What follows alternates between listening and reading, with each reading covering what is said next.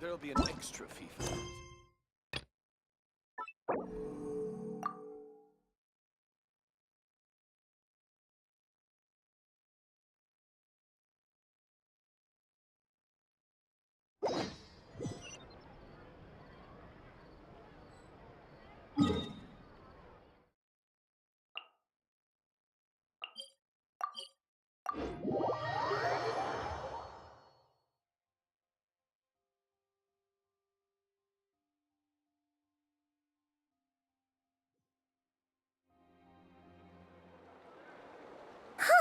The day's finally come!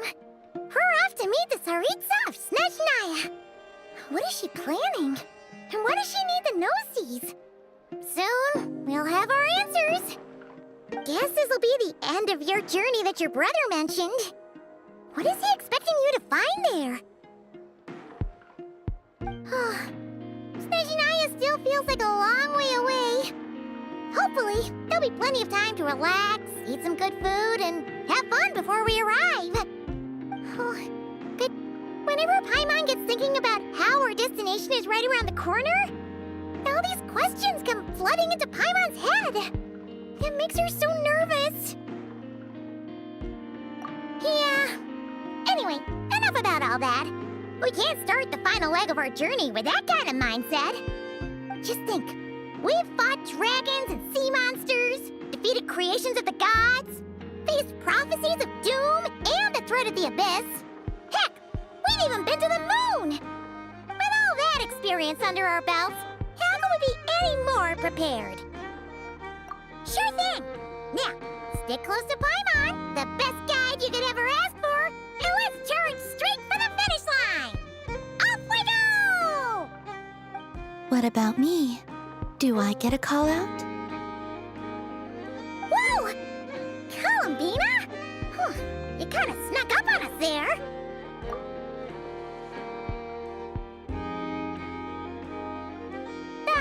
Don't look at Paimon! Paimon didn't sell you out this time. Oh, so it was you! Alright, guess there's no hiding it now.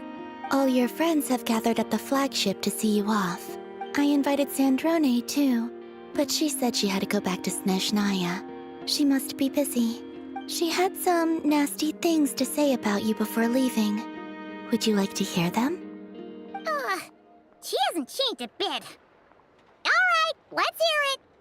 If they're heading to Snezhnaya, I'll bet it's to cause trouble for Her Majesty the Tsaritsa. These are the best in the world. It almost goes without saying.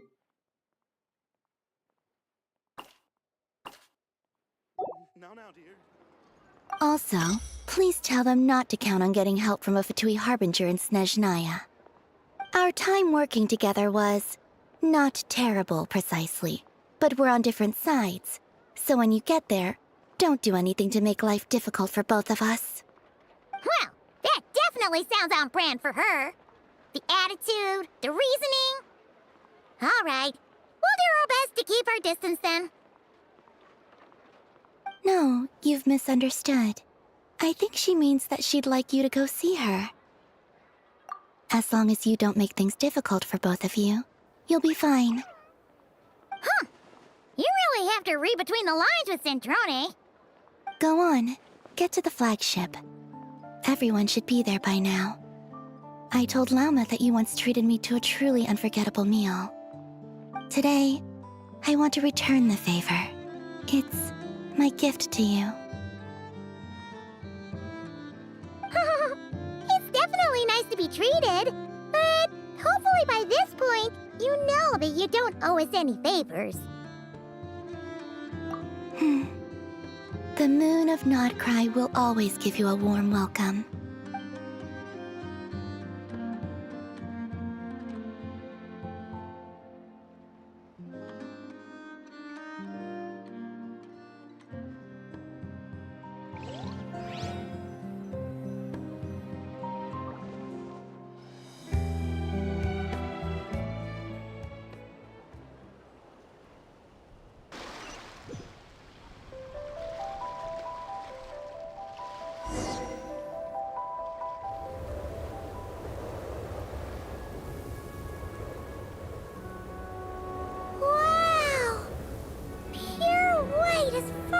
I can see!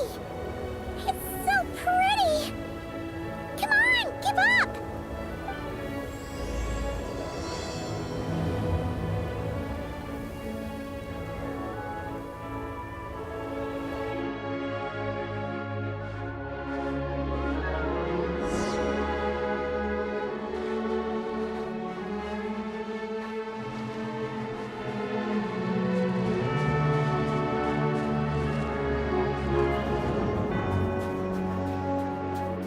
Look! They look similar to the ones in Notcry. You know, just minus the effects of Kawaki. That's a sure sign that we're officially in Snezhnaya now.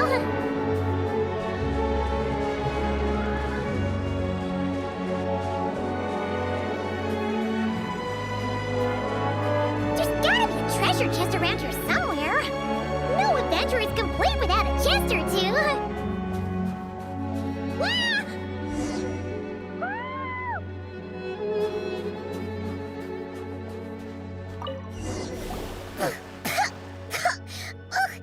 Paimon got a mouthful of snow! Ooh, it's so cold! Paimon's gonna snuggle up to you for a bit to get warm!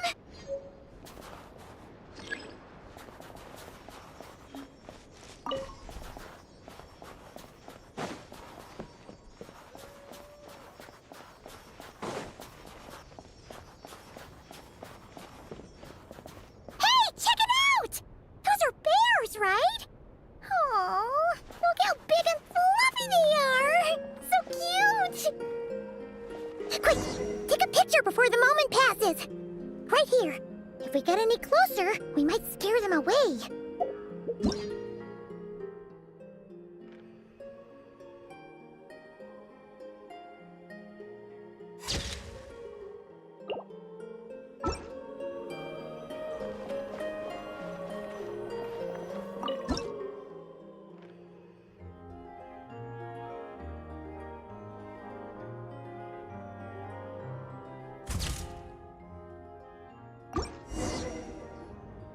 Let's see how your camera skills are these days. Oh, wait a sec. Paimon sees something. Come on, quick. It looks like a train carrot.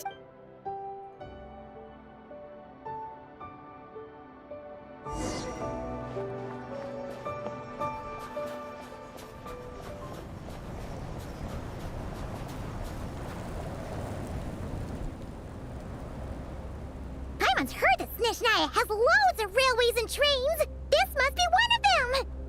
But why is it abandoned? Ooh, it's still so cold. Oh, I don't know. Maybe. Oh. Also, is it just Paimon or is the snow getting heavier?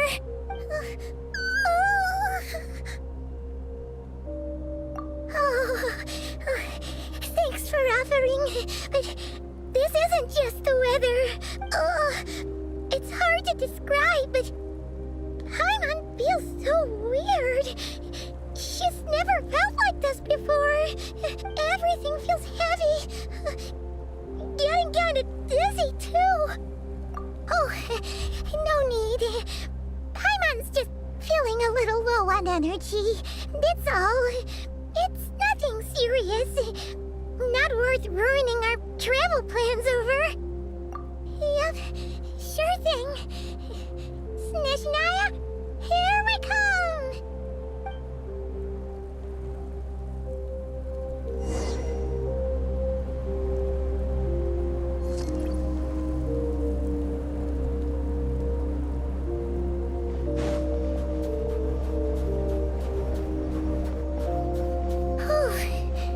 Seems like the snowstorm is getting worse by the minute. Paimon can barely fly.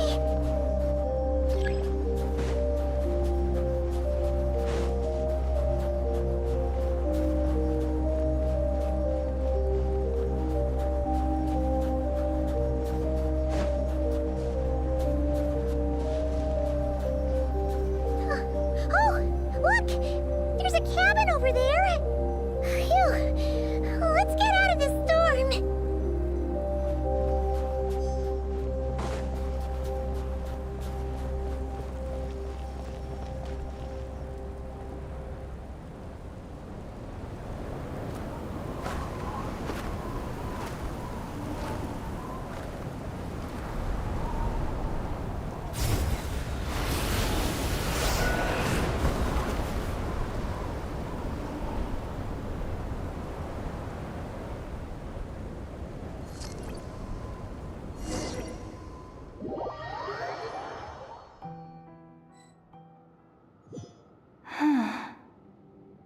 What is this place? Where's Paimon? I need to find her. Fast! Paimon? Paimon!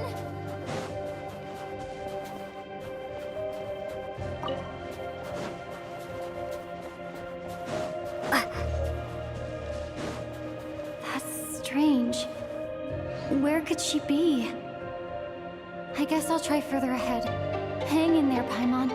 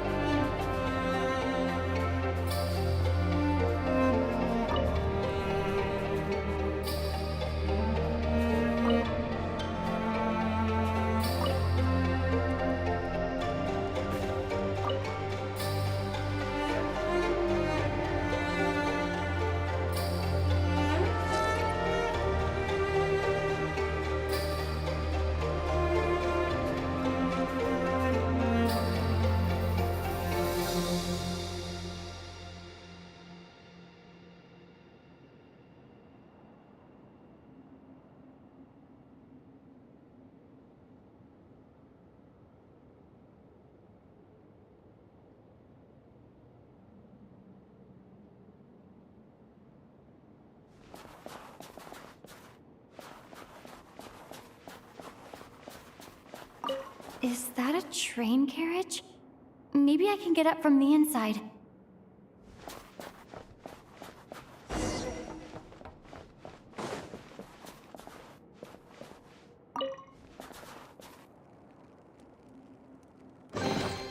A reward on the road.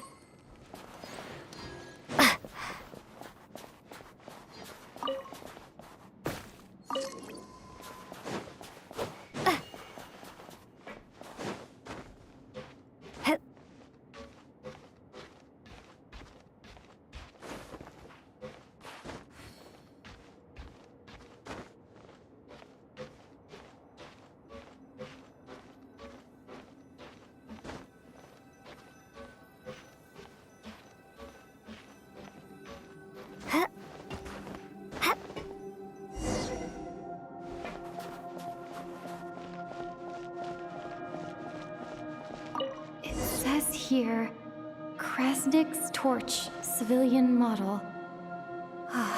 It's definitely getting a little warmer now it's turned on. I really hope Paimon's okay.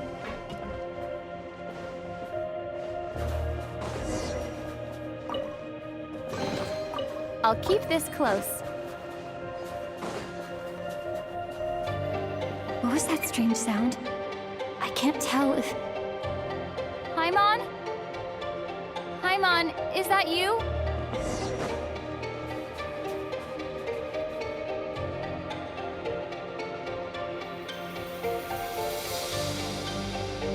Incoming entity detected. Authorization granted. Initiating original. Hello, Descender, who's reached the eve of tomorrow. Eye of Grey at your service. Time since last activation. Time measurement unavailable due to the influence of... Anyway, it must have been a very long time. I was born to fulfill a mission. To reach tomorrow. To this end, I must... Strange. What was it? Wait, my body? Huh? Why is my body like this? I have been like this since I was created. And yet, I also have memories and an awareness of a physical form that I once had. But this contradicts my current status. Anyway, I was created so that humanity could reach tomorrow. But I am unable to load further details at this moment. Nevertheless, serving humanity remains my primary objective. I have detected a drop in your surface body temperature. You cannot remain active in this state for much longer. In accordance with my preset programming, upon reactivation, I must ask the one who awakened me the following question. Will you accept me, Transcender? I will assist you, protect you, and fulfill my mission until we reach tomorrow. I understand your position. However, given your current physical condition, I must suggest that you reconsider. Before I was activated, you called out a name. Presumably that of your missing companion? If you agree to accept me, after helping you get out of here, I will search for said companion and pinpoint their location. To answer your question, yes.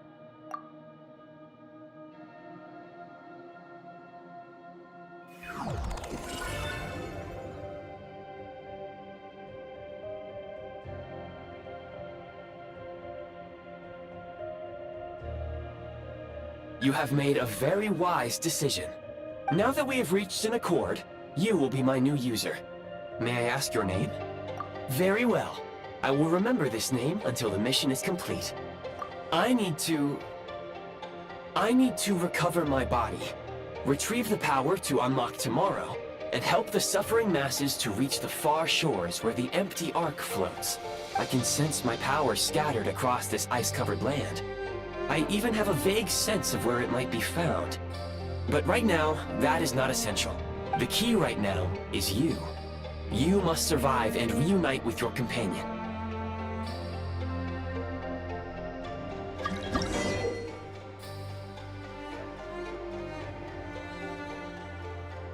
You may now execute the command, Demolish.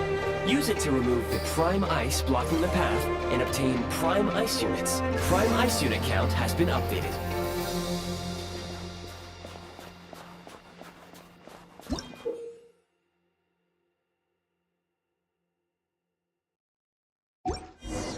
You may now execute the command, Build.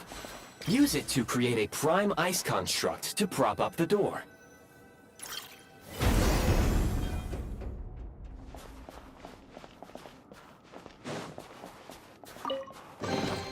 I'll keep this close. Hup. Scanning local environment. Exit has been sealed off with ice. That would not be an efficient approach. One moment. Usable construct blueprint detected nearby. You can use this to clear the solid ice ahead of you more quickly.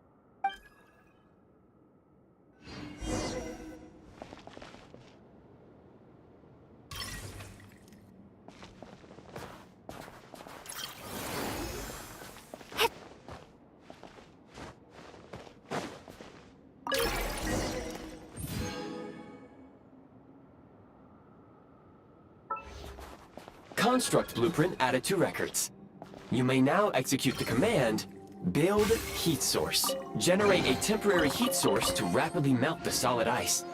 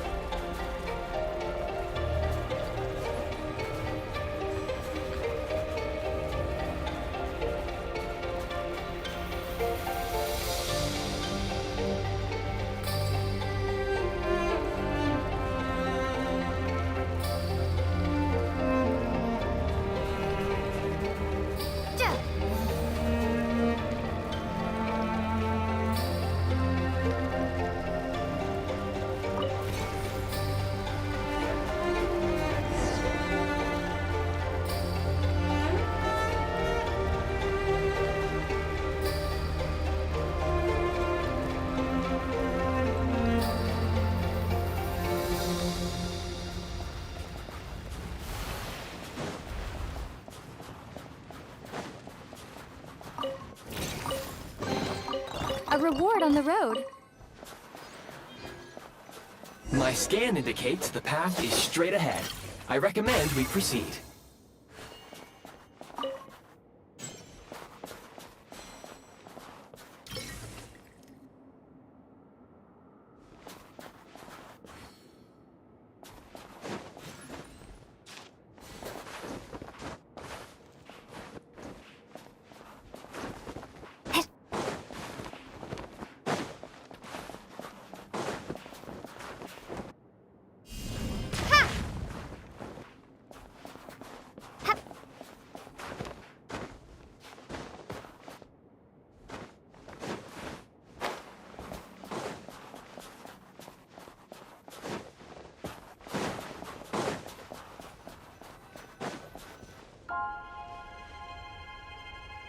Kresnik Crystal located. Please collect at your earliest convenience. The recent construct you built provides highly efficient heating by utilizing the unique properties of Kresnik Crystal. Unfortunately, prime ice constructs have a very short lifespan and cannot be stabilized during the development period. Hence, the authorization to use Kresnik Crystal was granted. That said, I have already forgotten what warmth feels like. Yes, perhaps then we can warm ourselves by the fireside together. But for now, all you need to remember is this. If you collect Kresnik Crystal, I can extract the energy within and use it to maintain your body's surface temperature.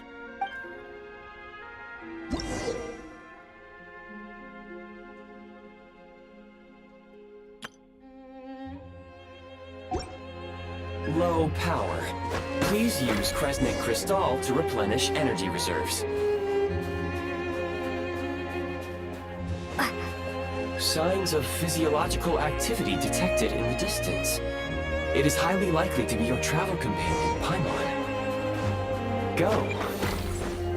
Go now. Be reunited and sing together. May all the people be united as one. May all of life rejoice. Approaching the target location. Scanning for signs of life. Life forms detected. 2. Affirmative. However, that is not the reason for my confusion. According to my database, this location is a train station, meaning the number of life forms is unusually low.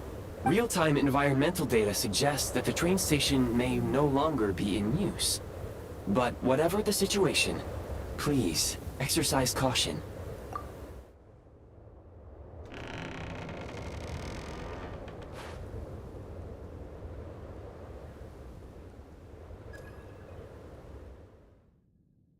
Paimon!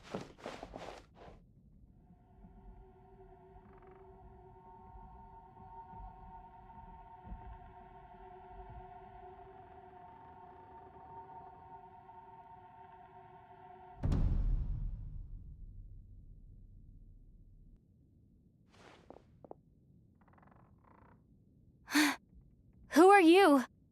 Don't worry. She's only sleeping.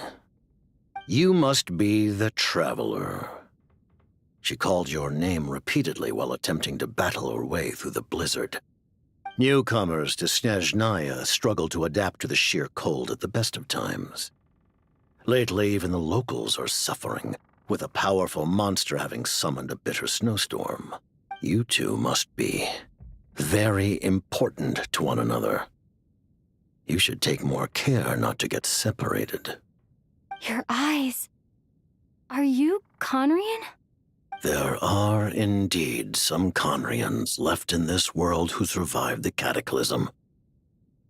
But I doubt that is news to you. It would be unwise to interrogate my identity here. Focus your attention on your travel companion instead. We will meet again very soon.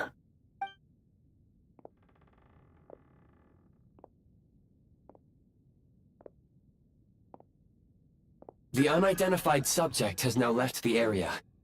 He appears to be an individual of great significance, but my search has yielded no relevant data. I will try searching the database again. Against the odds, your companion is safe and sound. The other person even left a blanket for her.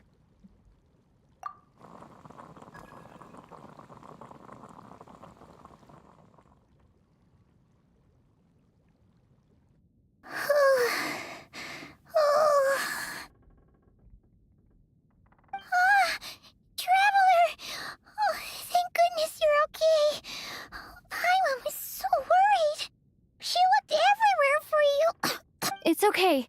Take it easy. Are you feeling all right? Pretty much the same as when we first got to Snezhnaya. Paimon must have caught a cold. She was feeling so faint. She just couldn't keep going any longer. So she had to lie down and sleep it off. Wait, where did the jester go? Yep. The director of the Fatui. The Jester Piero. So, you met him? The Jester must know everything about the Tsaritsa's plans. But there's no way he'd tell me just like that. We might well have ended up clashing. Well, he was right about one thing. Right now, the most important thing for me is to take care of Paimon while she's unwell. He had no intention of explaining his motives, and he left in something of a hurry. Hey! What the? Who is that?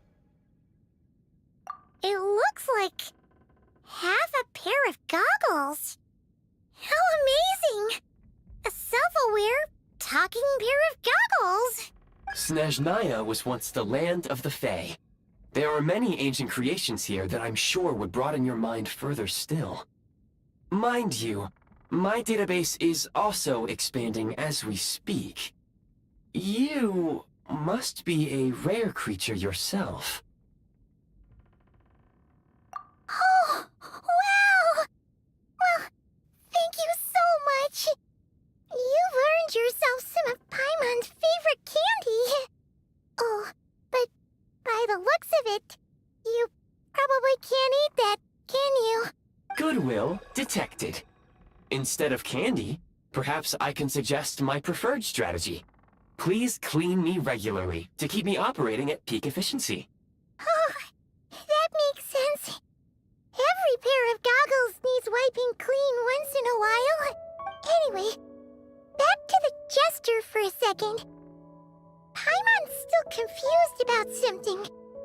When he first showed up, he already knew Paimon's name. And he acted like he expected Paimon to know who he was, too. Paimon could tell that he was Conrian from his eyes. And he definitely seemed like someone pretty important. But beyond that, Paimon didn't know anything about him. It was only later, after he rescued Paimon from the snow, that he properly introduced himself. That's the only reason Paimon knows he was the Jester. Oh, seems unlikely. He ran into the snow following the sound of Paimon's voice, with a really anxious expression on his face. He didn't act like someone who knew she would be here in advance.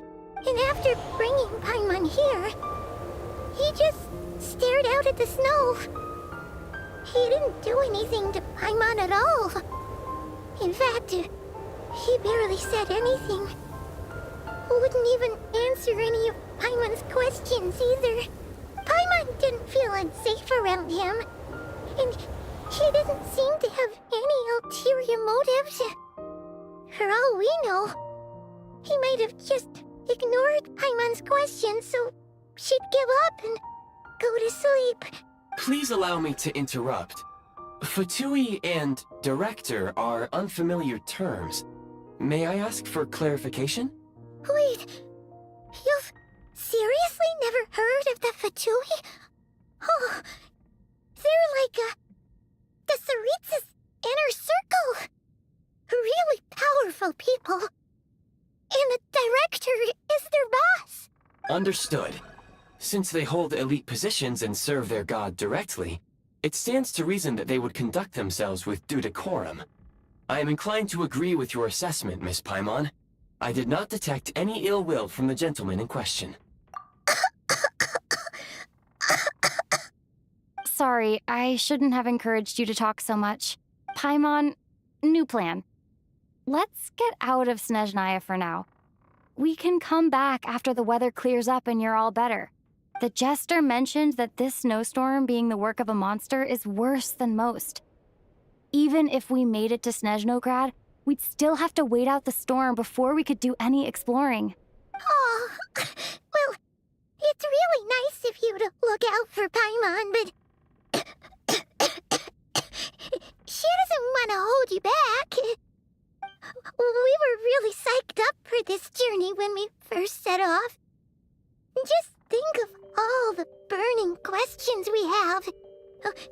If we turn back now, who knows how long it'll take before we finally get answers.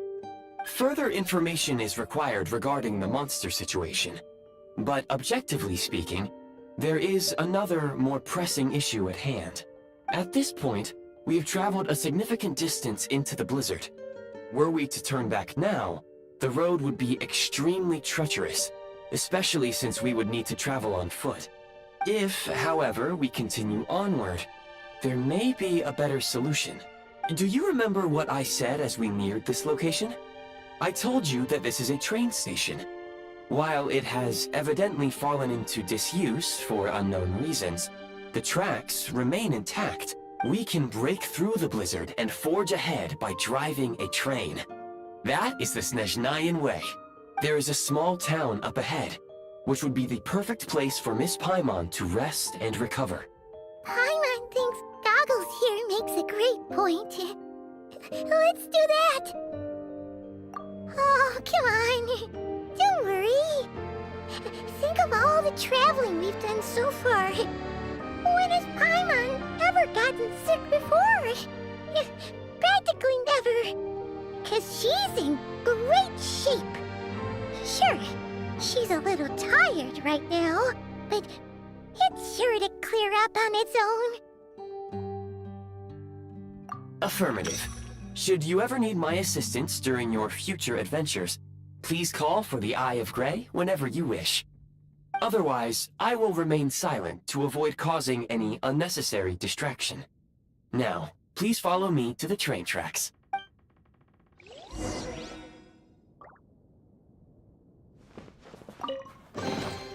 A reward on the road.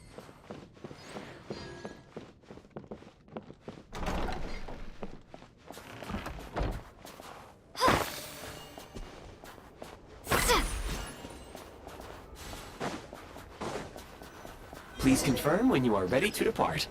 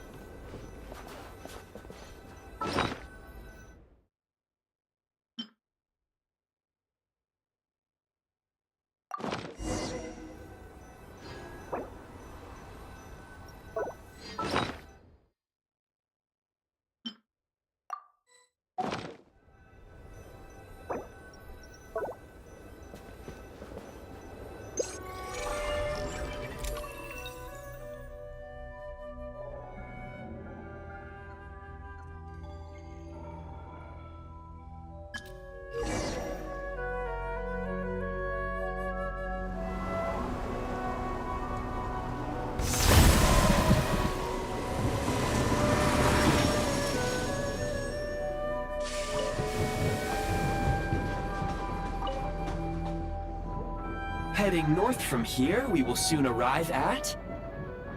Wait, there's an error message. Could not detect clear tracks. What exactly does clear mean? Brace for impact, friends! Preparing to enter impromptu flight mode.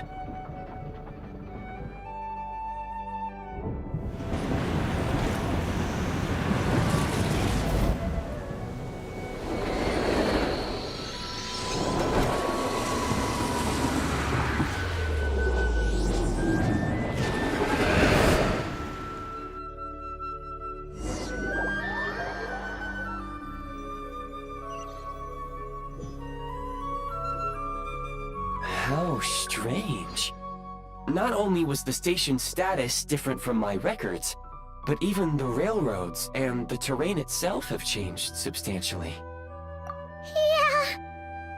Thanks to your quick reflexes. My sincere apologies for putting you in danger. I'm afraid I'm as confused by all this as you are. Agreed. This is likely a consequence of outdated railroad data. The discrepancies between the old data and present reality are far greater than I anticipated. Fortunately, our crash landing has at least brought us much closer to the town. According to the data, anyway. Your data had better be right this time. I can assure you, it certainly is. Please look this way. and you will see a Kresnik's torch. It seems our ill-fated train ride was a blessing in disguise. We have taken the shortest possible route. Rest assured that I will take user preferences into account next time I plan a route.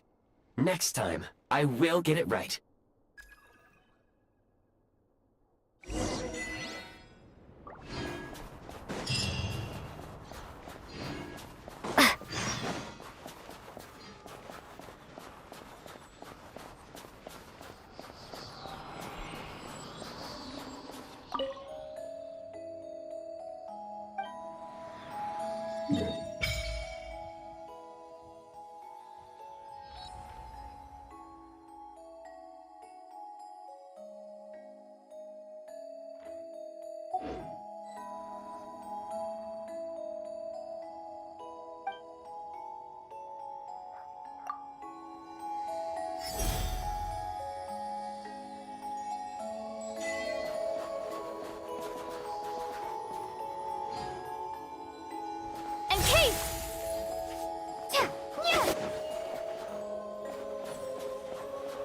Excuse me? Is there an inn nearby? I'm sorry, but they've all closed.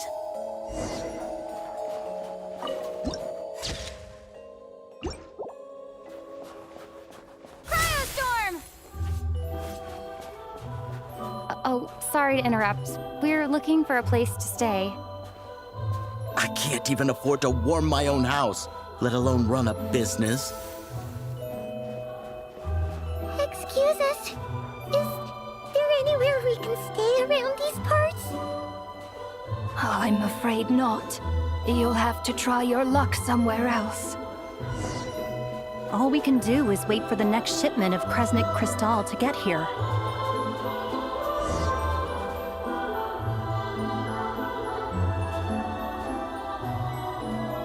Hi there. Do you know if there are any inns still taking guests in this town? Doubt it. They're probably all closed. No one has enough Kresnik Crystal to heat their own homes, let alone a business. Oh, what a bummer. I clocked you a while back. You adventurers or something? We don't get many tourists in inland Snezhnaya these days. Why is that? Because of the snowstorm? In part. But the bigger reason's Project Stuzha. Since it's Her Majesty's will, we have to put up with it whether we like it or not. Oh, sorry. I assumed it was common knowledge by now. Basically, the Tsaritsa is planning something big. Something that requires an enormous amount of energy. Even if they used all the surplus Kresnik Crystal in Snezhnaya, it still wouldn't be enough to meet demand. So, the Vecha passed a resolution requiring all factories and households to reduce their energy consumption. The policy has thus been charmingly named Project Stuzha, meaning bitter cold. Bitter cold? So, like, it's gonna be a cold winter, folks? You're all gonna have to find a way to get through it? That kind of idea? Pretty much. When you're broke, you scrimp and save. When it's cold, you huddle together for warmth. There's always a way to stretch things out to make ends meet. Trouble is, if you stretch someone out like an elastic band for too long, who knows if they can ever bounce back. You know what? Come with me and see for yourself.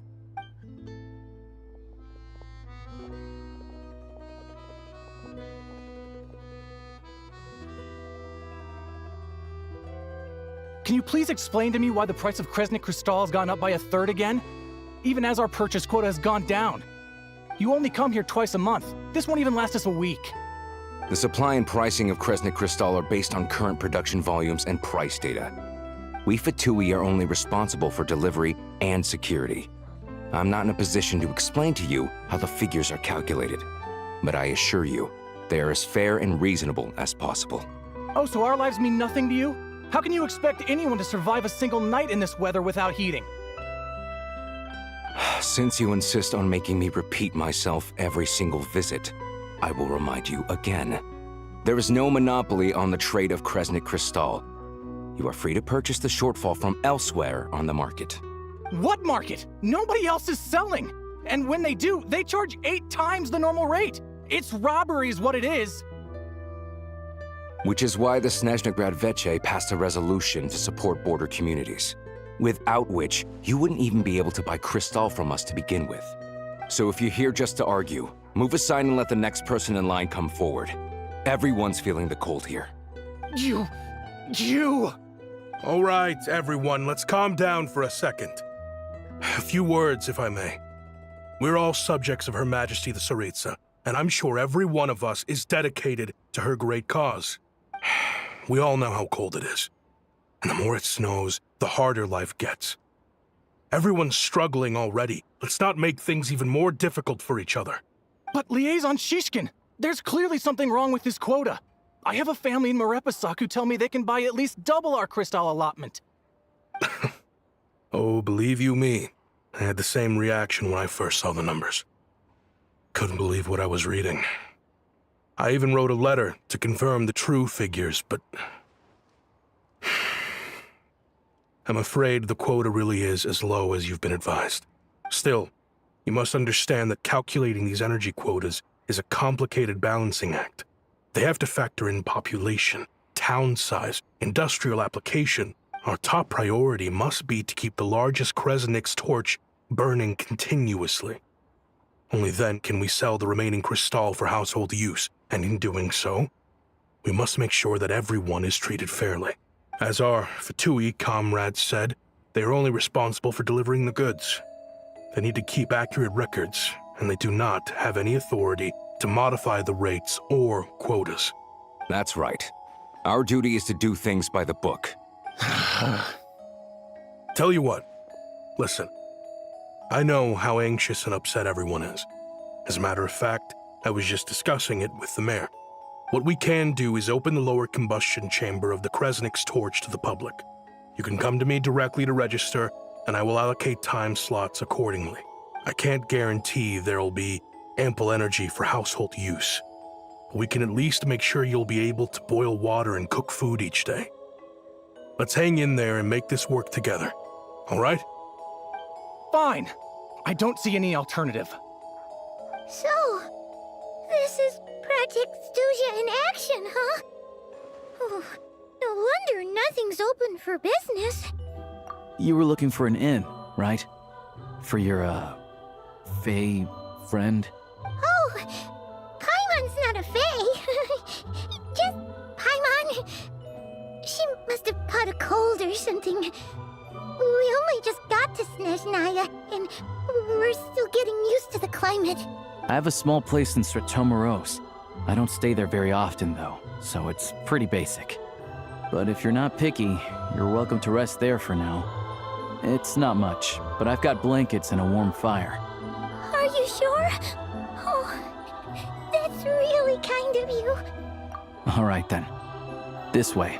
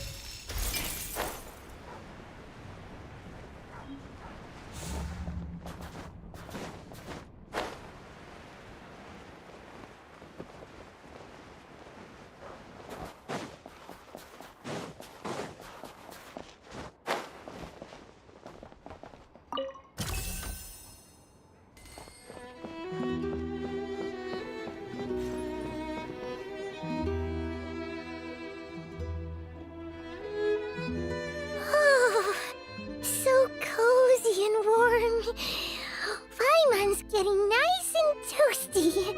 Oh, wait. Paimon only introduced herself so far, didn't she? This is Paimon's best friend, the Traveler. Good to meet you. I'm Alosha. Most travelers find the Snezhnayan climate to be a shock to the system at first. But as long as you keep yourself warm, you should be fine. Still, you should keep an eye on your condition. When people are too quick to dismiss a cold, it can easily end up turning into something more serious. Don't say that! Paimon's too young for chronic health issues. They aren't in town right now, and they won't be back anytime soon. The train station has been closed ever since these power shortages began. I do a lot of hunting, so I spend most of my time exposed to the elements. But even the animals wouldn't survive long in a storm like this, let alone a hunter. Nothing to do but sit tight in town until the weather improves. I get that you're in a hurry, but even if the station were open, that doesn't mean there'd be any trains. We could end up stuck here for a long time, I'm afraid. What? Your own train? Wait, hold on. That train? The one that suddenly fell out of the sky and crash-landed on the ice? Oh, we got lucky and found it in a cave. Oh, then our luck ran out and we had a little accident. Pretty crazy for a random find in the mountains. Well, as long as your train's good to roll, you might get to Snezhnagrad after all. I've been doing some digging recently. Turns out, the real reason for the current energy crisis in Stratomeros is that some of the supply is being seized for a private stockpile. But to expose what's going on, I need to catch them in the act. So, I'm heading off to catch a rabbit. Huh? Wait, a rabbit stole the crystal? It's a figure of speech. Real rabbits couldn't pull this off. They'd prefer carrots to Kresnik Crystal anyway. Shishkin, Mr. Positive Attitude, let's all get along now, shall we? Him? Really? Paimon never— Huh? You're coming with? Oh, okay then. Just give Paimon a second to get ready. All right. Guess there's no point pushing myself. Paimon will stay here and hold the fort then. Be careful, you two. Oh yeah, there's one more introduction to do.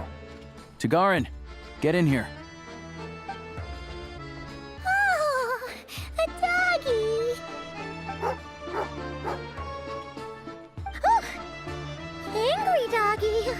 Oh, Tagarin doesn't like being petted then.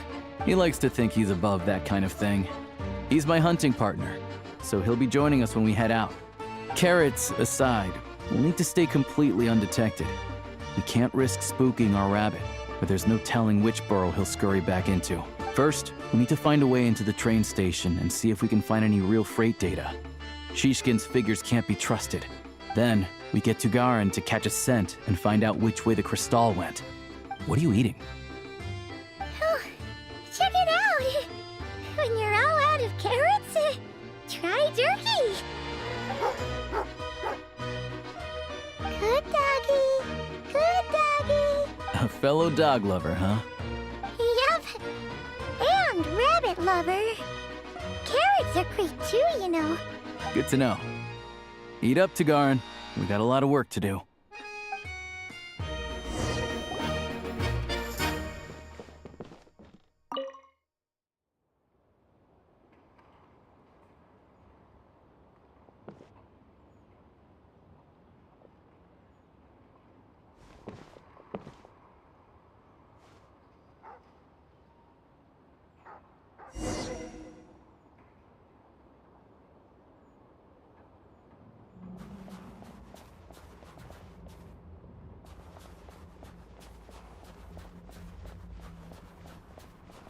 Wait.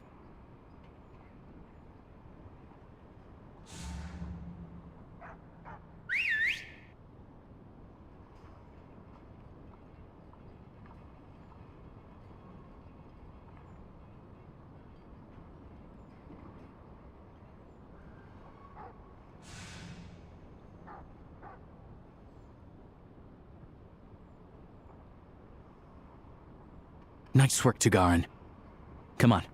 We'll go around.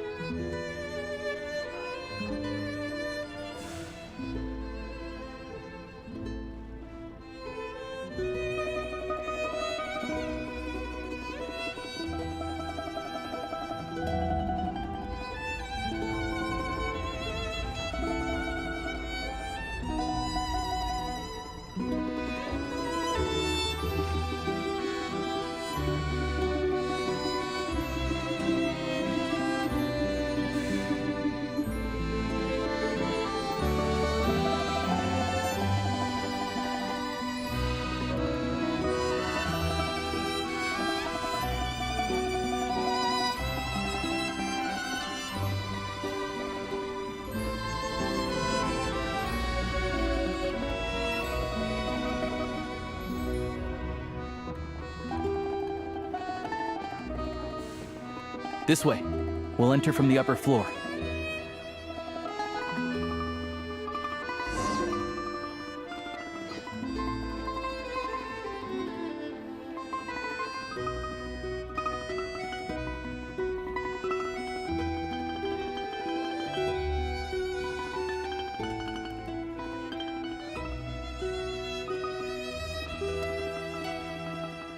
There we go. A freight list. Straight from the Fatui. So Shishkin won't have had the chance to doctor the figures.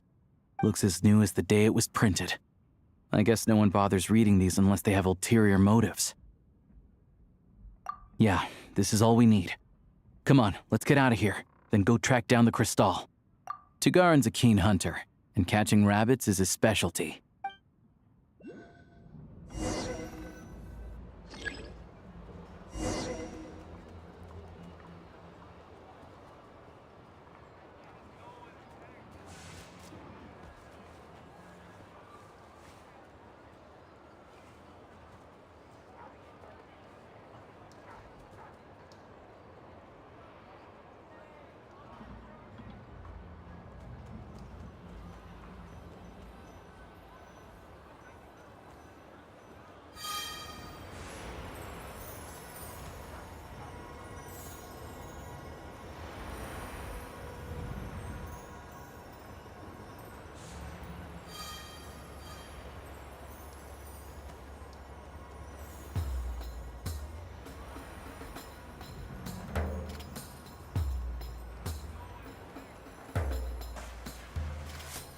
Anywhere there's a stove, there'll be the scent of Crystal.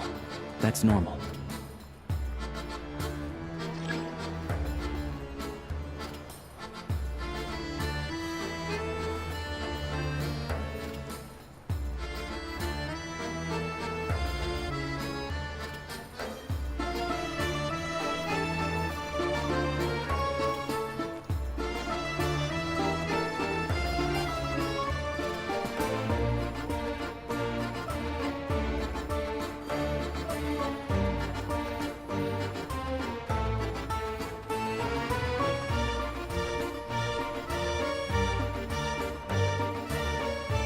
But if he picks up the scent of Crystal somewhere and there's no stove around, that's how we know something's up.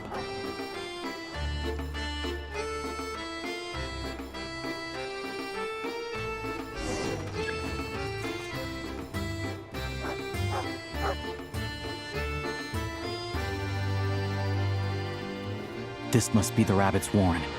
Good job, boy. Sure enough, there's a tunnel.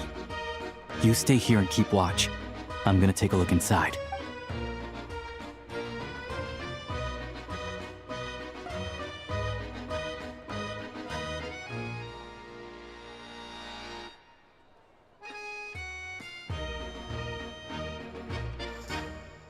Thanks for looking out for us. Things are getting tougher by the day. No need to thank me. It's my pleasure.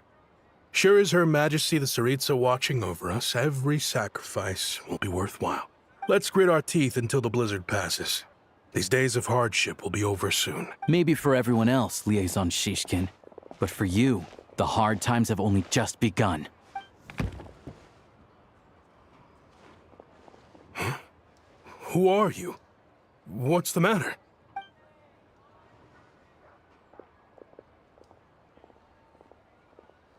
I just had a question for you. Why, when times are as tough as this, would someone hoard more Kresnik Crystal than they could ever use? All the crates here are from the most recent shipment, but they weren't brought here for sale.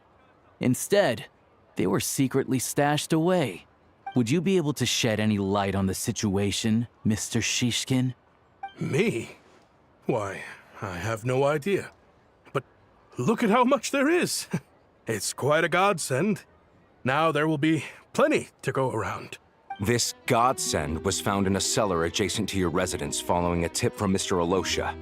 And this is only a fraction of what we found down there. We're still taking a full inventory. The official figures will be finalized shortly. I've always been grateful for your efforts to mediate between us and the townspeople of Sretomaros. But now, Mr. Shishkin, it appears you were the source of the conflict all along. How could you do this to us? We trusted you to have our backs. You've been lying to us this whole time? Hey, I owe you all an apology. I'm sorry. I'm so very sorry. This isn't who I am. Please believe me, this was a one-time mistake that I will never repeat. We all know how difficult life has been since Project Stuja came into force. Energy is an increasingly scarce resource. People everywhere are getting desperate. But some places have been hit harder than others. I grew up in Alatir, a small village with no train station. Deliveries of Kresnik Crystal have ceased there entirely. If nothing is done, they're all going to freeze to death. You know as well as I do how downright impossible it is to buy Crystal these days. The thought of my poor mother and father, with no one to help them, I felt so afraid. I watched as energy grew scarcer by the week, all the while knowing that their lives were at risk. Then one day, I looked at the Crystal shipment in front of me, and a terrible, selfish thought entered my mind. Looks like I'm just not cut out to be a criminal. I'm so sorry. Once the Fatui have finished their count, you'll see that the numbers match their waybill.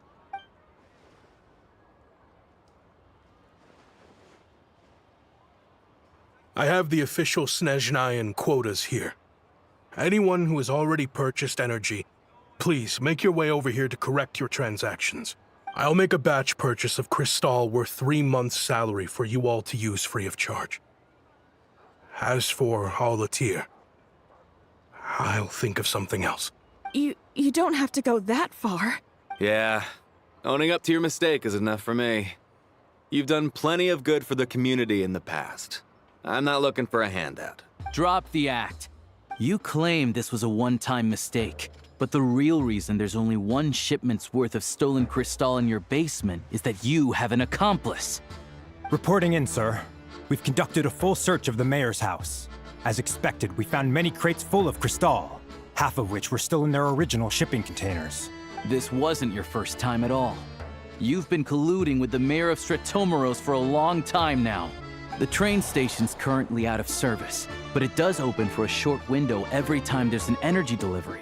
And every time a train pulls in, you're there on site to take inventory and oversee the workers unloading the cargo. The mayor handpicks said workers. Per his instructions, they transport the Crystal by tunnel at night to the mayor's house, and he sells it out of town. But since he can't get the goods out of town by train, he had to arrange an alternative method of transportation. This meant slower sales, which gave me plenty of opportunity to catch him in the act. Wait, the mayor's involved in this too? Preposterous. What proof do you have of any of this? Basic math. I've spent a lot of time lately counting carriages as the snowstorm rages. Counting carriages? What? The energy consumed by a train depends on its total weight. And since energy is a limited resource right now, it's fair to assume that every carriage is packed full. So, if we take the energy required for the Kresnik's torch, add the sales figures you provided, then compare that figure to the train's theoretical cargo capacity, guess what? The numbers never match. It's always off by 1 or 2 carriages worth. This time, you set a new record. 3 carriages missing. You mean to tell me that you sat around outside counting carriages in this weather? I'm a hunter. I have 2 options. Hunt or starve. Well, I've heard enough. The evidence speaks for itself. Take Shishkin and the mayor into custody and escort them back to Snezhnagrad. You cocky little brat, ruining my business. Just you wait.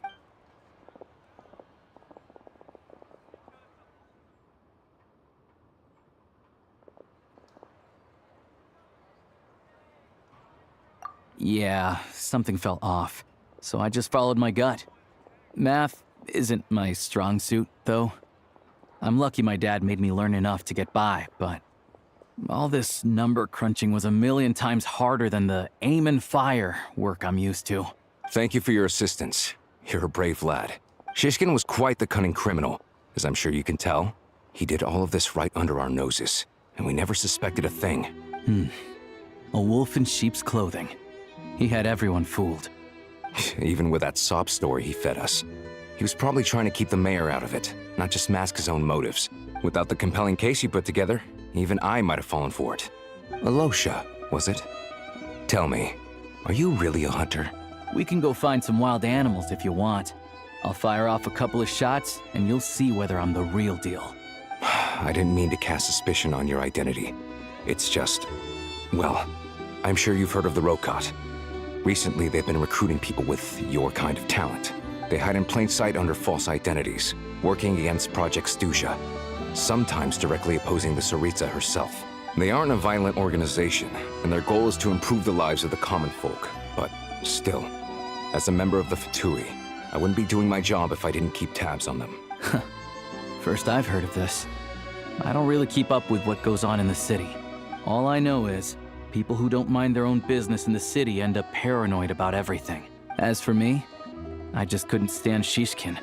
I'm from Alatir myself, and I can tell you, nobody's lived there in years. Why would an abandoned village need Crystal? Of course, no one really cares about the fate of that place. I'm guessing today is the first you've heard of it. I see. It does sound quite tragic. Really. Well, thanks again for your assistance, and your friend here too. I will report this incident to Snezhnaya. The Fatui will take over energy distribution until new officials are appointed. Looks like it's my turn to brush up on math now. I never liked it as a kid either.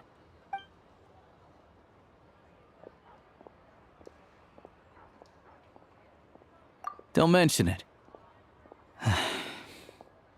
Isn't the soldier overseeing the delivery supposed to verify the quantity of the goods?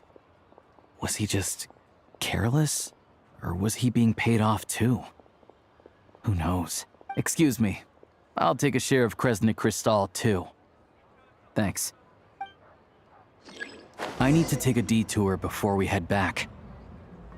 There's someone I have to deliver this crystal to.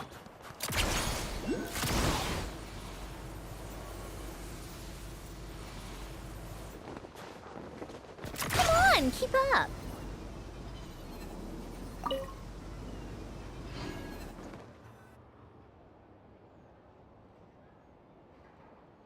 Hang tight for a moment. This old lady, she doesn't really know who's who anymore.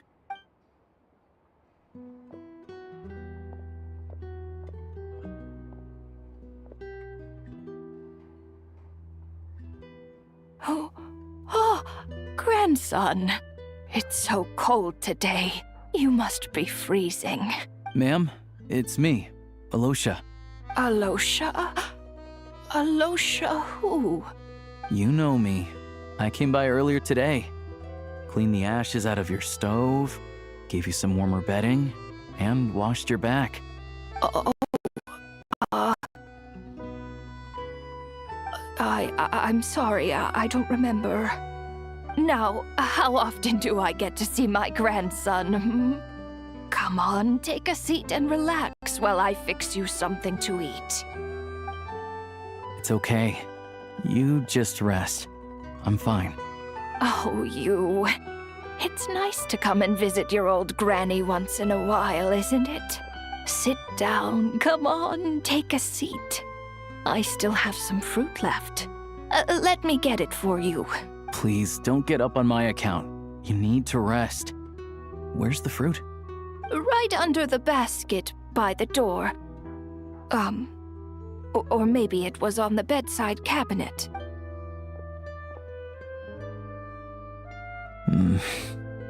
Well, grandson dear, do you like it?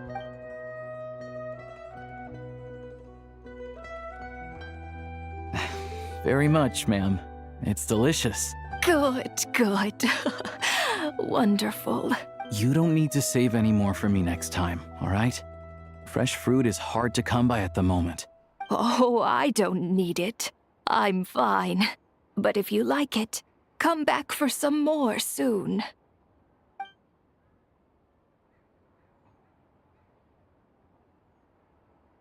Some kind soul must have given these to her. But she always saves the nicer things for special occasions. I met her at the market back before her health began declining. Not many people have heard of Alatir. And if they have, it's usually for all the wrong reasons. Now that it's an abandoned village, it's rare to find anyone who shares fond memories of our hometown. I first learned of Stratomoros's energy supply problems from a passing comment in one of her letters. Then, after her health went downhill, I started visiting more often to check in on her. The town's been in decline for a while now. But because of her memory problems, she thinks of it as the bustling, prosperous Stratomoros still in its heyday. That said, I kinda appreciate her optimism. It's fine. Everyone grows old.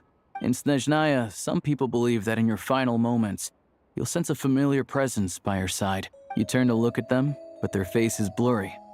So you focus hard, trying to make out who it is. And when you finally see their face, the Grim Reaper reaches out and takes your life.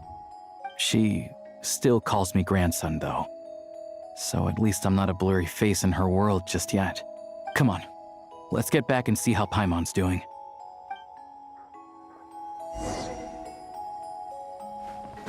How tiresome.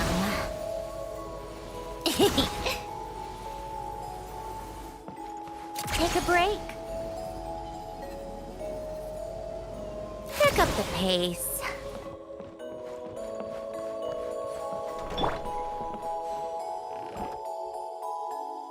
Paimon, we're back.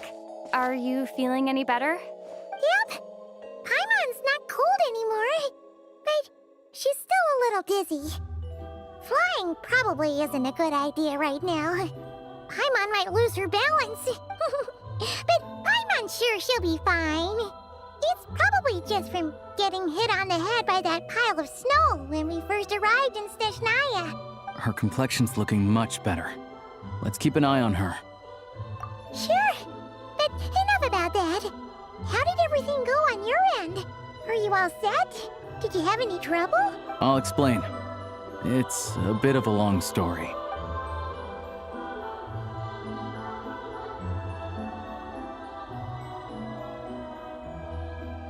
Jeez, you guys got pretty busy. Sounds like the liaison officer and the mayor were running quite an operation. So, you said the train station will open again soon, right? And everyone has enough crystal now? Yeah. Well, enough to survive at least. Project Stuja isn't going away anytime soon. People will still have to scrimp and save to make ends meet. Don't know. The goal of Project Stuja is to gather energy for the Tsaritsa, but no one knows where that energy's going. It's never been made public. The thing is, we were told that the project would only last for 6 months, but time and time again, they keep extending it. Extending it? Does that mean the Tsaritsa's plan isn't going very smoothly? That's what everyone suspects. But even though opposition has been growing, any detractors end up caving in to political pressure from the rooster, Pulcinella. He's the chair of the Snezhnagrad Veche and a key figure in the voting process. He has the backing of many powerful and influential people. How come the Fatui are picking on ordinary people even here in Snezhnaya? I don't see it like that. Fundamentally, the Fatui will always think and act in the Tsaritsa's interests, but that doesn't mean they don't care about the plight of the common folk. The only reason Stratomoros still receives crystal shipments is because of a relief proposal put forward by the rooster himself. Then there's the Fatui soldiers providing support in every corner of the nation. Even the Northland Bank provided some mora for disaster relief, and it's just that the rich and powerful in their fancy palaces live in a completely different world from us. There's always gonna be some conflict when those worlds collide. Yeah, well, even though we all believe in Her Majesty the Tsaritsa, there are still many differences of opinion on how best to tackle the big issues of the day. Regular folk don't have an easy way of getting their voices heard in Snezhnagrad, while the rich and powerful are either unwilling or afraid to speak out for all sorts of complicated reasons. The Rokad provides the disaffected with false identities and an outlet to vent their frustrations. Of course, an organization like that exists in a gray area. The moment the Veche think they've crossed a line, there's sure to be a crackdown. But so far, they've been doing their best to help the common folk. Like us, don't you mean? You didn't hesitate to join in. You're not new to this, I can tell. That's because we're adventurers. It's our job to help people out with commissions and get to the bottom of things. Sounds like we're going to get along. So, what's your business in Snezhnaya? Aside from taking your friend to see a doctor, of course. I want to meet the Tsaritsa. It's complicated.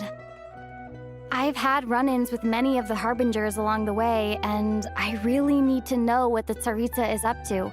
Her ultimate goal, what the Gnosis mean in all of this.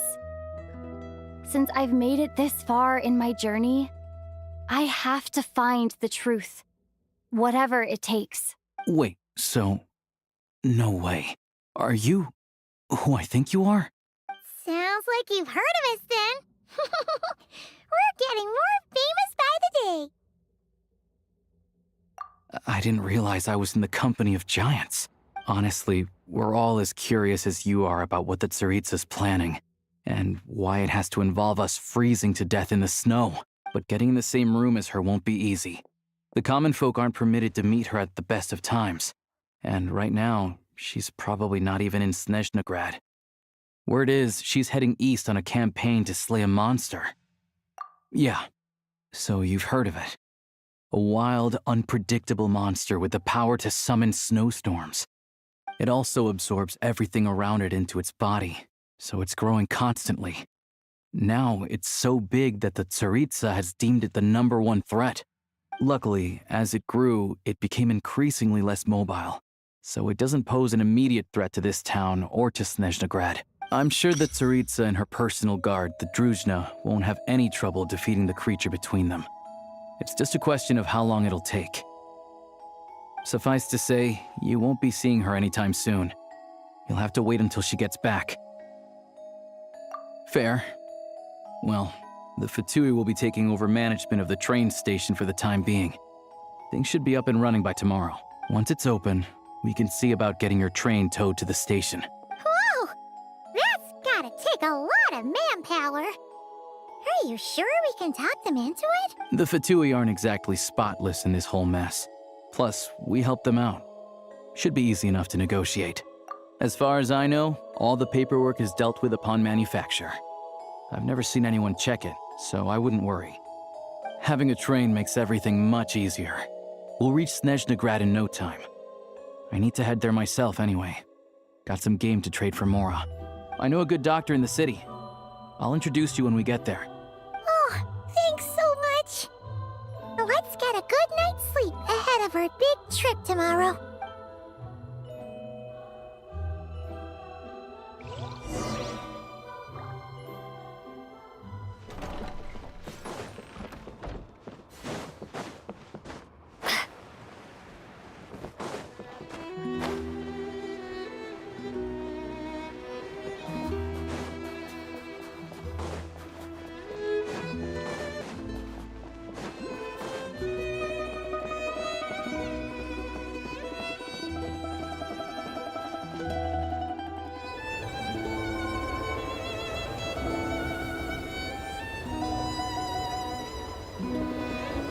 Drive carefully, all right?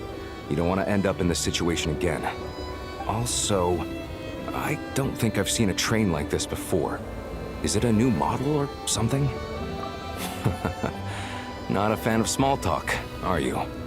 Anyway, take this. It's an up-to-date map of the Snezhnayan rail network.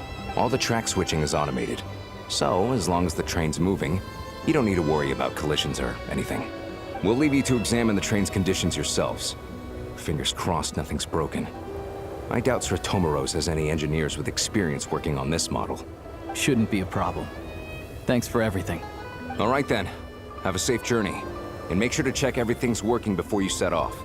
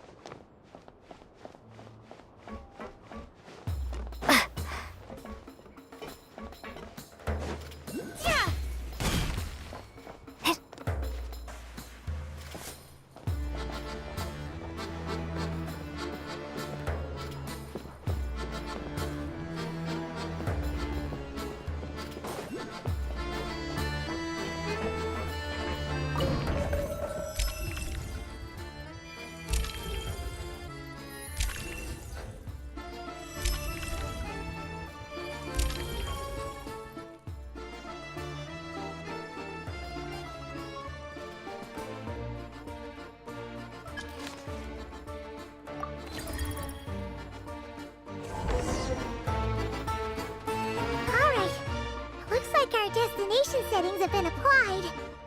Let's give this thing a final once-over and then head out. Goggles? Affirmative. Running vehicle diagnostics. What's this? Engine, green. Wheels, green. Frame, minor damage, but no impact on function. Diagnostics complete. All systems nominal. Neat! Huh. Paimon still can't get over the fact that you just found this tech lying around in a random cave. I've lived in Snezhnaya my whole life, and I've never heard of an interactive, talking train autopilot. Strictly speaking, I wasn't designed purely to drive trains, though I doubt you have any interest in navigating the practically unreadable operator's manual yourself. All configurations are complete. Should you require any further assistance, please call for the Eye of Grey. Away we go! Oh, nope. Paimon's gonna find a warmer seat.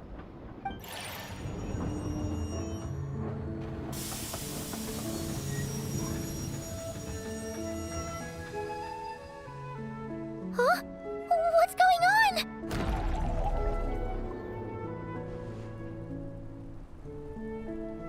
Oh no.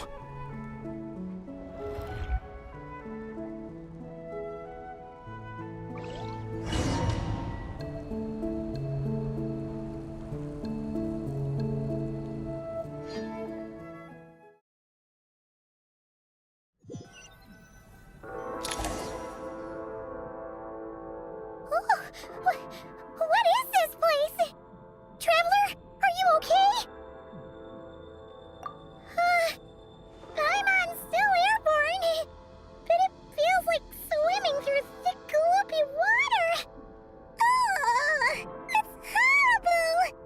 Just our luck. Of all the things that could have gone wrong. Halosha, you're Snezhnayan, right? Any idea what the heck this place is? It's called the Shadow Realm. A place where no wind blows, no light shines, and no elemental energy flows. Even time itself doesn't exist here. It's a world where everything seems to come to a standstill. I've only seen it a few times before, and this is my first time inside. It's a dangerous place. Most people who get sucked into the Shadow Realm are never seen again. And the few who do make it back, they're never quite the same. Huh? Then what the heck do we do now? Oh, maybe Goggles knows something. Goggles? Great! Now we're done for! Hold it together. Let's not get ahead of ourselves. I heard a story once about the world of shadows. If it's true, there's a way to escape. We just need to find the exit. Come on, let's explore.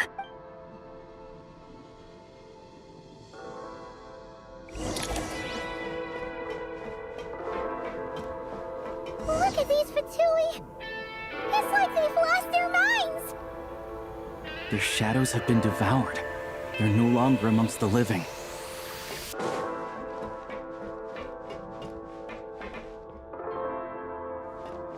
Go now! Advance! You've got... I can't channel elemental energy here, but I have a few gadgets that still work.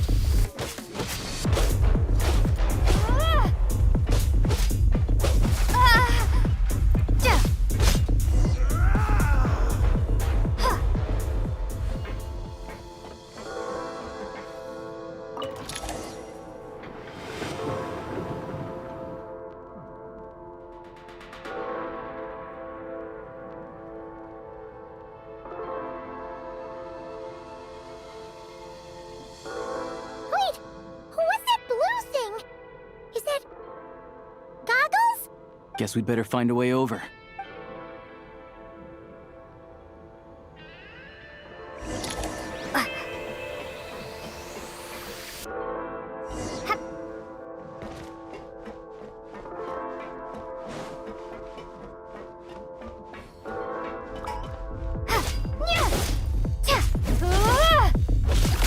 This is the last one. What do we do next? Play it by ear.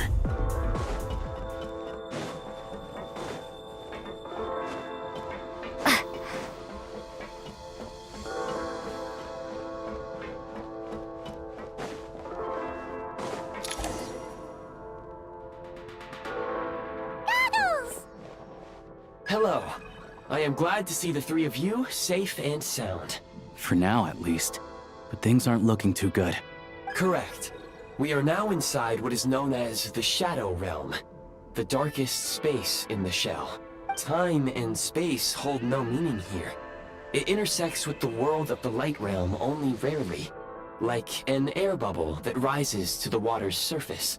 We must leave this place before it sinks back down into the depths once more. Sounds like you have a plan. Yes.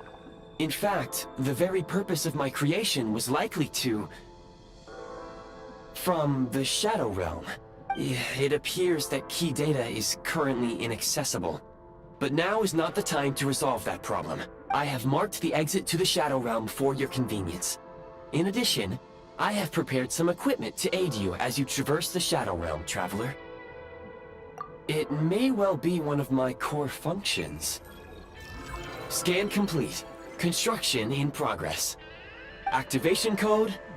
We once peered into the past from the ruins of the Shadows. This is what remains of the Golden City, Hyperborea.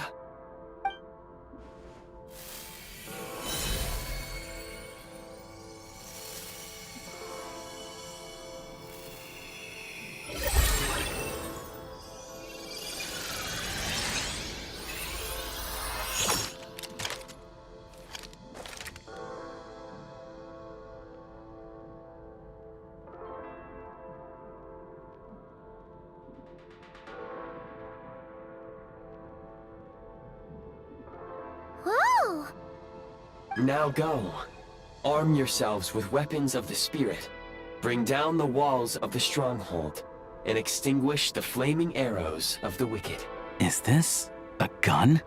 In the Shadow Realm, where humans cannot channel the elements, there once was one who, after much research and many attempts, found this to be the most effective means of attack. Let's go. We don't have much time.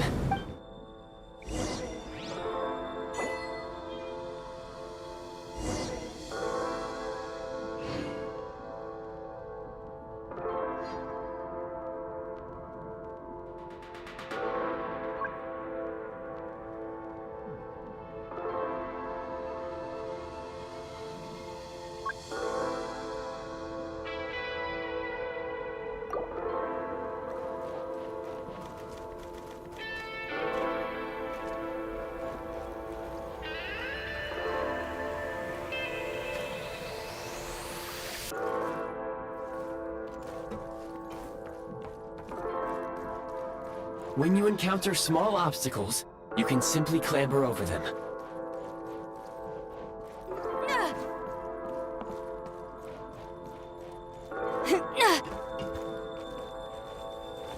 You can slide to navigate through low, narrow tunnels.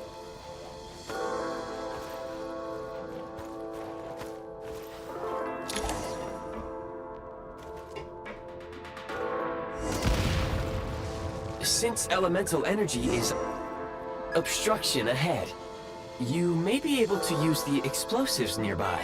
Shoot the explosives to detonate them and clear the path.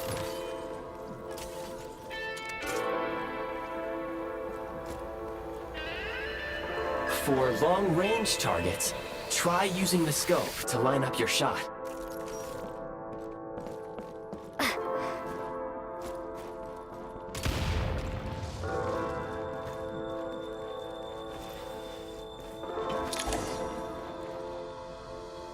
Many hostile units approaching.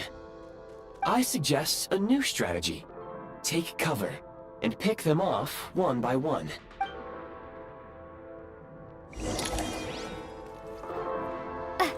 We are under heavy fire. I suggest taking cover to avoid enemy attacks, then waiting for a suitable moment to counterattack.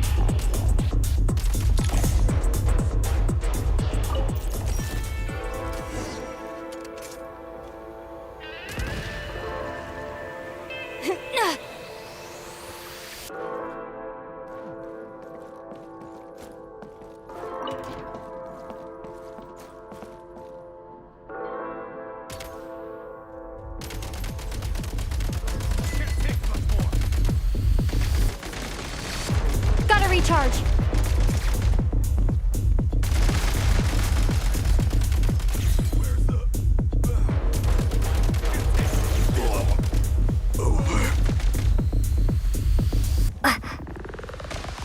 Need a refill.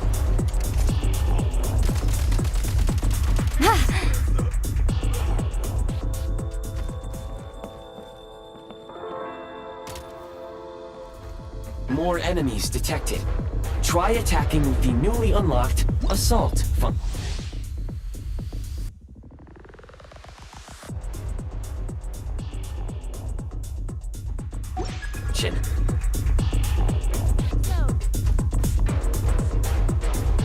Light him up! Time to catch my breath.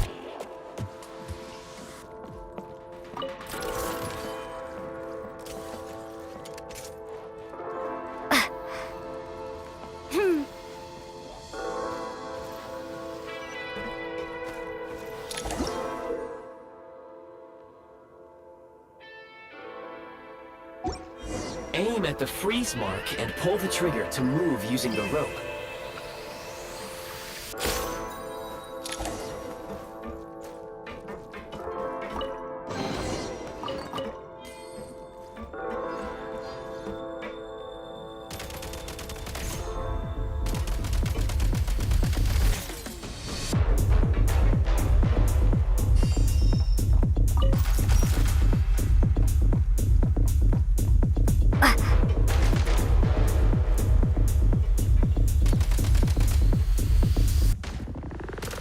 Some supply points can restore a small amount of stamina. Press on.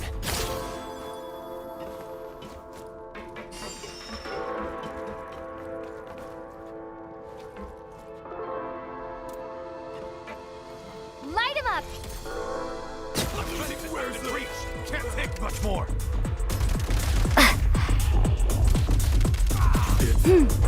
Over. Nice.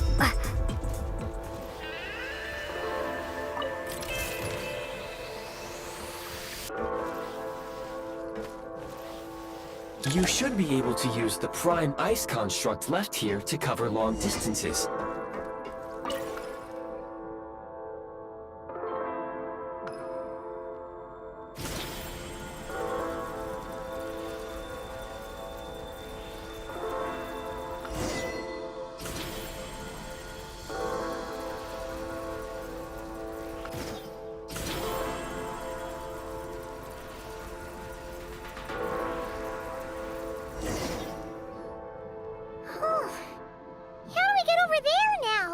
I recommend using this grappling gun.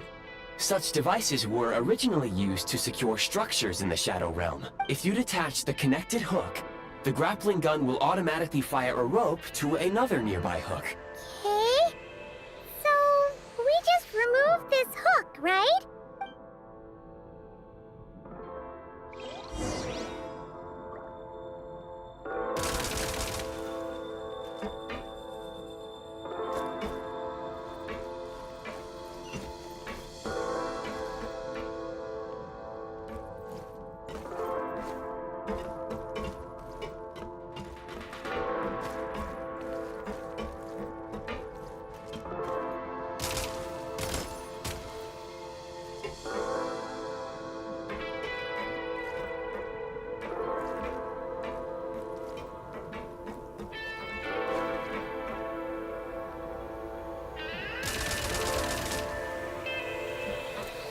Mind the rhythm.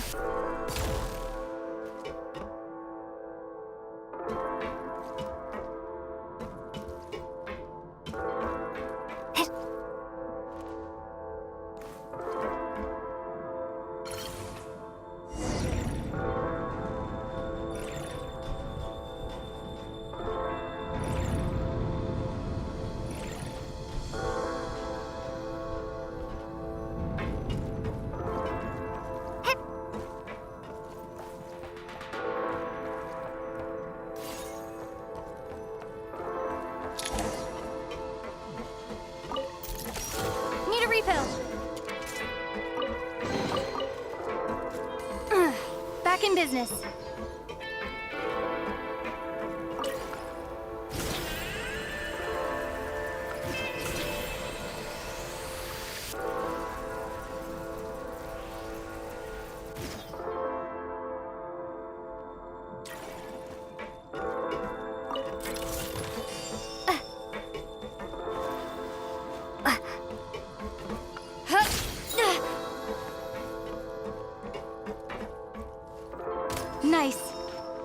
The advantage is ours!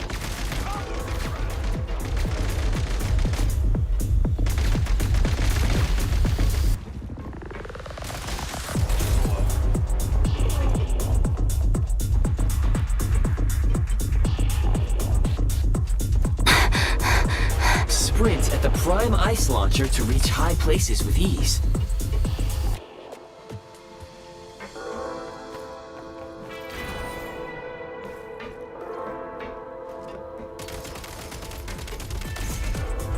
Time to catch my breath. Can't take much more!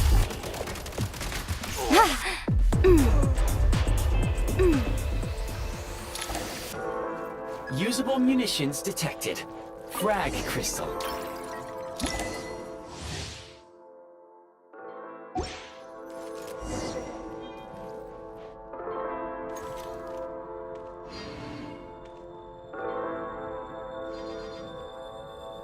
Frag out! Defenses have been breached!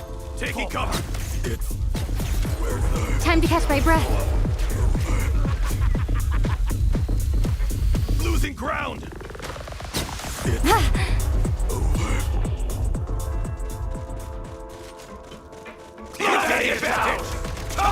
Demolition time! Whoa,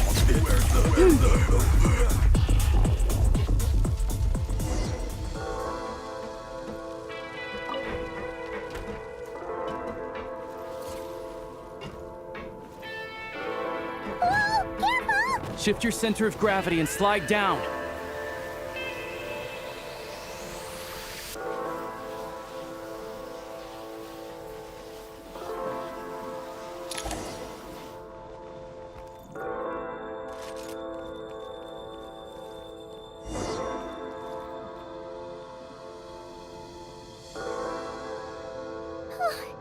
How much longer is this gonna take?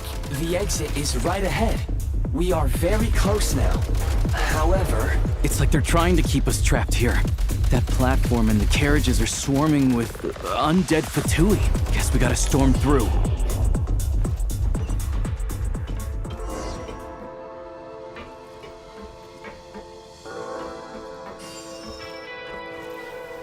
Back in business.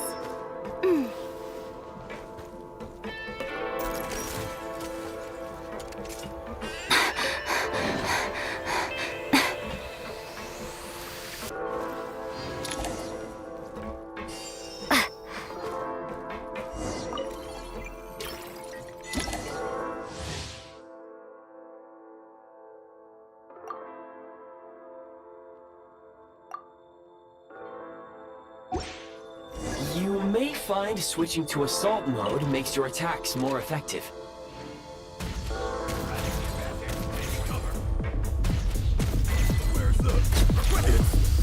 Back in business.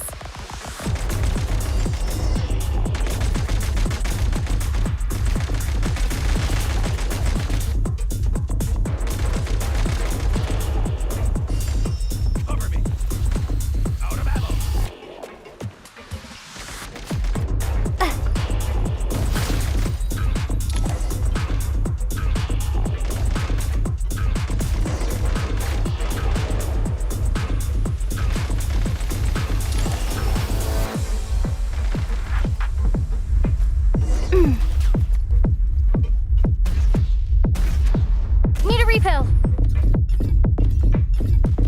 Time to catch my breath.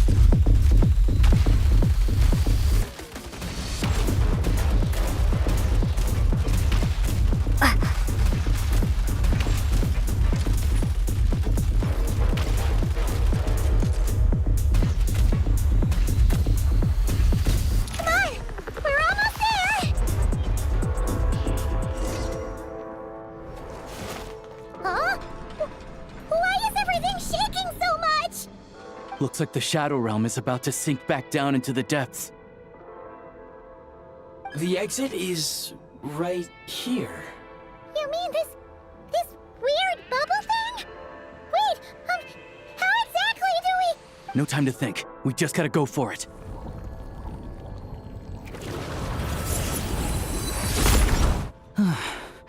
Looks like I was right.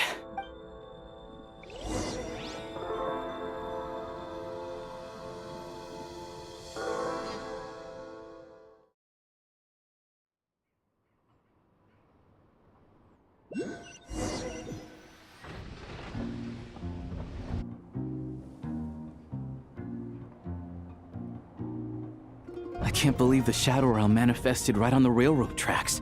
It's almost unheard of. Lucky we made it out. All thanks to you and that awesome gun. Ah, so you have heard of the Golden City before? Yeah, it came up a whole bunch in Nokrai. You're a pretty neat surprise in that sense, aren't you, Goggles?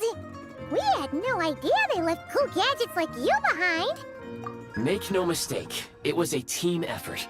For a first-time firearm user, your performance was quite outstanding, far beyond my expectations. As Alosha said, it is highly unusual for the Shadow Realm to manifest in a place like this, but we should still watch out for similar dangers ahead. Oh, let's hope not. If anything else goes wrong with this trip, Paimon's gonna have train trauma for life. The Shadow Realm can appear anywhere, not just on the railroad. I am simply advising that we take sensible precautions. Now, if you wish to further calibrate and upgrade your firearm, you may do so over there, provided you have the necessary components. Please take a moment to catch your breath while I repair the body of the train. Amongst other things, this will ensure Paimon is a little warmer while on board. Oh, thanks, Goggles. You're a trusty train conductor. Well, maybe trusty isn't quite the right word, considering. Anyway, at least you get the job done. Yes, of course. And just like the Eye of Grey, I am sure it will be a great asset to you in your future adventures. If not the trustiest, then it will at least get the job done. Let's get some fresh air while the Eye of Grey fixes the train. Yeah, sure. Paimon wants to forget all about the Shadow Realm. It was so creepy in there.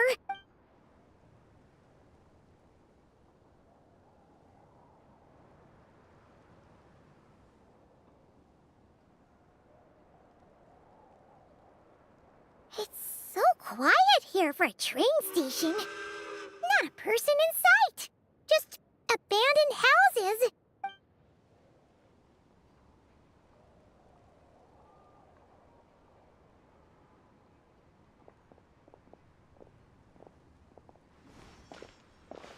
Huh? So much for repair? You've swapped our train out for a whole new model! My plan was to restore the train to its original appearance per my records as quickly as possible. Now that the repairs are complete, the train offers optimized performance and a significantly improved trendiness level. Huh. Didn't know trendiness was a parameter. According to my calculations, parameterization is the most effective way for the Eye of Grey to understand trendiness. Hyperborea, huh? I'm sure I've heard of that in a story somewhere. What an incredible little gadget you are.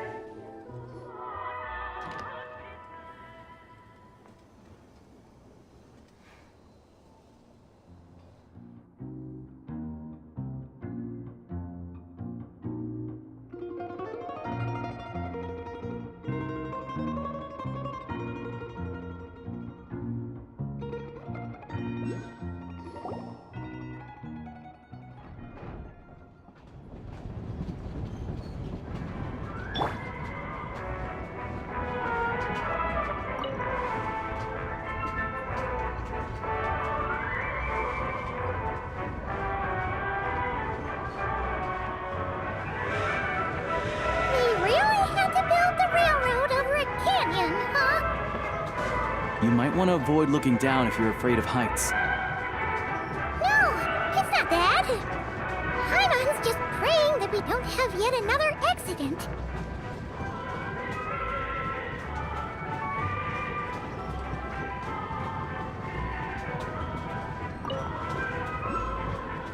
That mountain is breathtaking. Reminds Paimon of Dragonspine. They say this mountain's the domain of a Snegovic lord. A lot of the Snegovic retreated there to live in seclusion, so it's a pretty mysterious place. You hear all kinds of stories. Even the residents of the nearby town of Svietlo-Lidovka steer clear of the summit, and they make a living off of harvesting prime ice.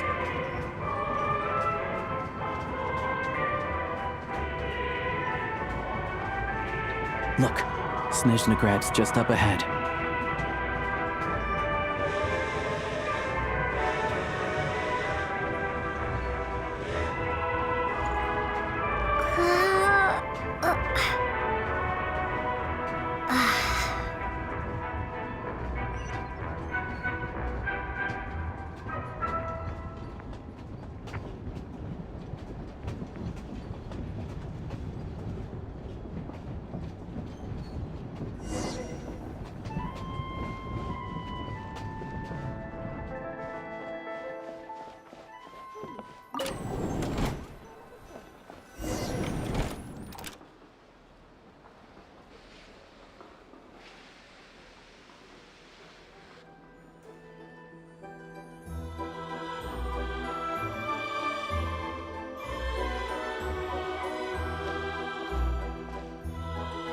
Here we are.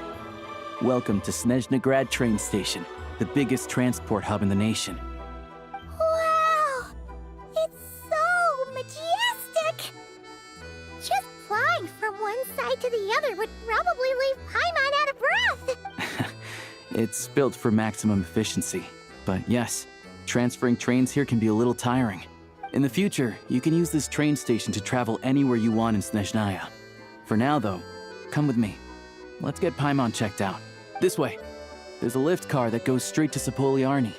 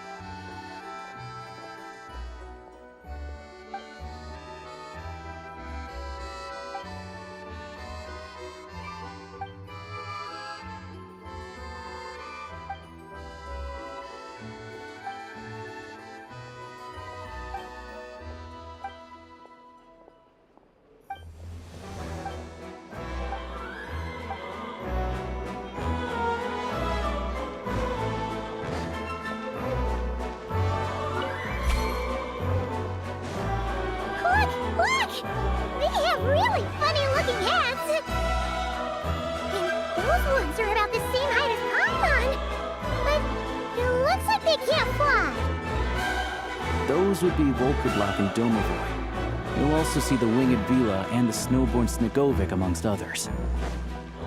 No wonder!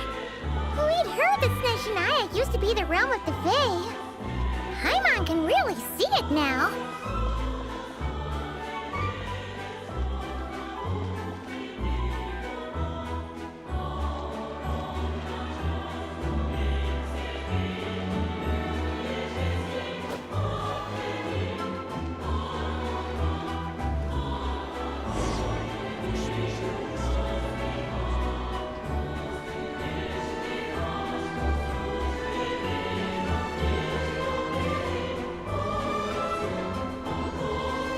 To the left is the market of Zolny.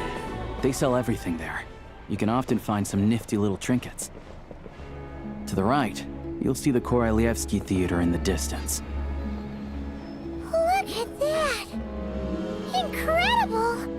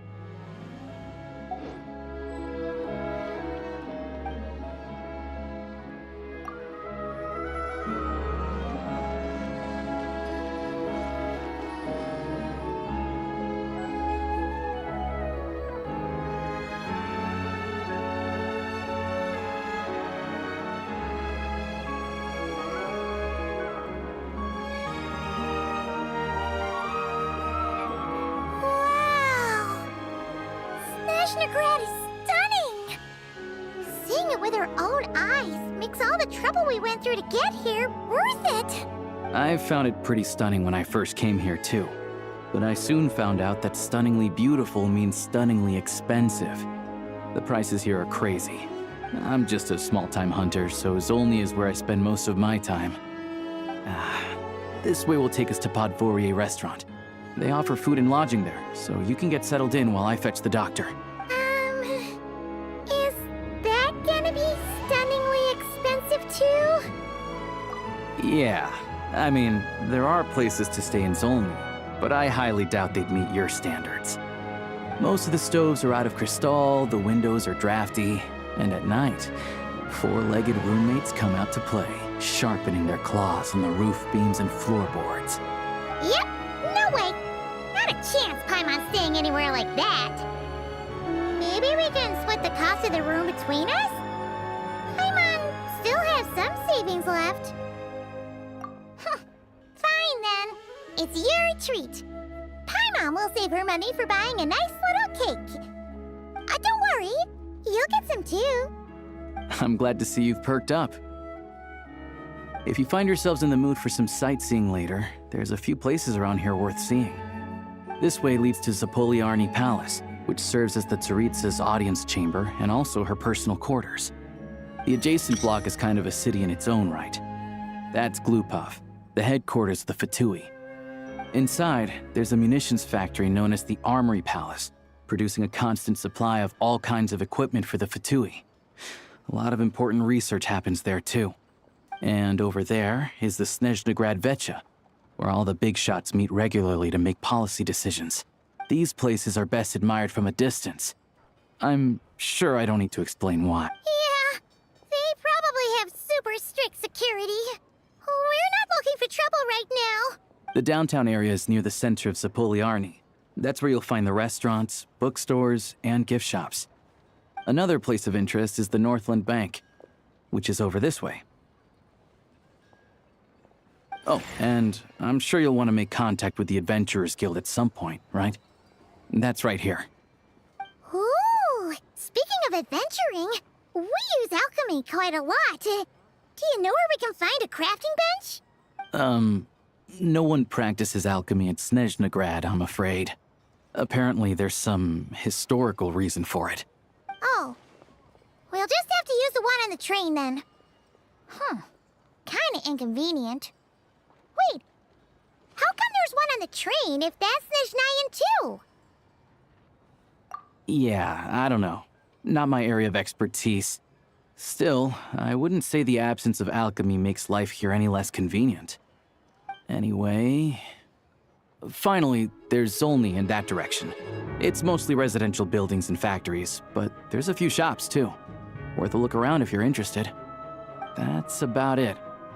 You guys go ahead and get checked in while I track down my doctor friend. Sounds good. Thanks for all the recommendations. It'll be good to get out of the cold wind. Paimon's starting to feel another headache coming on.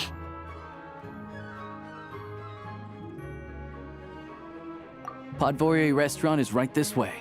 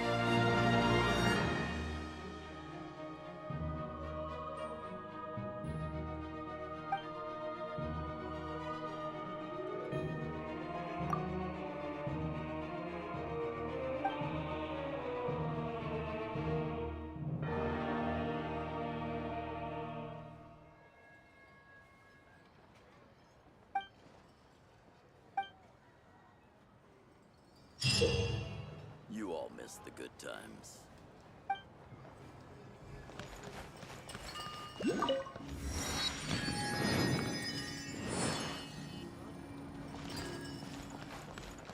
Welcome to the Adventurers Guild, my lady. Is there something I can help you with? Thank you for completing today's commissions. Here is your reward. Welcome to the Adventurers Guild, my lady.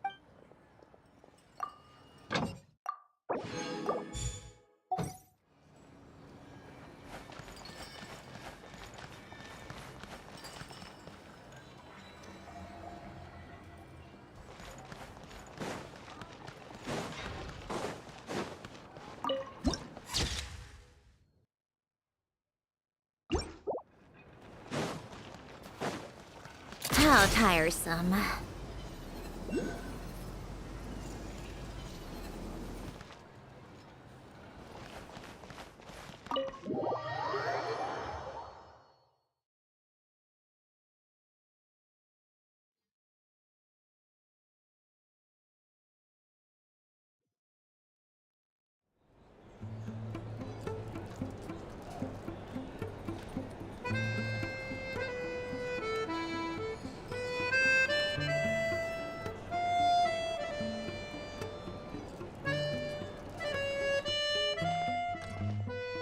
Looks like you get what you pay for, huh?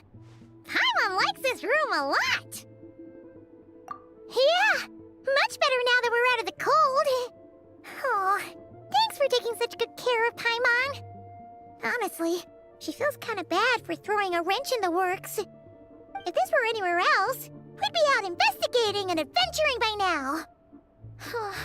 But instead, we're stuck here waiting for a doctor. You're right. No need to push ourselves too hard for no reason. A lot happened on our way into the city. Let's review what we've learned so far and try to figure out what to do next. Obviously, the million more question is, what is this Tsaritsa planning? Everything else leads back to that. Sure was. And so far, we've learned that in addition to the 7 Gnosis, her plan also requires a ton of energy. But we won't get to see her anytime soon. Alosha said that she went east to fight that big monster. It must be a pretty powerful one if it can blanket the whole of Snezhnaya in a snowstorm this awful. To be honest, what we're really lacking right now is information. The kind of information that only the higher-ups in the government would know, not word-on-the-street type of info. Paimon can think of a few people who might be able to help us. Right. And when we left Nogcry, Sandrone specifically left a message reminding us which side we're on. So, it's unlikely they'd tell us anything confidential about the Tsaritsa's grand plan. Yeah, fair point. Besides, that Glupov place is right nearby. We've got nothing to lose, so it'll be a waste not to go. There's gotta be someone there willing to talk to us, right? Maybe Arlecchino or Sandrone? Or possibly Tartaglia. But it's unlikely we could sweet-talk Arlecchino, let alone Sandrone.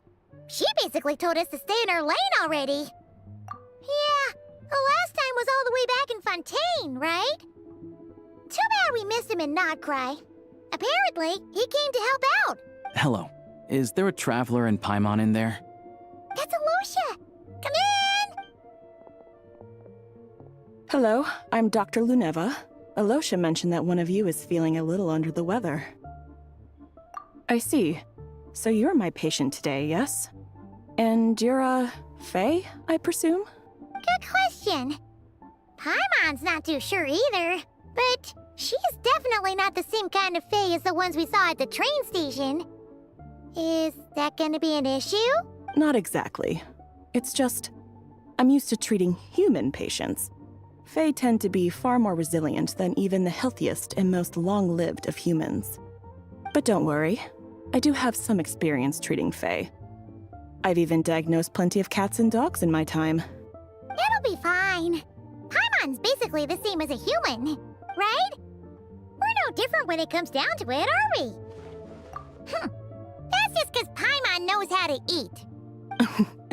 Now, please take a seat.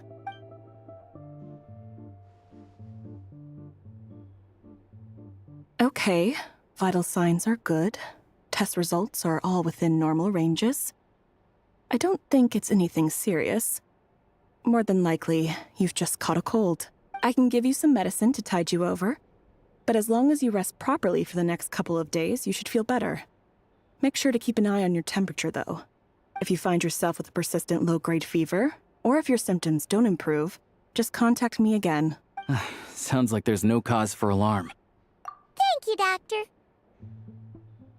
You're very welcome. Just doing my job. I'll leave you in peace now. Time to visit my next patients. Take care. You heard the doctor. Best you rest up here for a couple days. No sightseeing for the time being. All right, then.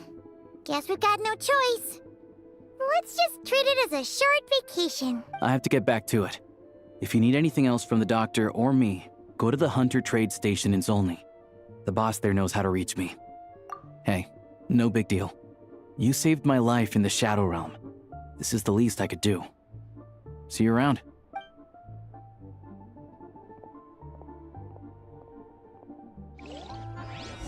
All right. Time to find Child and see what he can tell me.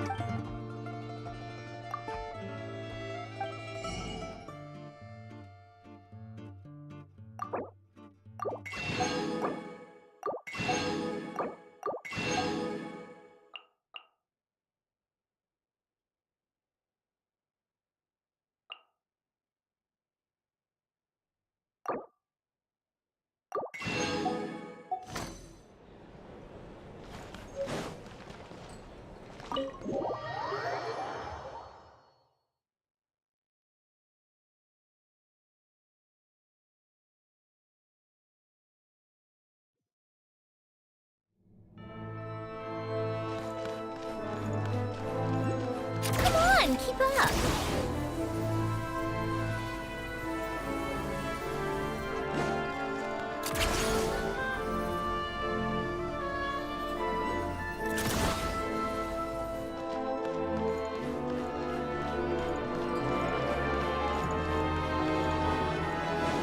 How tiresome.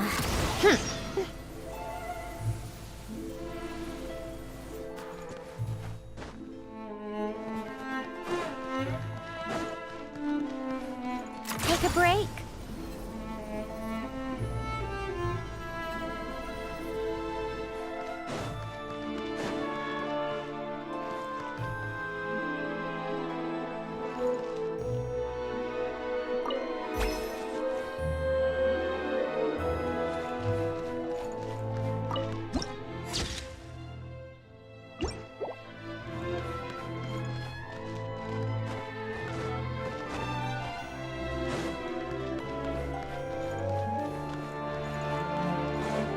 How tiresome.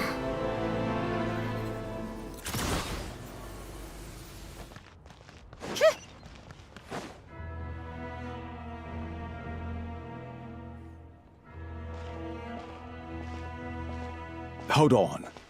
Please display your invitation letter or permit. Glupov does not accept meeting requests without a prior appointment. You'll have to apply per the advertised booking process and wait until your invitation letter is issued. Might I ask who you're hoping to visit? Another one who thinks the rules don't apply to them. I don't understand why people think they can just talk their way in here. You don't just show up and land a meeting with the Harbinger. But I have to go through the motions for protocol's sake.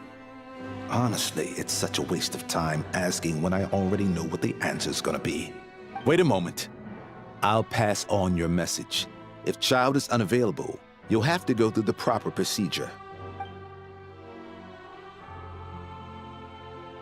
Lord Child is a busy man. He's probably not in Glupov at present. If I were you, I'd cut your losses. No point waiting any longer. Even if you two are old friends as you claim, please understand that the Fatui Harbingers are often busy with their official duties. They tend not to stay in Glupov for extended periods. Next time, stick to the rules. You'll make life easier for both of us, Greetings, Lady Marionette. I'll take care of our guest here. It's her first time in Snezhnaya, so it's no surprise that she doesn't know the rules yet. I trust no choice words have been exchanged. No misunderstandings I should be aware of. No, Lady Marionette. No incidents to report. Whew, that was a close call. Good thing I played it cool. Is that right? Good to know. Wait, where's Paimon? Under the weather? That's hard to imagine. She's always buzzing with energy. I take it she's still adapting to the climate. Happens to a lot of people. It's even colder here than in Nodcry. Has she seen a doctor? I can get you one if you need. All right then. Well, let me know if you run into any other problems. Why else? I was just about to sit down for some much-needed tea time when I heard that an old friend of Tartaglia's had shown up outside. No appointment, nothing. And, as obnoxious as it may be to show up uninvited at Glupov, I couldn't help but take pity on the poor soul who was waiting outside in vain. So I had no choice but to abandon my freshly brewed piping hot tea and come to see this mystery guest for myself. Well, I felt our time working together in Nodcry warranted some courtesy. I couldn't exactly let you freeze to death out here in the wind. Unfortunately, I can't invite you inside either. The rules of Glupov wouldn't allow it, and as a harbinger, I have to lead by example. On the plus side, Snezhnograd actually has some class, unlike Nasha Town. Torchlight Books has a very nice selection of teas and cakes, so we can catch up there. Your treat, of course. Because I already wasted one perfectly good cup of tea today. That's why.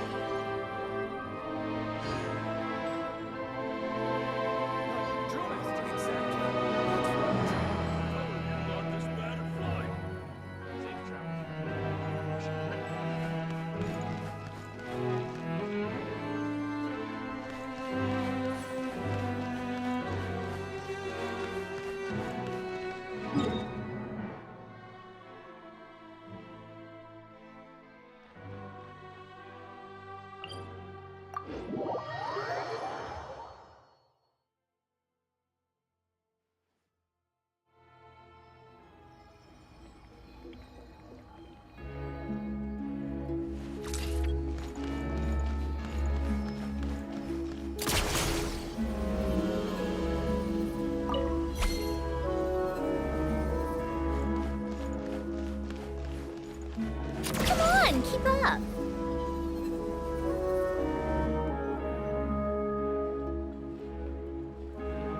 I've ordered for the both of us. No objections, I assume. I'm sure you trust my taste. Okay, let's get down to business. I'm guessing you don't actually have any urgent business with Tartaglia, per se. You just want information, right? Wanna take a guess? Of course you'd say that. You shouldn't underestimate Counselor Tartaglia, you know. That's right. I'm sure you've heard of the Snezhnograd Vecha by now.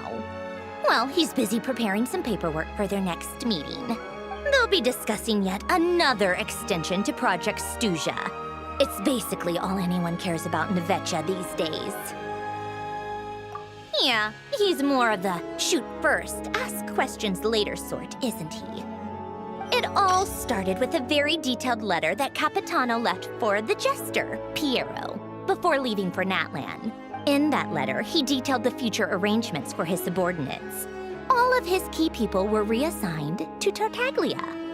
I guess he'd already prepared to leave us for good all the way back then. But Piero didn't reveal the contents of the letter until the events in Natlan had concluded. That was his reaction, too. Why me? With a bewildered look on his face. He'd always assumed Capitano looked down on him. He was a man who kept his thoughts to himself and barely spoke to him the whole time they'd known each other. But he occasionally brought Tartaglia along to my tea parties back in the day. So to the rest of us, it was clear that Capitano had quite a lot of respect for his young comrade. By the rest of us, I mean my tea party regulars. Arlecchino, Rosaline, and... actually, not Columbina. She was probably oblivious to it. Anyway, then the Liues situation happened. Normally, it took a lot to get under Capitano's skin, but that time he was furious. It's not really my place to talk about it, though. You can ask Tartaglia about it sometime. Basically, Tartaglia probably had the wrong idea about Capitano all along. Right up until Piero revealed the letter he'd left behind. Capitano believed that despite Tartaglia's immaturity, he showed great potential. Plus, he possessed a kind of purity rarely seen among members of the Fatui. Yeah, it's one of the few things that I'd agree those two have in common. But there's one other reason why Capitano chose Tartaglia to assume command of his troops. He knew that after he was gone, several of the others would swoop in on his army like vultures. With the ones who stood to benefit the most being the rooster Pulcinella and Regrator Pantalone. Once they divided Capitano's troops between them, they'd be more powerful than ever. No one would be able to stop them. So, you can see why Capitano chose to hand that letter to Piero, right? Exactly. Piero also needed to back a harbinger as soon as possible. And, all things considered, Tartaglia was the best choice. Even though Tartaglia has had the support of Northland Bank for a long time, he and Pantalone are ultimately not cut from the same cloth. I'd say Capitano made a good judgment call. Anyone else caught in this situation would probably feel like they'd been hung out to dry. His best course of action will be to distance himself from any shady business, while still maintaining friendly relations with Pantalone, but seeking Pulcinella's support at the same time. What's the point in having a tea party if you don't spill a little tea? Besides, none of this is confidential anyway. Ask any journalist out there. They'll give you all the lurid details. You'll see it firsthand if you ever sit in on a session of the Snezhnograd Vecha. All the factional strife, whether open or unspoken, it plays out for all to see in that one little room. Having a voice in the Vecha is the only way to steer policies in your favor. So, every person in that room represents a particular interest group. Pantalone, for instance, represents the financial sector, and Tartaglia represents the Fatui soldiers. Personally, I have no interest in political jousting, but since I have a number of engineers and researchers under my command, I have to make their voices heard. Then there's Pulcinella, the linchpin of the Vecha. He represents politics itself. Everything involves him, so nothing can bypass him. Any issue that comes up, he knows how to mediate. That's what the Tsaritsa values most about him. I'm starting to see why everyone is so frustrated with the way things are, but also powerless to change it. A complex web of interests connects all parties involved. And the Tsaritsa sitting at the top adds another layer of complexity. It must be nearly impossible to come up with a perfect solution. All right, I'm done carrying this conversation. Time for you to answer a question of mine. You must have known that you can get the info you needed from me. So why was Tartaglia the first person you asked to see and not me? Huh? Jealous? As if. Wait. Oh, I think I know what it is. Columbina passed on my message to you before you left Notcry, right? I only meant you should be mindful of which side you're on. Is that actually why you didn't ask for me? Because you took that to heart? You... fair enough. It's not your fault. I blame all these politicians I've been hanging around with lately. Always beating about the bush when they talk. I guess it must have rubbed off on me. Anyway, just ask for my help next time, okay? Little things like this are no problem. Lady Marionette. What now? Can't you see I'm on my break? Whatever it is, just leave it on my desk. I'll look at it later. Sorry to disturb you during your break, ma'am, but I'm afraid it's an emergency. Isn't it always? I've told you before, fixing the tracks and transporting ice blocks does not constitute an emergency. The equipment in Svietlo-Lajdovka is in urgent need of maintenance. With how the weather's been recently, we suspect that the cause is a buildup of snow, exceeding the maximum weight limit. The supports on one of the machines broke and fell, awakening a dormant beast and leaving many of the ice miners trapped in a nearby ice cave. Luckily, Odette's team was nearby and launched a rescue operation, but we're still facing a severe manpower shortage for both the rescue and engineering teams. I guess that's it then. Our tea party will have to end here. I'm the only engineer you'll need. Do you actually want to come with, or are you just saying that? Nice of you to return the favor. I'll have a couple of people look after Paimon. They can let her know that you had to step out for a while. Given how urgent this is, I'm sure she'll understand. And honestly, I'd rather have your help than anyone else's. Between your skills and experience, you'd be reliable help. Then let's go. You, take 2 people to Podvorye restaurant. Find her room and watch it like a hawk until we get back. If anything happens to Paimon, you'll be answering to me. Yes, Lady Marionette.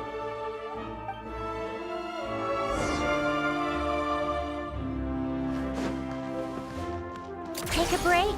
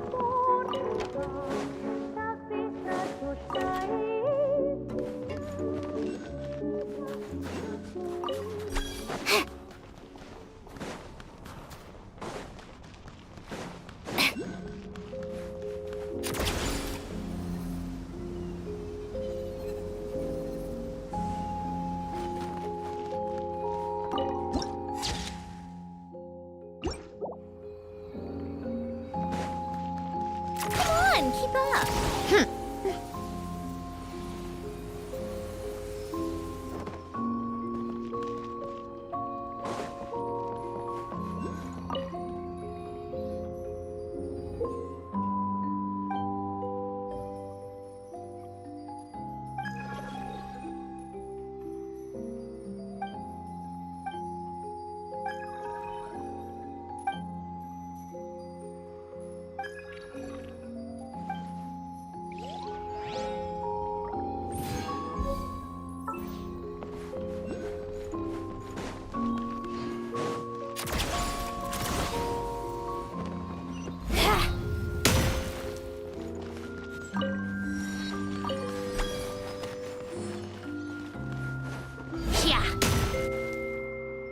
They weren't exaggerating. This is really dangerous. It's a good thing only one of them broke. From what I've been told, most of the trapped miners are over in that direction. Yeah, you do that while I check the rest of the equipment. I'll evacuate the people around here as I go. Meet me back here as soon as you're done.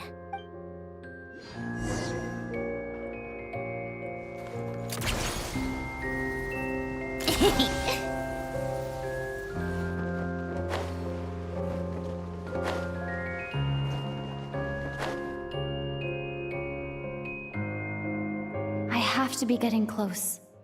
Don't go any further.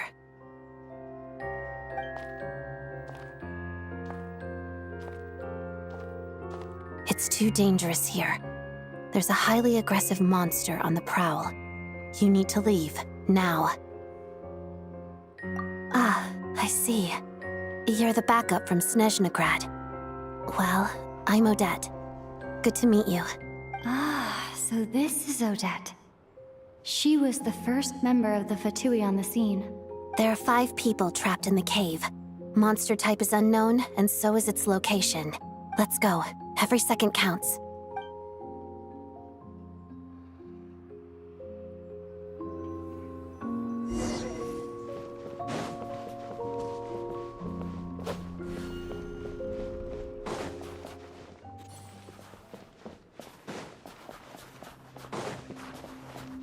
Careful.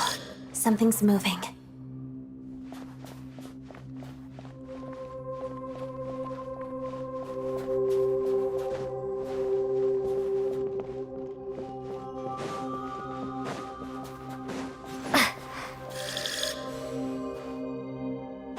This must be the monster's shadow. Looks like a tough opponent. Shadow me.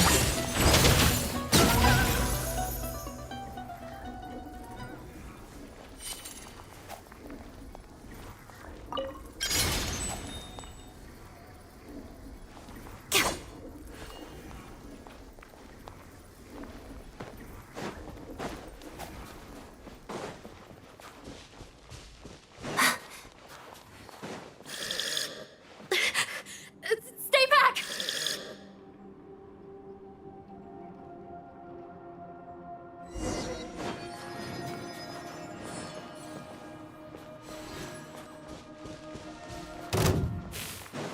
Together. Hada.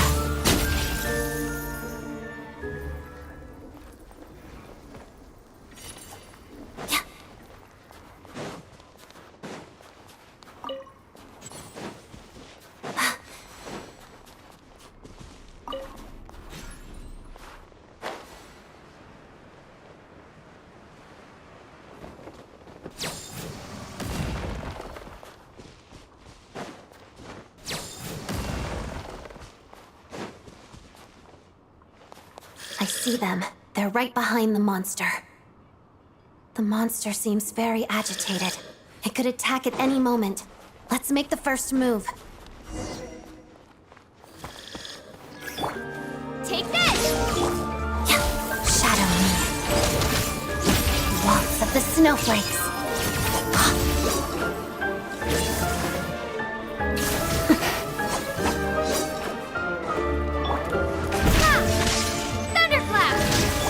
Let's begin. Witness the snow swan's grace.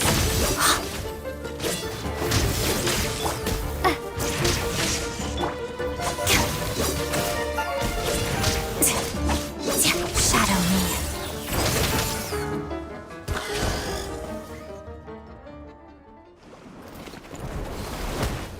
Oh, thank you for saving us. We'd have been monster fodder otherwise. Thank you. Thank you. You're welcome. You should be safe now. Follow this route out. She and I will stay behind to watch the rear. Thank you. Come on, let's go.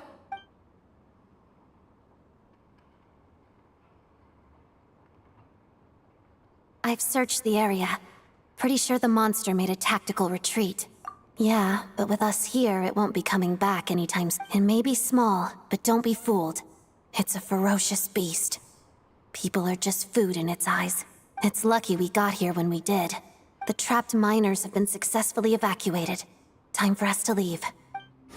Wait, this place... There's... something unusual about it.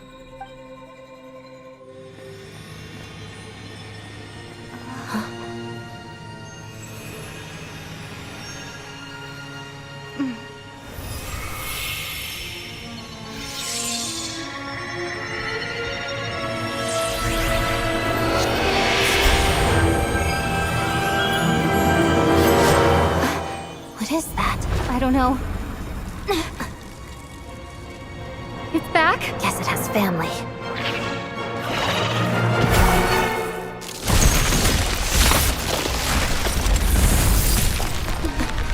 This way. Run!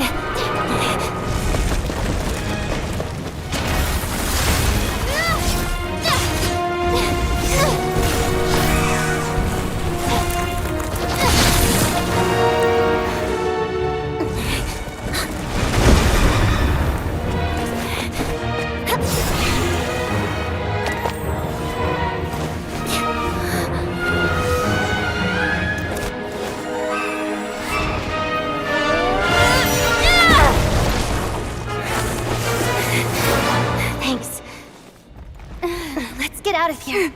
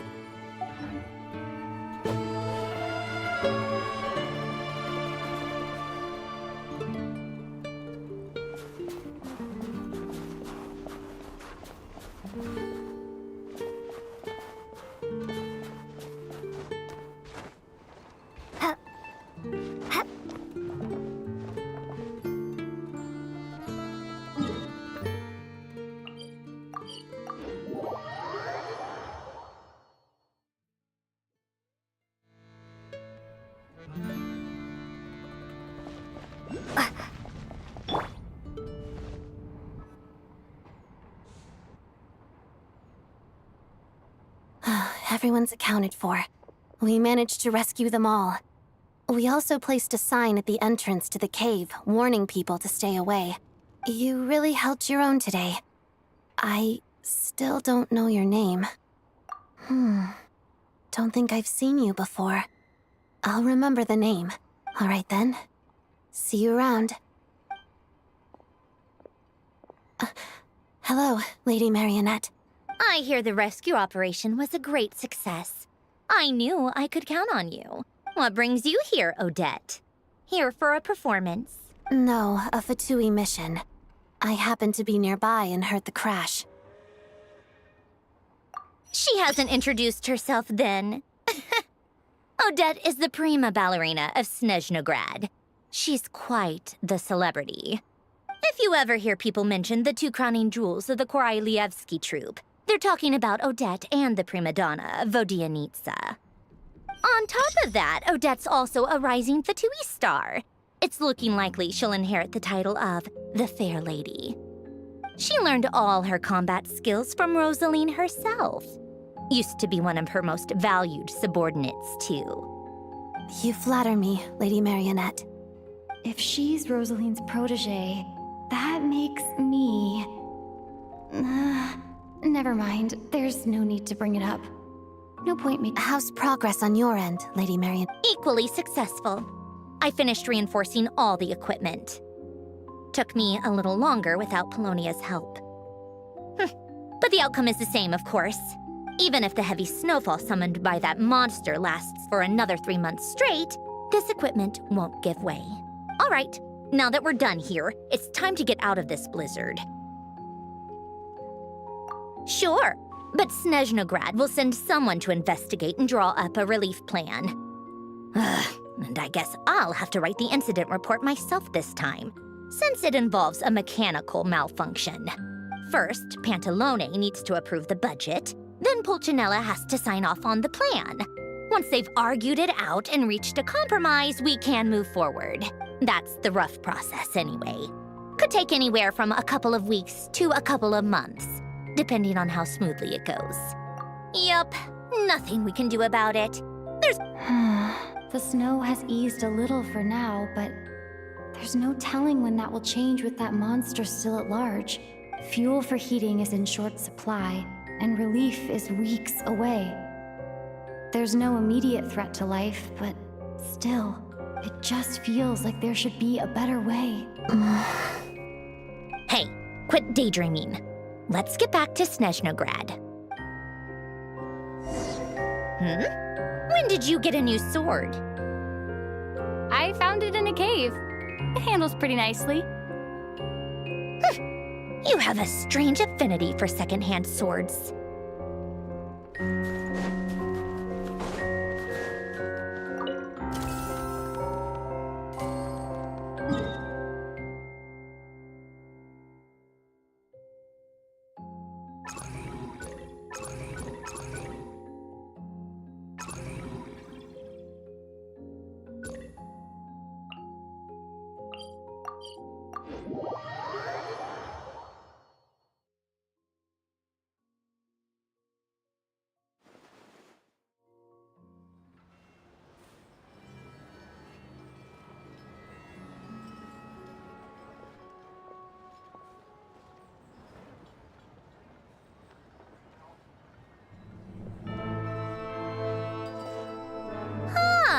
Well, if it isn't Counselor Tartaglia, Mr. Big Shot himself. Go easy on me, all right? I'm still recovering from the interrogation the real Big Shots put me through. Hey, comrade, it's been too long. I heard you came looking for me earlier. Nicest surprise I've had in a while. Good to see you too, Odette. I'm guessing you guys just got back from Sviatlo-Laidovka. How'd it go? Crisis averted? It went fine. How about you? Any new developments? Not really. Same as ever. Growing opposition to Project Stuzha, and the usual rebuttals are starting to ring hollow. The results of the mock vote were pretty dire. Pulcinella was fuming. I've never seen the old man so angry. That's not good news. It takes a lot to rattle him. Yeah, obviously if push comes to shove, there are ways to crack down on dissent. But... Sorry, I have to ask something. This is going to sound blunt, but may I? Huh? Of course, fire away. It sounds to me like everyone's tearing their hair out trying to figure out how to deal with opposition to Project Stuzha. But what exactly is this project's purpose? And how can it be so important that even people like you two refuse to stand up for the ordinary people of Snezhnaya? Interesting. I gotta hand it to you, comrade. You sure don't mince your words. Excuse her? What does she mean? Refuse to stand up for ordinary people? Oh my gosh. How does she dare speak to the Harbingers like that? Are you interrogating us now? It's okay, Sandrone. Let me explain. I think I understand where she's coming from. If I could, I'd take your side right now. In fact, my position's very similar to yours. I've only held back on casting a dissenting vote in the Vecha because the Tsaritsa would never let me get away with it.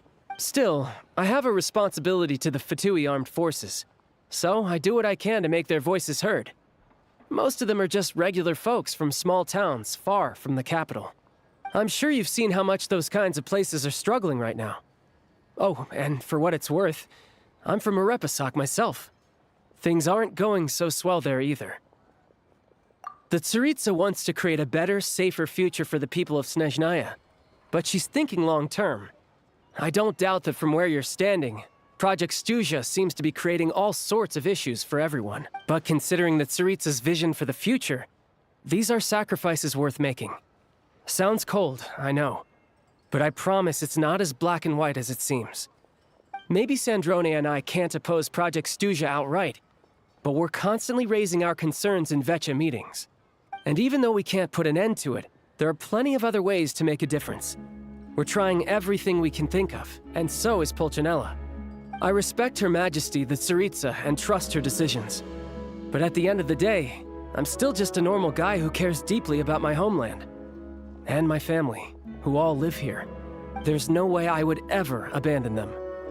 As contentious as things can get within the Vecha, there's no selfishness or malice behind it. Everyone wants to get through this period as smoothly as possible. The issue is that there's no way of pleasing everyone under the present circumstances. Most of the time, we're trying to decide on the lesser of two evils, which obviously isn't a great look. But that is not the same thing as being blindly loyal to the Tsaritsa.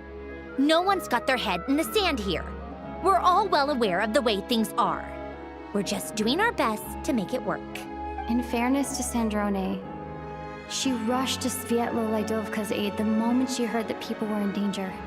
And even Tartaglia, who used to only care about the thrill of the fight, is clearly doing his best to rise to the demands of his new role as counselor. Hey, come on. There's only so much we can say, so don't press us too hard. Look, I know how untenable the Tsaritsa's position looks if you don't understand her motives.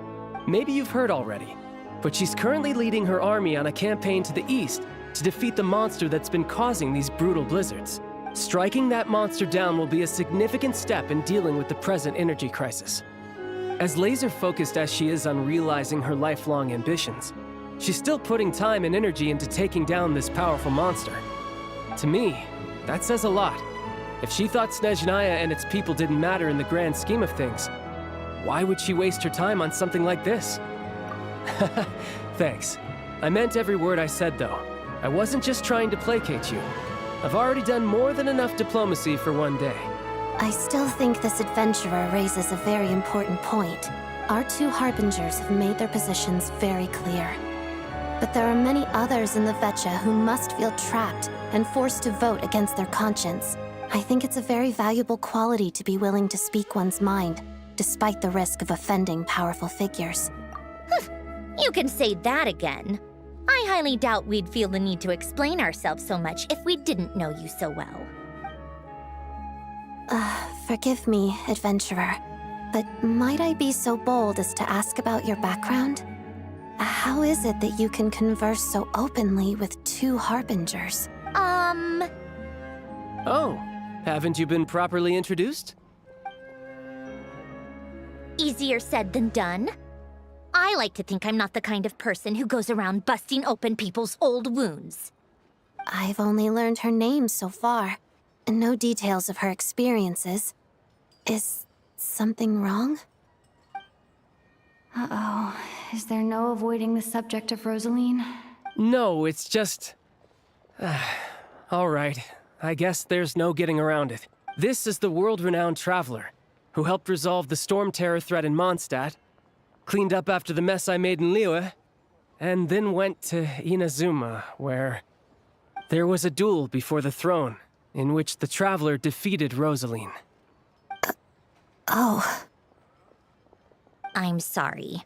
I didn't think you two would be seeing much of each other, so I figured it wasn't worth bringing up. It's fine. It was a long time ago. It's fine. Sorry. I just remembered that we have a rehearsal coming up. Please excuse me. I should get going.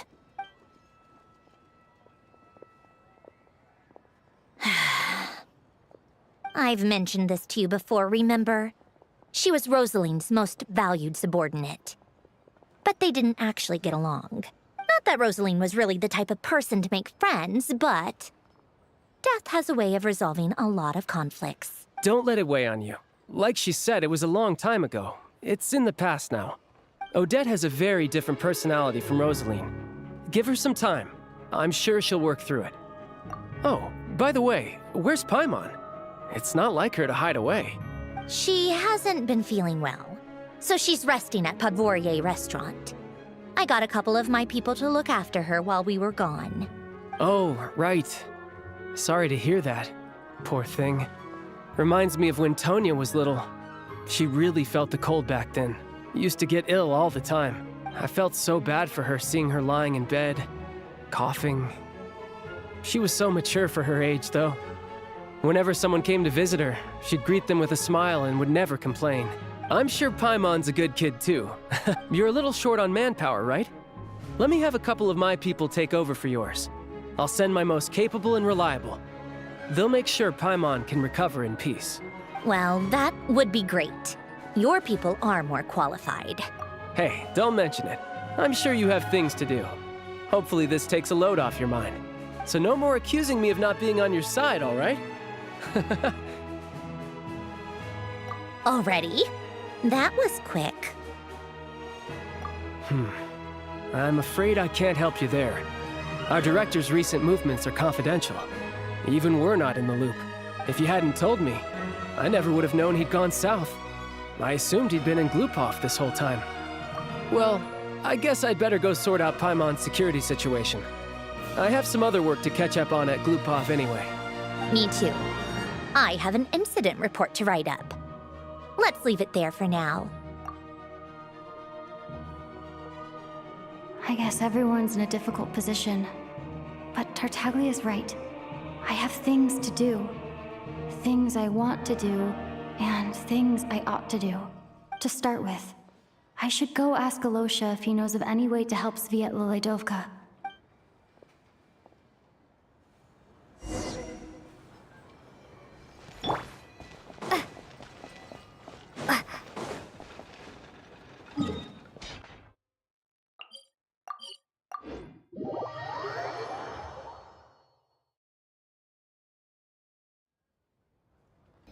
How strange. This sword seems to be vibrating of its own accord.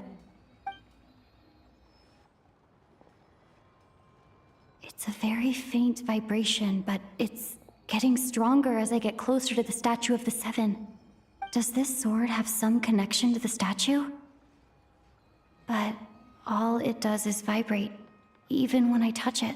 That place I got this sword from was definitely out of the ordinary. Maybe I should try channeling the power of cryo?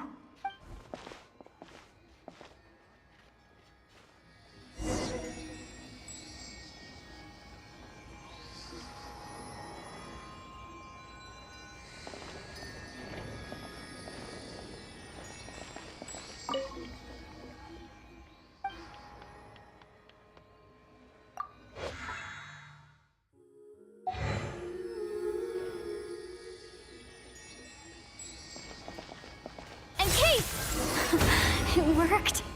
There really is something special about this sword.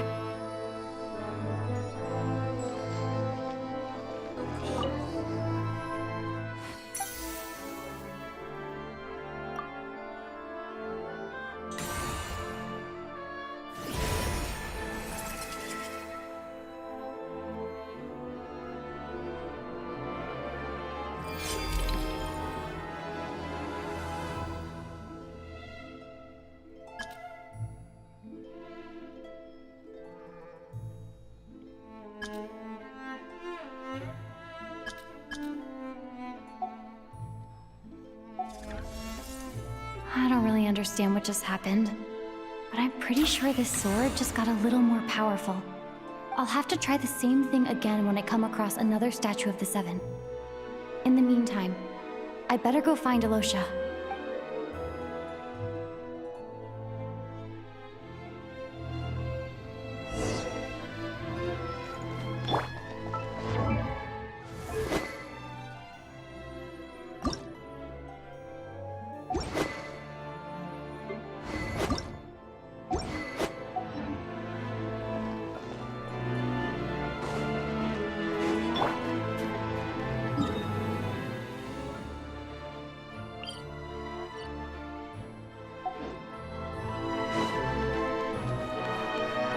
How tiresome.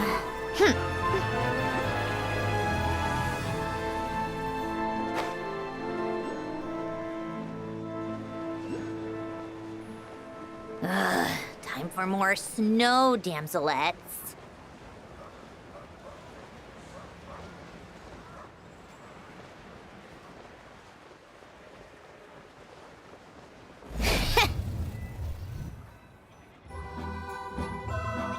Hello there.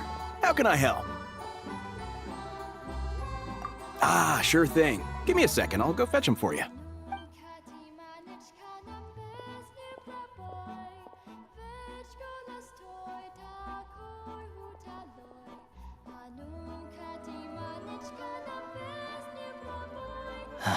It's a familiar story. I've had similar experiences. Although Snezhnagrad doesn't deliberately delay or withhold relief, those first few days of waiting for help are always the hardest. It's a fundamental contradiction. If emergency relief can't be delivered in time, what's the point in even calling it emergency relief? Not necessarily. I think there's a good chance that Kresnik Crystal from Stratomeros will start flowing into the market.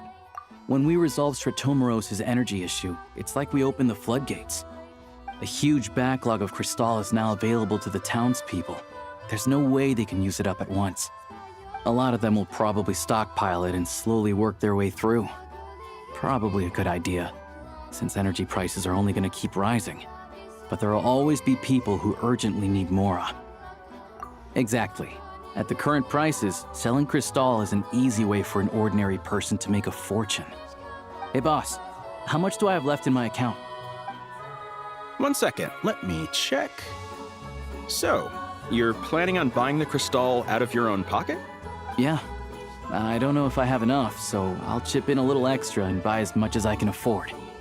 No, it's fine. You're new to Snezhnaya, and you have your own living expenses to worry about. Besides, you're already providing the train.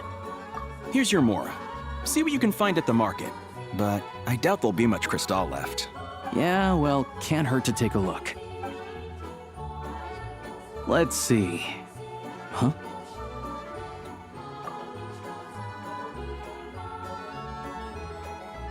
Oh, Alosha, and... Hello. I didn't realize you two knew each other. Yeah, I take on some odd jobs in the city to supplement my hunting income. Sometimes I work as a cleaner or prop hand at the theater where Odette is one of the big stars, so I've met her a few times. When the weather's as bad as this, it's better for a hunter to adapt than to keep looking for game. Yes, and we sometimes need extra help.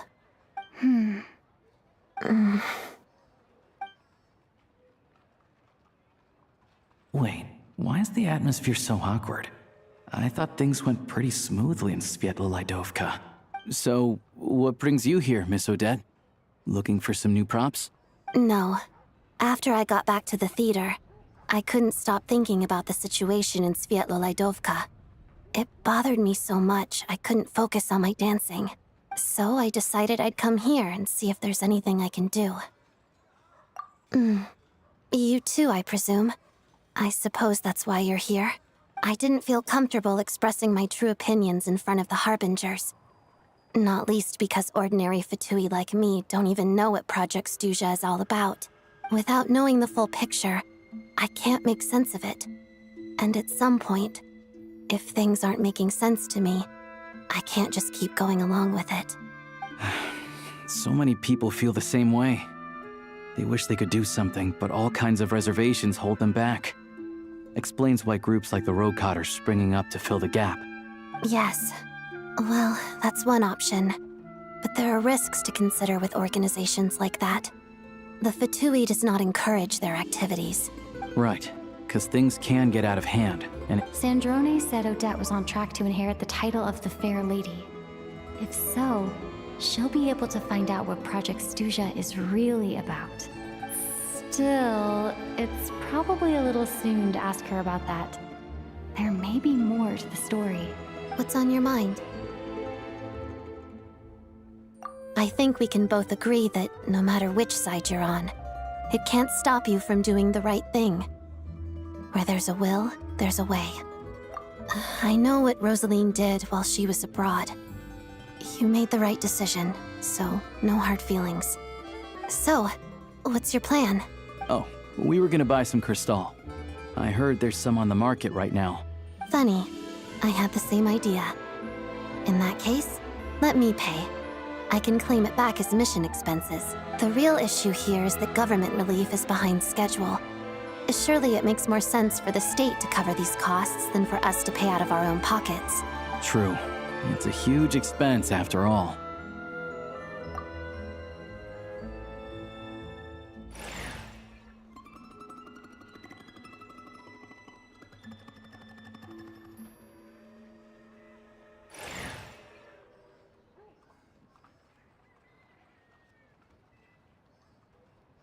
Let me see. I'll take it all, please. And I'll be needing a receipt. Right. Choose mission budget under the expense category, but be sure to specify emergency rescue operation in the description. Otherwise, the normal reimbursement limit will apply. Let's book this train. Regulations say that if we need to transport Kresnik Crystal during Project Stuzha, extra carriages can be added 1 hour before departure.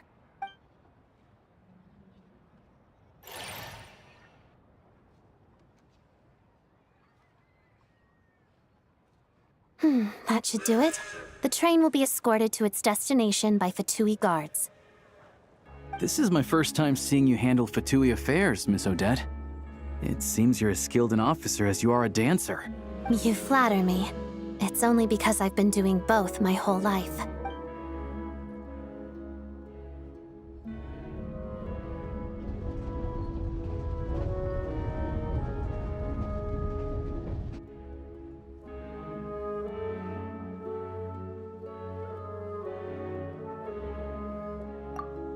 Anyway, I bet you've been non-stop today, am I right?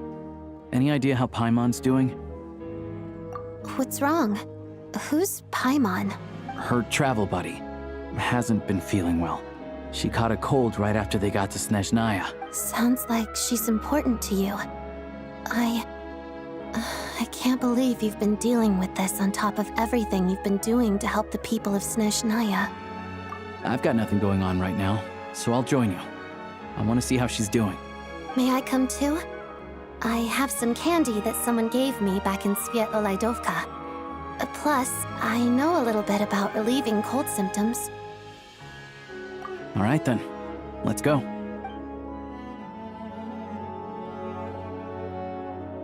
I still don't know what the deal is between these two, but at least the tension seems to have vanished. A good sign, hopefully.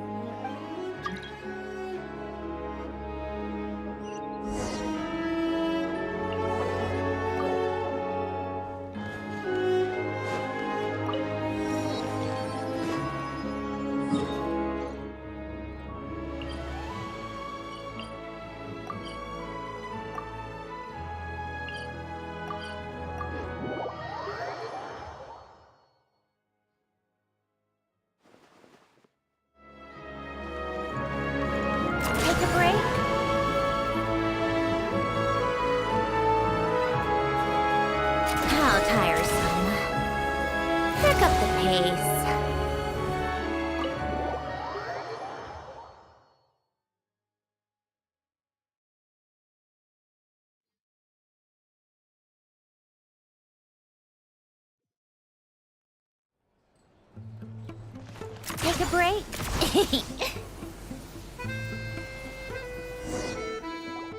Hello. Sorry, but there's a sick person recovering in this room. Can I help you? What happened? Oh, please, excuse me. Are you the Traveler? Could I take a quick look at your Adventurer Handbook? Master Child said I should verify your identity.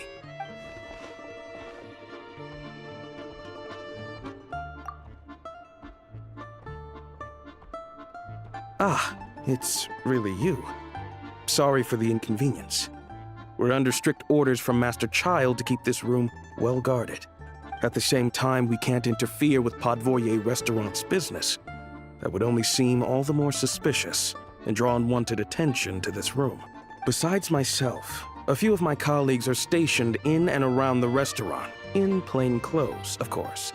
Rest assured, you're in safe hands. I didn't expect such a high standard of protection.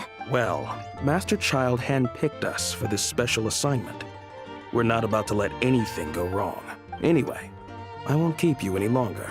Please, head inside.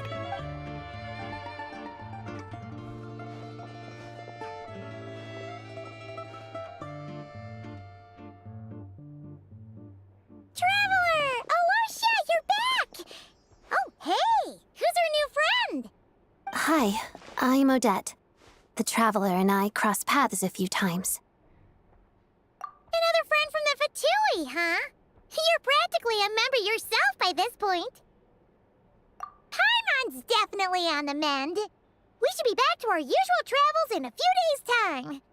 Seems like that doctor was right. It's just... Paimon's limbs are still feeling a little chilly. I have just the thing. Whoa! What's this? Is that a flame inside an ice cube? Wait, is this real ice? How's it not melting? And how does the fire keep on burning? All keen observations. You're right. This is called core ignis. Whenever I've caught a cold in the past, I found I recover much more quickly if I place this by my bed. You're welcome to borrow it. Awesome! Wow! It's so nice and warm! Oh, it's like magic. Your name was Odette, right? How did you two meet again? Looks like she's in pretty good spirits. That's a relief. Any progress with your investigation yet? No surprises there, I'm sure. They're not likely to let anything slip. The Rokot, huh? Let me think. Members of the Rokot keep their true identities hidden, but I think there might be someone I can introduce you to. Leave it with me. Meet me at the Korolyevsky Troop tomorrow, and I'll tell you how it goes. Would anyone like a drink? I'm gonna head to the bar. Paimon will have...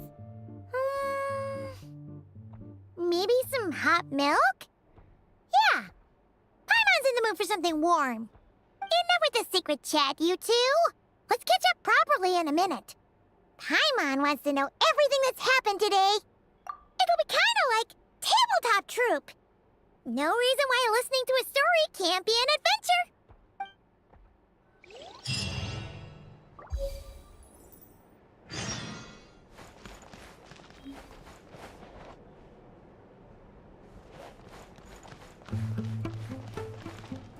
Coming up.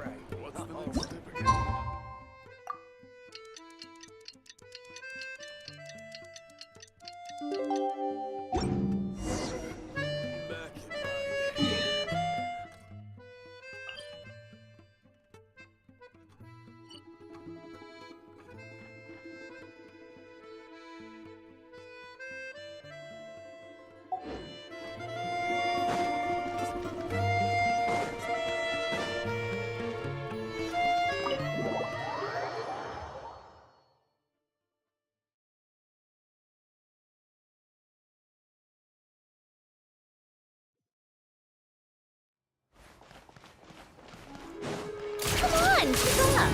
Pick up the pace.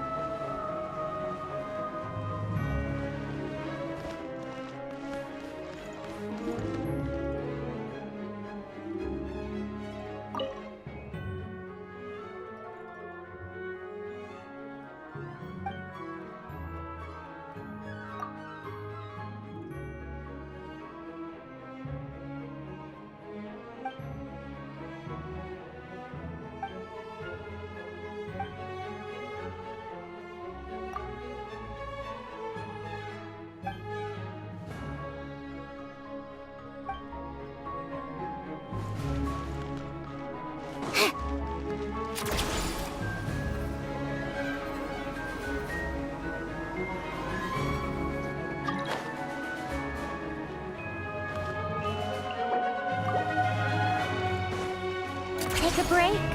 Come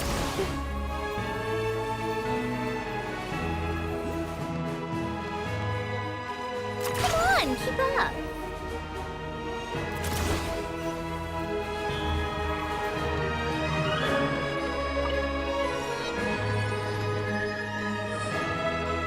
Ah, you made it. I've got some tickets, and I managed to set something up with the Rokot. It'll have to wait until after the show, though. Happy to stay and watch? I doubt you've seen the Korolyevsky Troop on stage before. Pleasure. Here, this is the way in.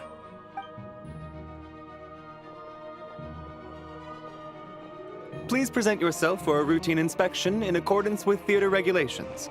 Thank you.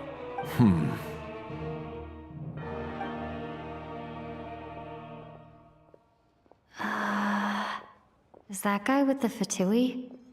Looks like he's waiting for something. Okay, all done. Thank you for your cooperation. Please proceed through to the theater.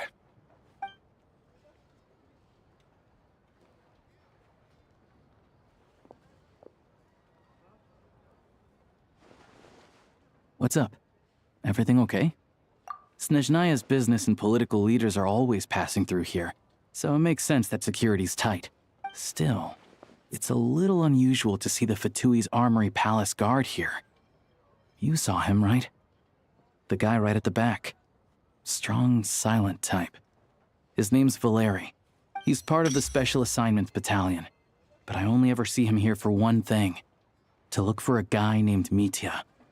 Supposedly a researcher, though he never seems to put much time in at the office. But that's not for us to worry about.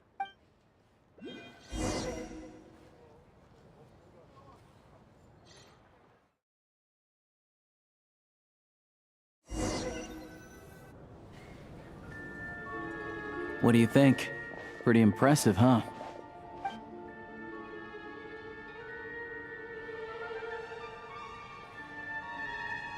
Oh, the one in Fontaine?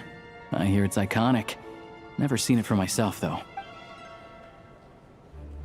Here we are, just in time. Sorry, coming through.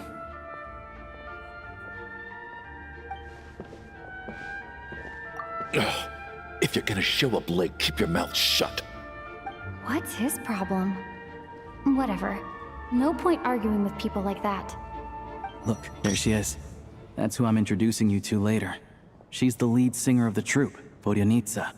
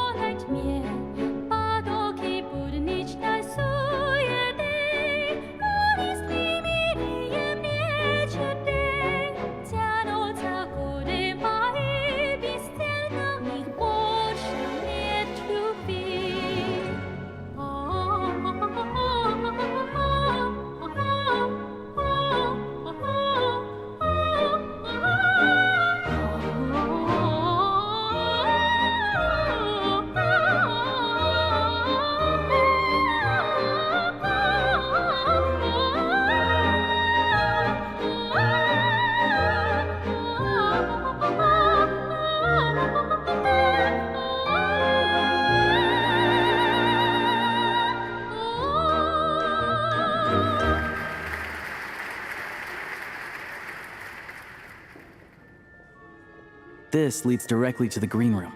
They're expecting us. Vodyanitsa will be waiting for us there.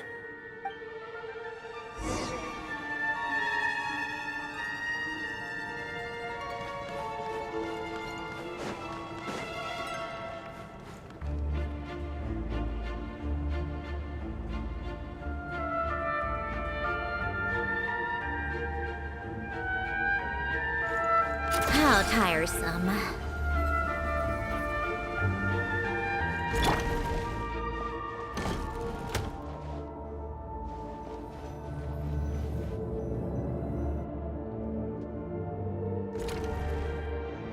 Hey there. Excuse me. Ugh! Can you believe it? I am so mad right now. Come in! Oh, it's you two. Huh? You know each other? Oh, wait. Is this who you were telling me about? The one you met yesterday and couldn't stop thinking about? I never said that. Yes, you did. Why are you denying it? It was right before I went on that rant about the moody factory owner. Oh, I remember it so clearly. Might I ask what brings you two here? Oh, I just brought her here to see the show. And when it finished, she was full of praise for Vodyanitsa's performance. So I thought I'd try my luck, see if we could get the chance to chat for a bit. Maybe get an autograph? You work here. You of all people ought to know that's against the rules. It's not what the green room is there for. Oh, what's the big deal? Come on, don't be shy. I can give you an autograph. You can take a picture too if you want. Do as you please. I finished all my shows for the day. I'll leave you to chat.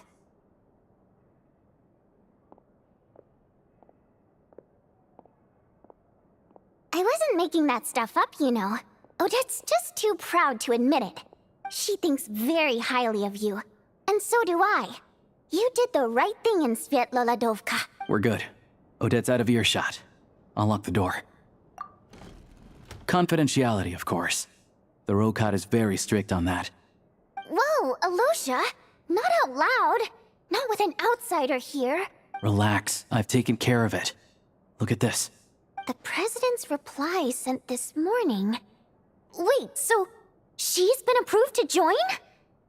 You told me last night that you wanted to get intel from the Rokot. Unfortunately, Rokot intel is only available to members. But ever since you set foot in Snezhnaya, we've been working together. I've seen the way you work, your character, and your motives. Everything about you is perfectly in alignment with what we're trying to achieve in the Rokot. So I figured I might as well cut to the chase. I wrote a letter to the president explaining your situation, including just the right amount of detail. His approval came very quickly. Of course, it's still your decision whether you want to join or not. We'll respect your choice. Well, assuming Odette was telling the truth and she didn't misjudge you, I guess we don't need to worry about you blowing our cover. Still, you gave me a real fright. I didn't know that's why you came looking for me. So, that stuff you said about admiring my performance, was that just because Odette was here? Did you actually mean it? Now you're talking. That's what I like to hear. Anyway, let me give you a quick rundown of how things work. Like I said, the Rokot is a covert organization, and we hide our identities. Members typically don't meet in person or even know each other's identities. This helps us maintain a high level of independence and secrecy. Because of this, members are basically free to decide their methods without constraints, so long as the outcome of any activity doesn't violate the organization's After all, we don't have any ostensible contact with each other. Beyond the freedom to choose how you operate, it's also your choice whether to act at all. In short, joining the Rokot in and of itself won't place any restrictions on your activity in Snezhnaya. There's a code of conduct you can read if it interests you. But basically, as long as you don't plan on using your anonymity to go around doing evil, you'll be fine. I tried reading it 5 or 6 times. Never made it all the way through. Great. Then I'll go grab an official application form. Be right back.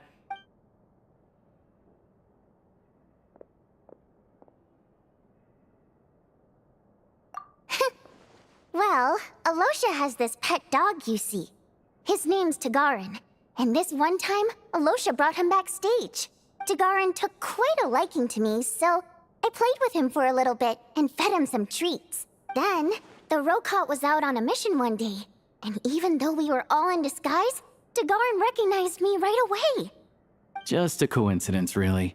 We didn't report it to the higher-ups, though, to avoid dealing with the fallout. Like my job at the theater, for instance. I really needed to make ends meet. By the way, what were you complaining about just before we came in? Did everything go okay with Chuganov?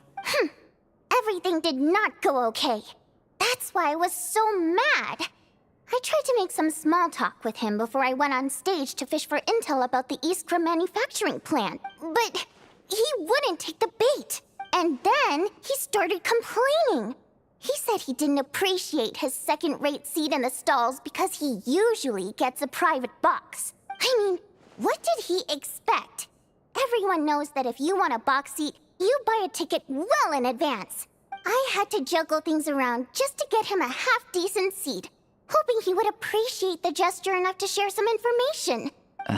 Yeah, meeting Chuganov in person has definitely been a disappointing experience. Oh, you probably don't know who we're talking about, do you?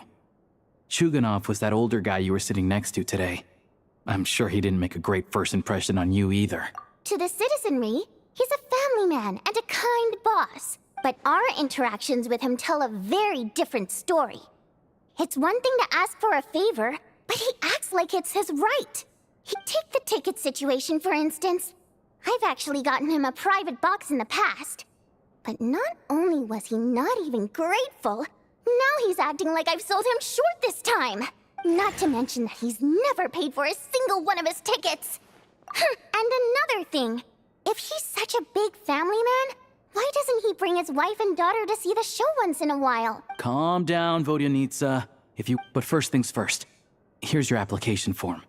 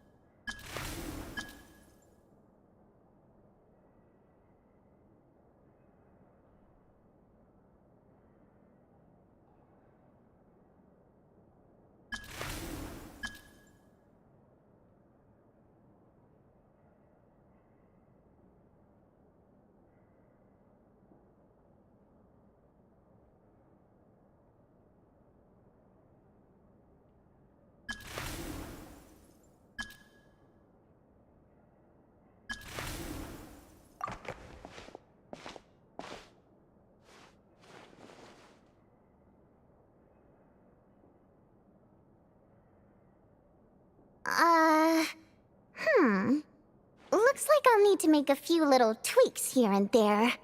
But other than that, you're good to go. We'll hold on to this for you. All right. Now that we're officially Rokat comrades, I can tell you. Chukhanov is the target of our current operation. Recently, we've done some recon work at the Iskra manufacturing plant. All we need now is some direct evidence to present to the Vetcha, so we can demand that they shut the plant down. That way, the Kresny Kristall can be allocated to where it's needed most. I was hoping he might let slip during one of our chats. I'm meeting another regular theater goer tonight, Mitya. But Valeria's here too, and he's probably looking for Mitya, so he may end up being a no-show. Don't you worry. Mitya is a renowned energy expert. Although we can't get any direct evidence of the excessive energy consumption at the plant, we can accidentally let the information slip to him. The authorities should take someone like him seriously. So if he starts raising questions about energy use at the Iskra manufacturing plant, also, we're not allowed on site, but he has clearance. So, so that's the other thing we're trying to figure out. Still, I hear that Mitya is a bit of a chatterbox. So, who knows? Maybe if we catch him in the right mood, he'll let something slip. What do you think? Sound like something worth your time? Okay, in that case, you guys find a seat somewhere nearby. But he's a huge fan, so I doubt he'll have his guard up around me. Sure. Don't worry. We'll... Perfect! Okay. What needs tidying? Everything!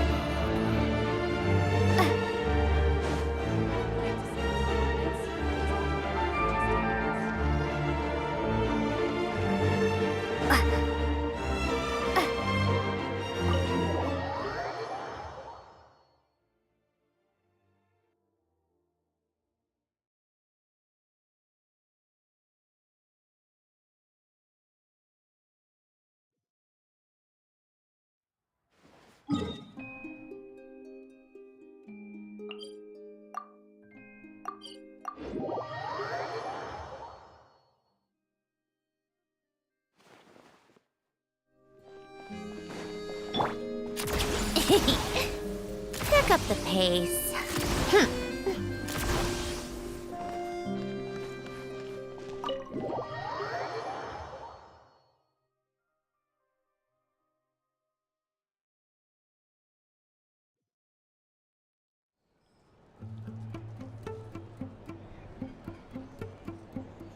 We come here often, so we shouldn't stand out. Let's sit here. Now, it's up to Vodyanitsa. Let's see how the conversation goes.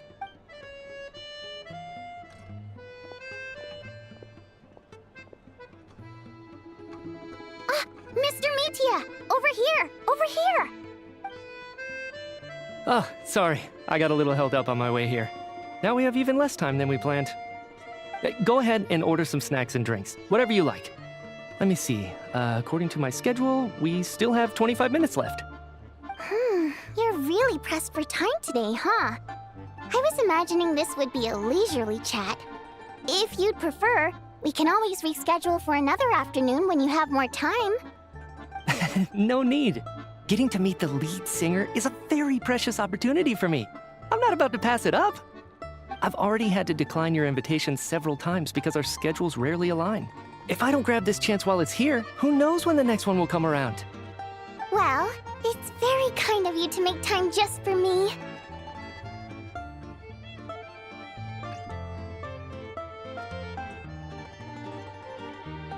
I'm not too sure, to be honest. But Snezhnaya's full of weird and wonderful things like that, so people tend not to bat an eye. I'm sure the same will go for the Eye of Grey and Paimon.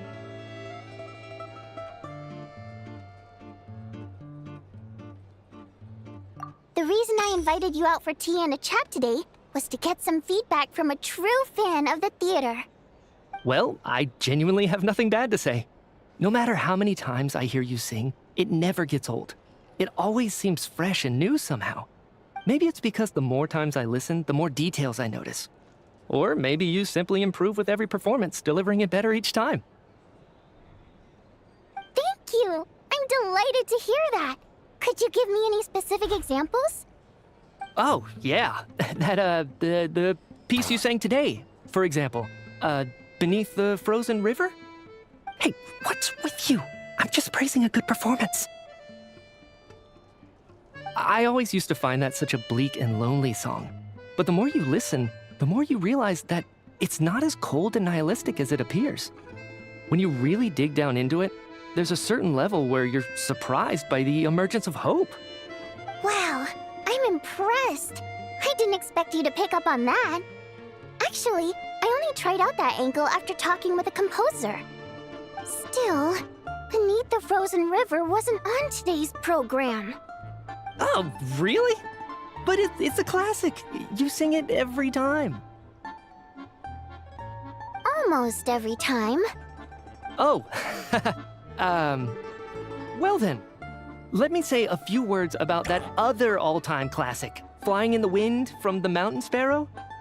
I didn't sing that one today either. My voice wasn't quite up to it, so I switched it out at the last minute. Oh, but, Sorry, Mr. Mitya, but you were at the theater today, yes? Of course I was. Remember? I said hello to all the troupe members before the show started. You, Odette, and the others. So what did Odette sing today? Elegy of the Snow-Winged Goose, of course. Correct. I see. You find my singing boring, don't you? No, that's not it. I swear. All right. I'll be straight with you. I'm sorry. My mind was wandering as you took the stage today.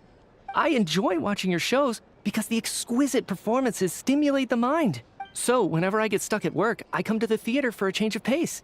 Odette's dance during the Elegy of the Snow-Winged Goose today was simply incredible. That look of sheer defiance in the face of utter tragedy, it was so inspiring. I started scribbling in my notebook right away. Not that I made a ton of progress in the grand scheme of things, but So what you're saying is, you didn't listen to my singing at all? Unfortunately not. I'm sorry, I don't... Seems like things are getting... Mitya just stepped into a conversational minefield. This meeting was so hard to set up. It's fine. I suppose this is affirming in its own way. Don't let it bother you. It certainly doesn't bother me. She's showing a lot of restraint. Well, I'll be sure to let Odette know how much you adored her performance. Please don't say that. I always love your performances too. It's just that inspiration struck at the wrong time today. I know, I can tell. I'm sure some people can't stand it when others praise their coworkers right to their face, but not me. No, sir. Fair enough. I still feel kind of bad, though. But you know what I really can't stand? People who only show up to the theater to pretend that they're cultured. Makes me sick to my stomach. Oh, yeah, 100%. There are too many of those people around. By the time they're walking out the door, they've forgotten all about the show. What's wrong? You look furious. I don't know if you've heard about the boss of the Iskra manufacturing plant. He isn't even a theater investor, but he always demands the same privileges as actual investors. Box tickets only, premium drinks, even the right to request specific songs. Well played, Vodyanitsa. Seems like she's harnessing her rage to steer the conversation back on track. Now that you mention it, I've interacted with that guy before. I gotta say, everyone holds him up as an example of a benevolent businessman, but I don't know. I don't see it.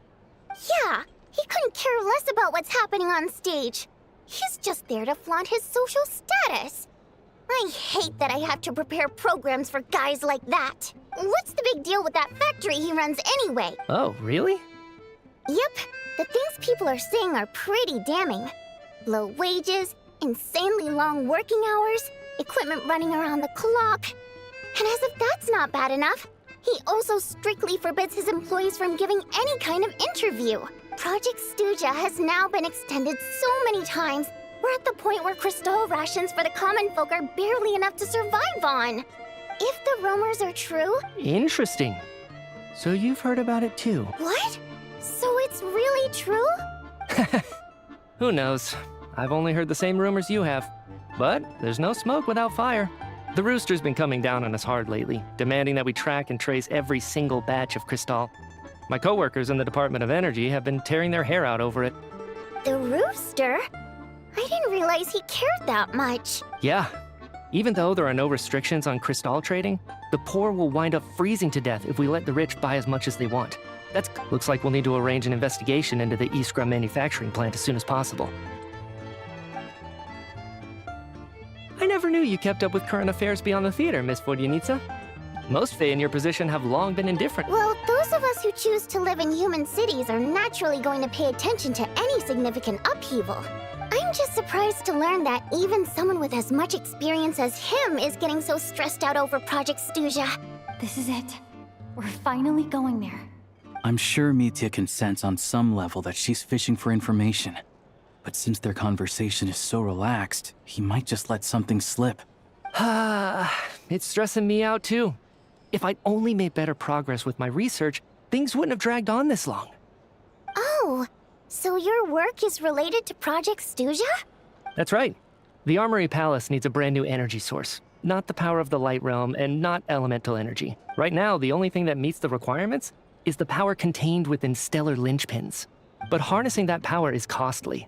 Each step of the process requires enormous amounts of Kresnik crystal, from extraction to quantification to attempts at conversion. Progress has been painfully slow, and the team is getting burned out as time goes by.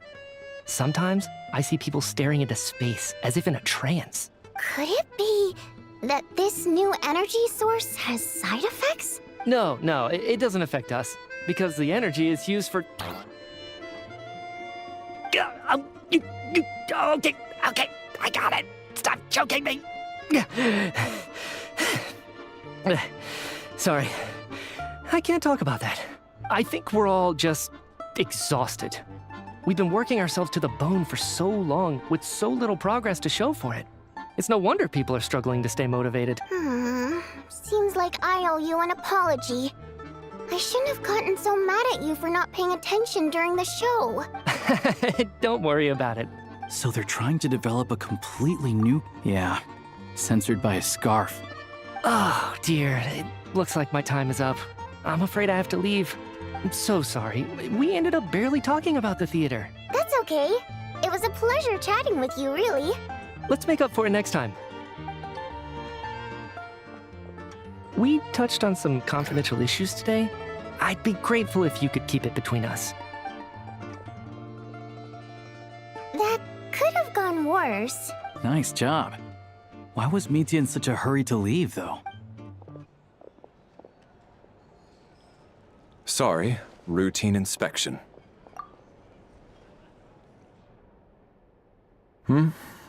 Okay, let's go. So he wasn't rushing to get back to work.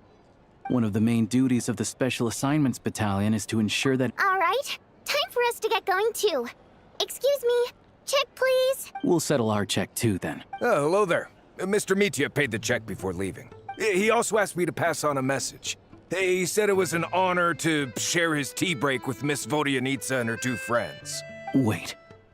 So he knew we were here all along? This raises a lot of questions. Did he deliberately mention the new energy source so that we'd overheat? Maybe his work isn't confidential after all. Maybe the key here is the purpose of this new energy. I guess that's the next thing to look into. Vodianitsa and Alosha have both left. Time to head back and call it a day.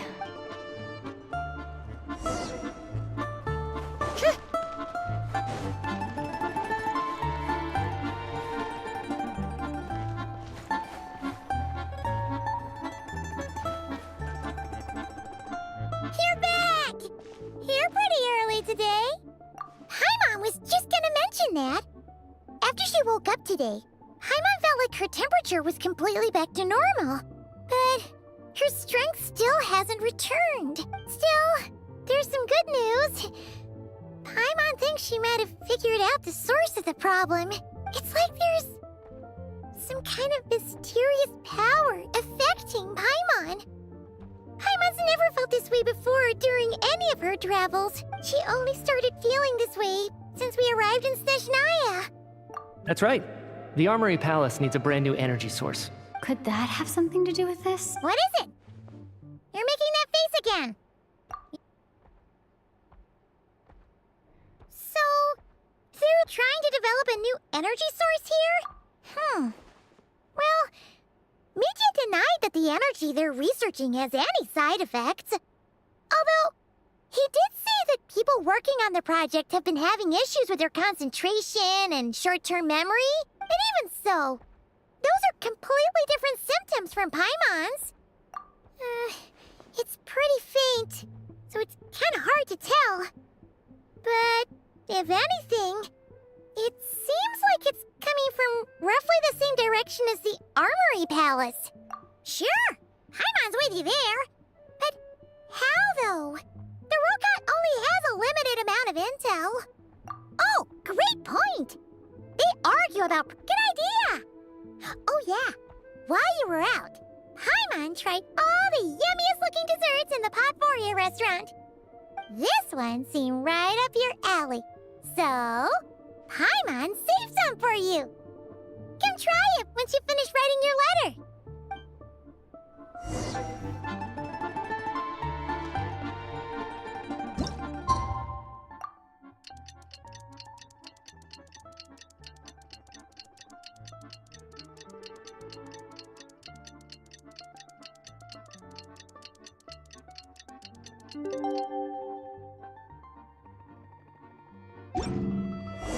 Alosha replied.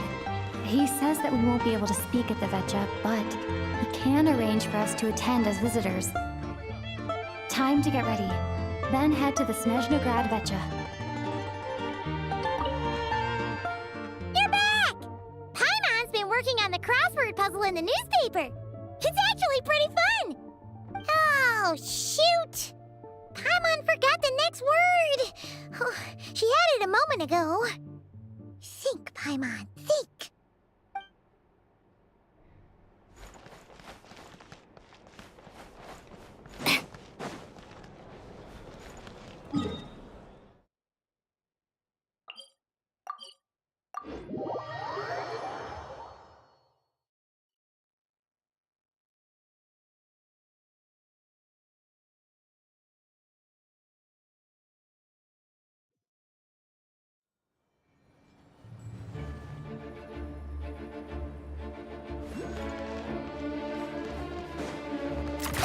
Keep up. Pick up the pace. How tight. Ah, Miss Vodianitsa, prima donna of the Korolievsky troupe. What a surprise meeting you here. Will you be sitting in on a session of the Vetcha? Sorry, I'm not taking interviews today. Oh good, you're here. The session's about to begin. Let's get inside. Please wait, Miss Vodianitsa. Could you introduce me to your new friend?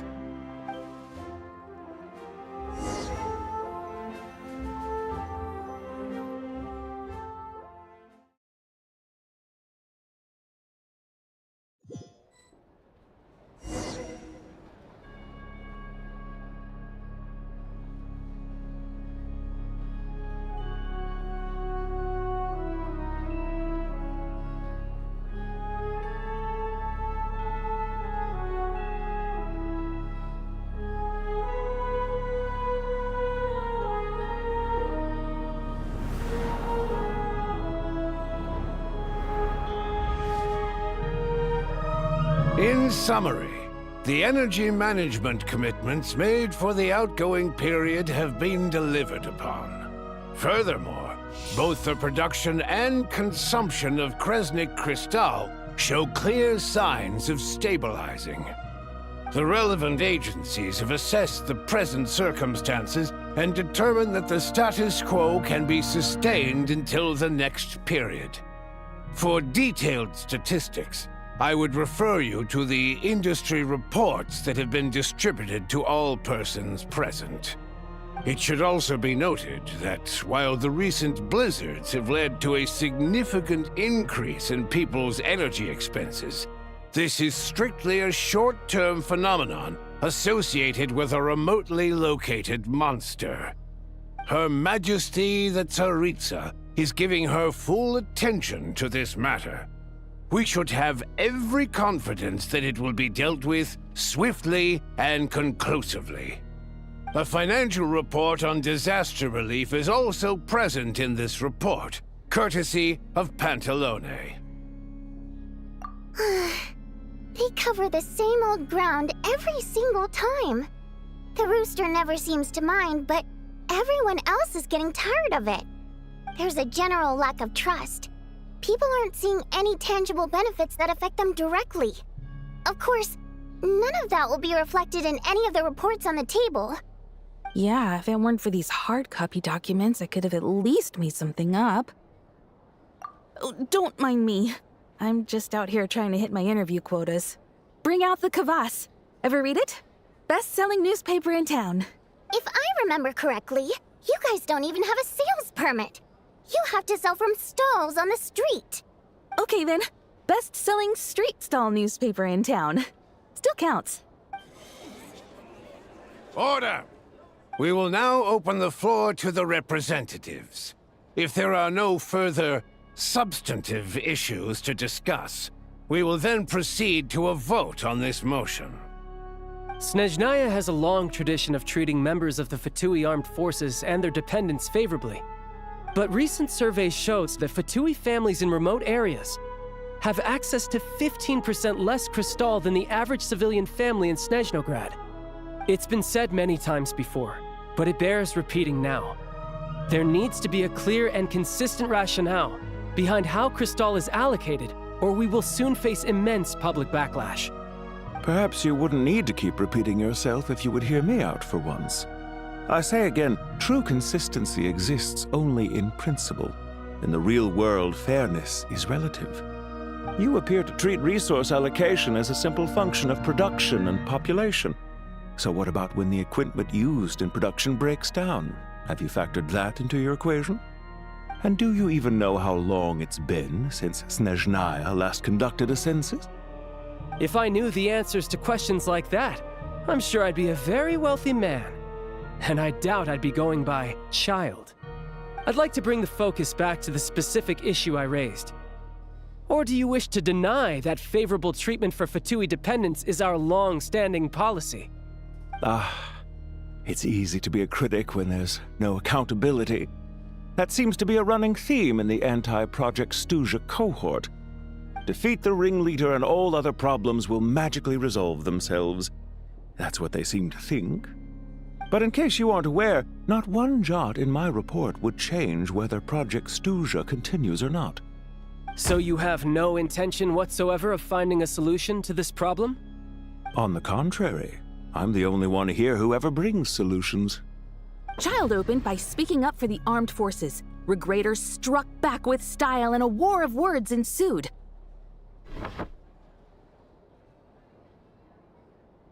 Our reporter was live on the scene to get the audience's reaction as it all unfolded. Who do you support? The people have spoken! Child received raucous applause from the crowd as he pushed Regrator onto his back foot with a relentless barrage of questions. It had to be seen to be believed.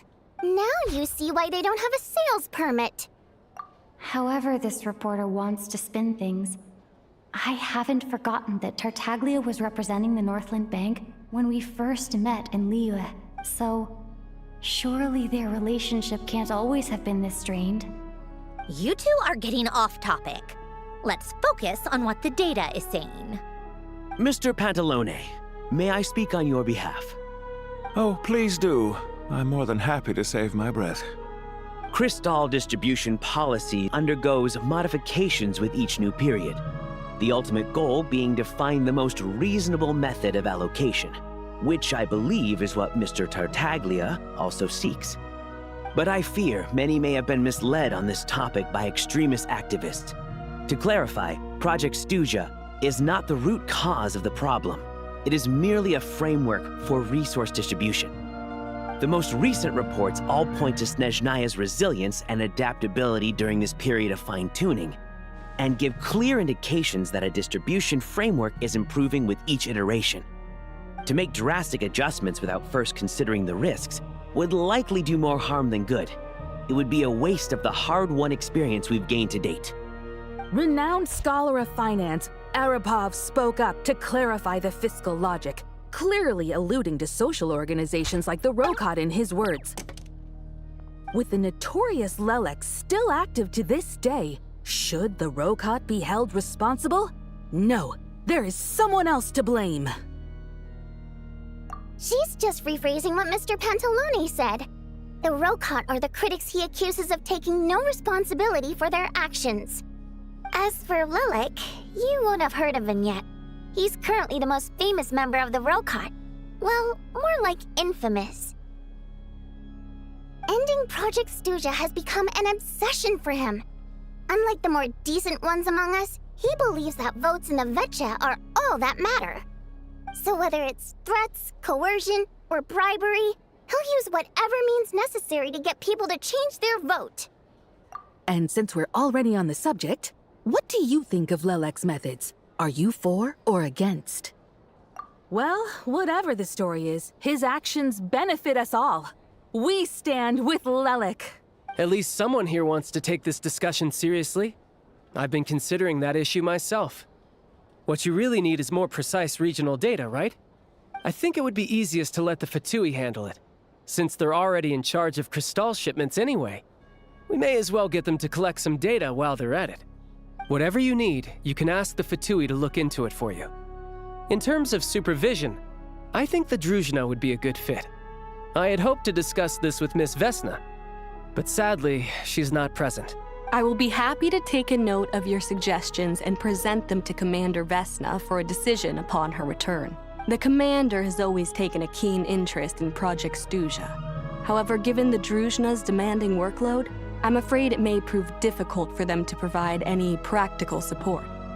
Let us refrain from jumping to conclusions until a concrete and actionable plan is in place. My apologies, Lord Rooster. There are numerous issues to address here, including manpower, time sensitivity, and reporting lines. Nevertheless, I support drafting a proposal. Follow the usual procedure, and it can be raised as a new motion for all parties to evaluate at the appropriate time. In that case, I'd like to share one thought before the proposal is drafted. The issue of time sensitivity was raised just now, which I presume relates to the official reports. In fact, the Energy Commission already collects regular statistics on each urban center and its surrounding area. Would these be of any use? That's a good idea. I read every issue of Sviet Lolaidovka's report, and although my focus is mostly on the section about equipment operation, the energy consumption statistics also yield a lot of insights.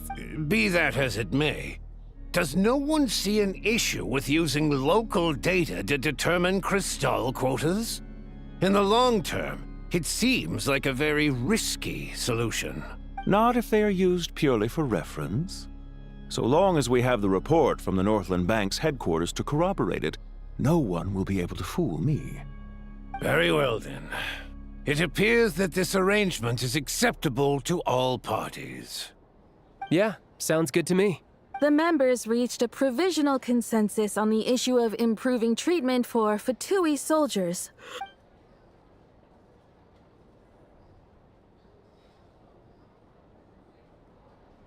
Today, the prima donna of the Korylevsky troupe attended a session of the Snezhnograd Vetcha in the company of a most charming young lady. The question on all our minds is, What is the true nature of their relationship? Write anything like that again, and I'm revoking your permission to interview the troupe. Got it?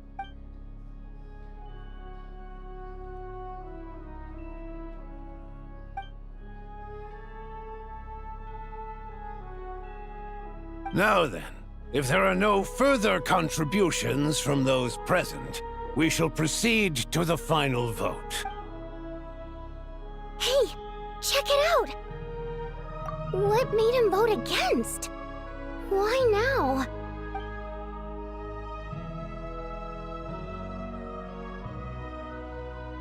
The votes have been tallied. Those in favor of continuing Project Stuzha total 61%, securing a clear majority. That was too close. The margin has shrunk yet again. Chuganov was a huge loss. I'll bet Lelek is behind this. I wonder how Pulcinella will respond this time. Chuganov. I see. Lelek strikes again. Yes, go, Lelek. Once Project Stuzha is defeated, our unwavering support at Bring Out the Kvass will finally pay off when we make our comeback. I can taste our victory already! In accordance with the result of this vote, Project Stuzha will remain in effect until the next Vecha period. Finally, may I remind us all, we debate only for the greater glory and solidarity of our nation. May the aurora shine ever on, and the tundra always stand firm. The session is concluded.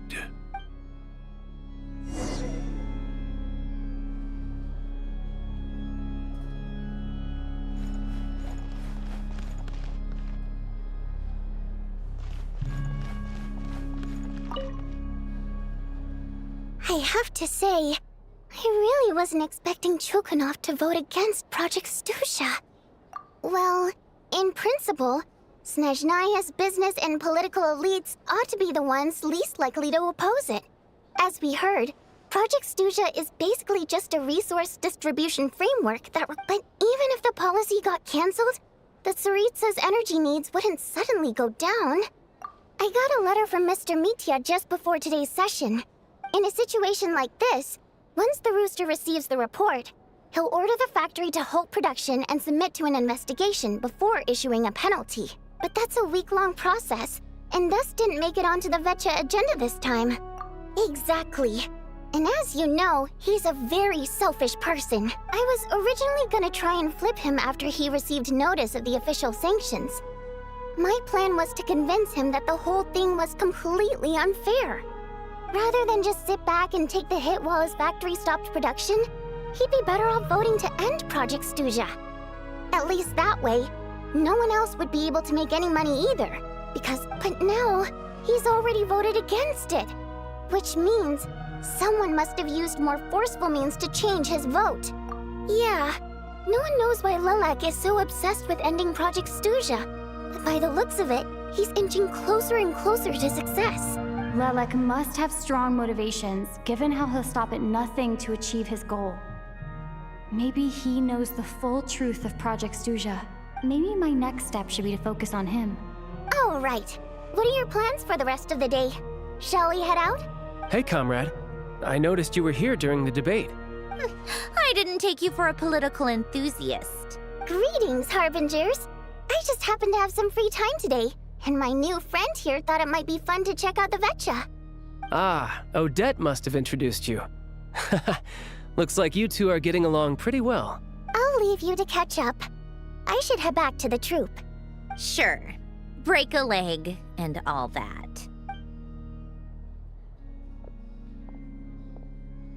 Thought it might be fun to check out the Vecha, did you? Things are never that simple with you, Traveler. There's no way you're here for kicks and giggles. Tell me I'm wrong. Oh, yeah. To some, he's a captivating enigma. To others, he's the bane of their existence. No one ever thought that some anonymous nobody from the Rokot could cause such a stir. Huh? You want to look into Lelek? Then I'm sure his days of anonymity are numbered. What do you think, Sandrone? Fine by me, I guess. If the Traveler actually manages to expose Lelik, it'll be doing Pulcinella a favor. In return, it seems fair to let her in on what we've learned so far. My thoughts exactly. Sharing is caring, after all. Head back to Glupov and grab the files on Lelik. It's easier to just pull the records than go through the rigmarole of getting the Traveler a visitor's permit. As you command, child, sir. In that case, since we're going to be waiting anyway, I'll have someone brew a pot of black tea.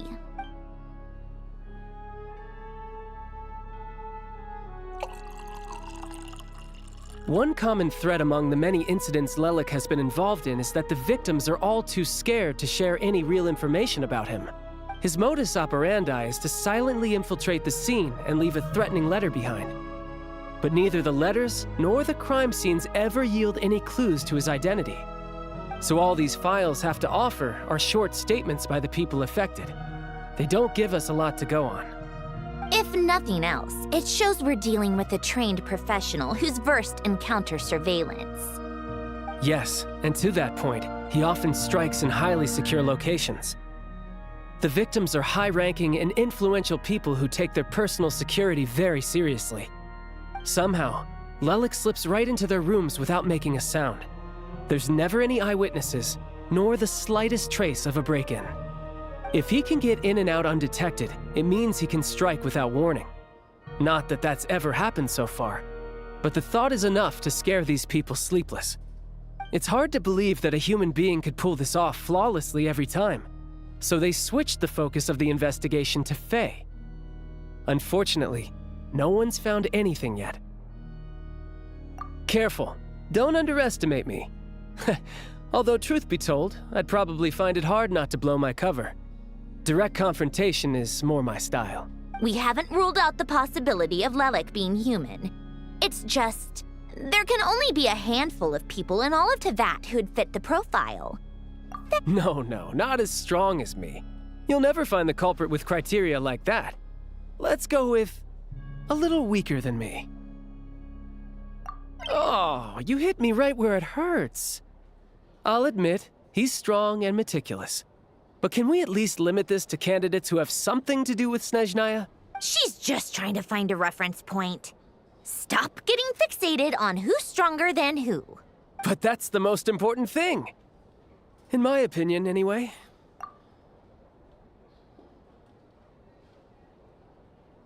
Odette. Yeah, that seems about right. Her skills are solid, and she's always calm under pressure.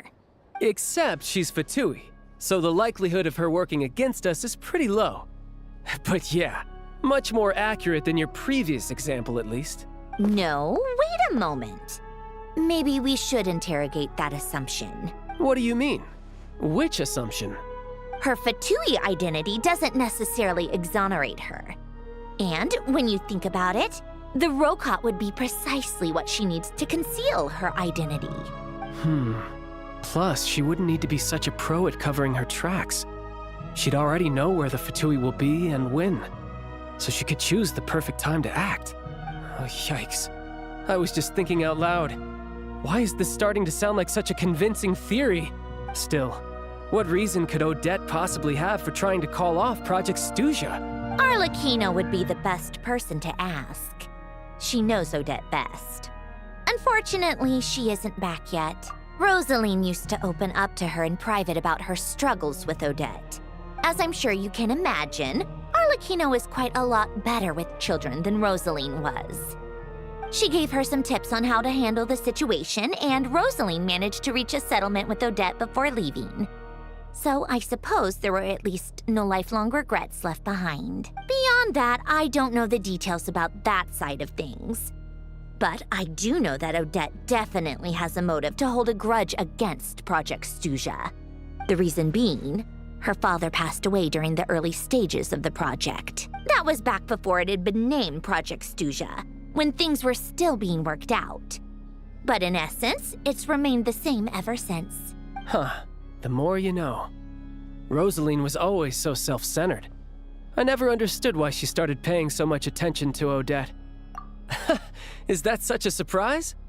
If you cast your mind back, You may remember that Rosaline and I weren't exactly close. We had tea together a few times, but that was about it. Odette's past is no secret. Her father was a fetus and her mother was a very famous ballerina. On the surface, it looks like she followed right in her parents' footsteps. But the truth is quite a different story. After her father passed away on a mission, her mother was overcome with grief. She broke her leg during a performance and could never dance again. Odette was only interested in ballet at the time, but this tragedy left the family with both breadwinners gone. They could barely make ends meet.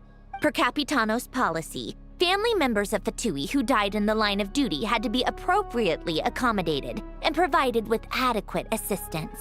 So, regardless of how Rosaline may have felt about it, it fell to her to resolve the issue of Odette's family's livelihood.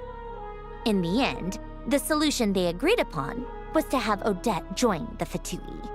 Right, because the alternative would have been a one-off compensation payment, I guess. In that sense, joining up was definitely the better option. Still, she must have had mixed feelings about it, right? If she doesn't even like the Fatui... It's just a theory, a possibility. But as a motive for Odette to become Lelik, it holds up. That said, I have no idea where Odette's head is at right now, or what her conflict with Rosaline was about. Plenty of people were on bad terms with yes, but there's not much point in discussing that now. Yeah, back to Lelik. Since our investigations so far have turned up next to nothing, we've got nothing to lose by trying a new angle. Funnily enough, Tonya and I had actually made plans to go to the theater tomorrow to watch Odette's rehearsal. Unfortunately, thanks to this Lelik situation, I'll be stuck working overtime again. Which means you can go in my place. No point wasting the ticket, plus you'll get to meet Tonya. Spirit Seeker. Quite the classic ballet. It was passed down through Odette's mother's family for generations, though it hasn't been performed in years. But Odette's been practicing it diligently, and it's finally ready for a return to the stage. Tonya's excited for it too. She's desperate to see it no matter what. Personally, it's not really my kind of thing, but since she's my little sister, I had to figure something out. I've actually seen it several times before. The story's pretty straightforward. The lead character follows a trail of clues left behind by a spirit, gradually recovering her memories along the way. It's a tale of love and regret. So not exactly reinventing the wheel, at least by today's standards. But when that classic melody kicks in and the lead character begins to dance, it always gets me. It really is beautiful. Not an easy dance to do justice to, though. I know it's always been Odette's dream to perform this piece, but I'm not sure she's really ready. In that case, I think that even if she is Lelik, we should wait until her performance is over before we respond. I'll let you take it from here, comrade.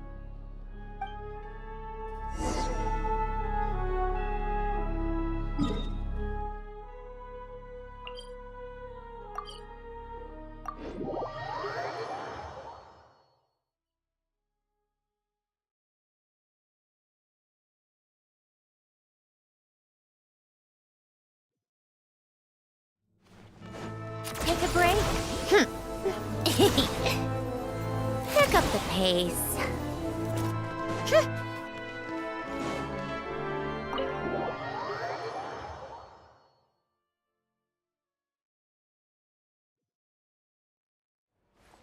Come on, keep up.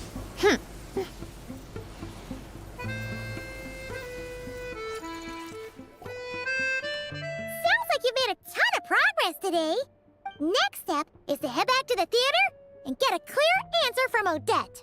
Either way, Paimon doesn't get the sense that she's a bad person. Maybe this is going too far, but like, with everything she's managed to do so far, wouldn't it make more sense in theory to be even more, you know, heavy-handed? Why leave a letter when she could, well, we know there are plenty of other ways to keep people in line, right? So, if it is her, she's got some principles at least. Yeah! Well, all you can do is follow the facts wherever they lead. No change, really. But that thing Paimon told you about yesterday? Paimon feels like she can sense it more clearly now. Hearing you talk about your day makes Paimon itch for an adventure. Yeah, I wish you could be there too. I'm not used to adventuring alone. But don't worry, we'll get to the bottom of this. Guess it's just one of those things. Never mind. Paimon will behave herself and keep resting.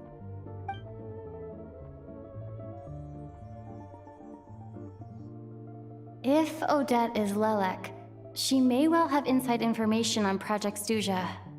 Her father was involved with the project's early implementation and tragically died in the process. Now, she's dedicated herself to bringing it to an end. It's hard to imagine she could have gotten this far without knowing anything at all about the Tsaritsa's true intentions. When she spoke to us as a member of the Fatui, how much did she let on? And how much was she hiding? Only time will tell. Maybe tomorrow everything will be answered. Hey look! It's snowing! Could be a tough day ahead. Make sure you wrap up warm tomorrow.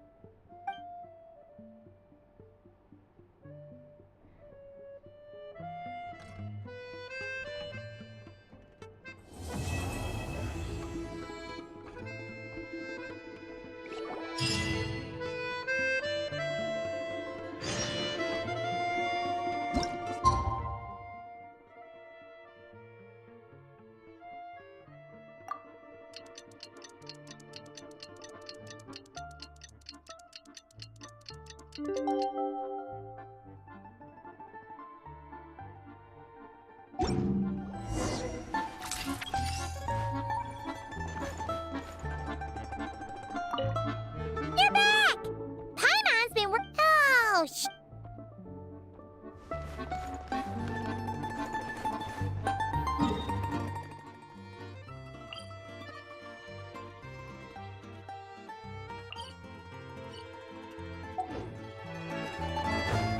How tiresome.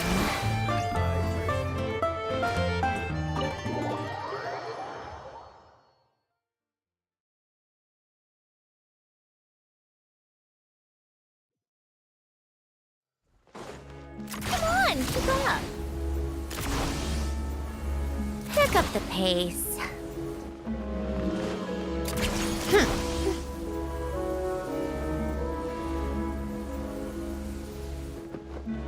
Yeah.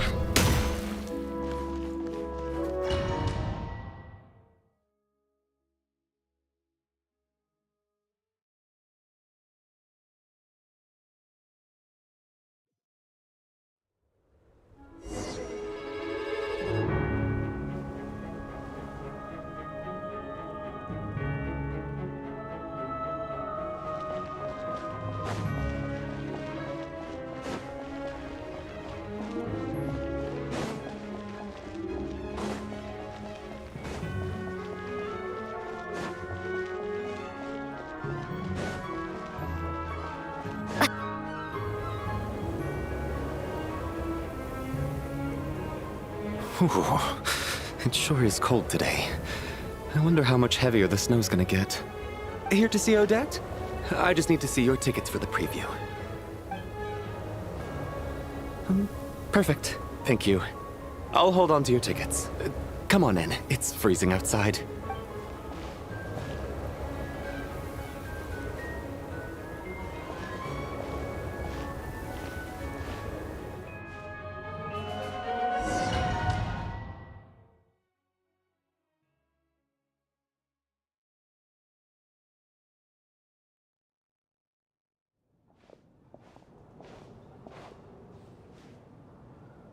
I think I'll leave the Lelek question until after the show's over. Then I'll go find Odette.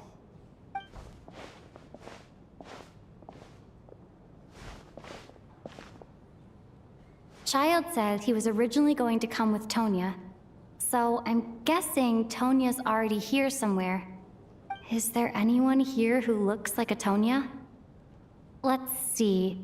It's a small audience, Makes sense for a preview. But wait, I do see some familiar faces. Mr. Chuganov's back again by the looks of it. Oh, and is that Mitya? And that Fatui officer, Valeri. Guess he must be playing cat and mouse with Mitya again. Oh no, it looks like the show's starting, and I still haven't found Tonya. Never mind. I'll just have to take a seat for now and see if I can catch her afterwards.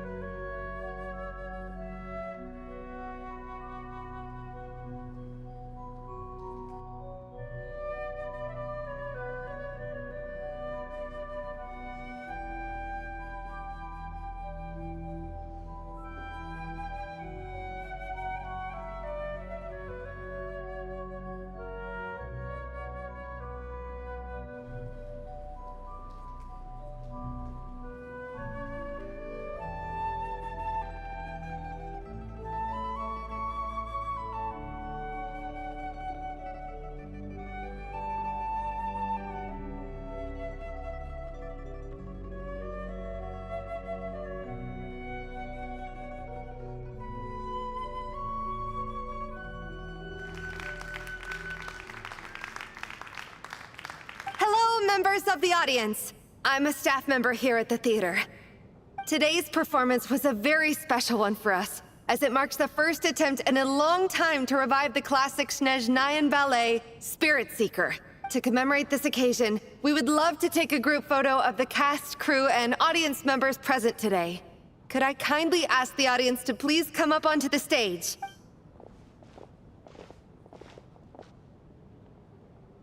All right, everyone, huddle in a little more. Now, look at the camera. 1, 2, 3.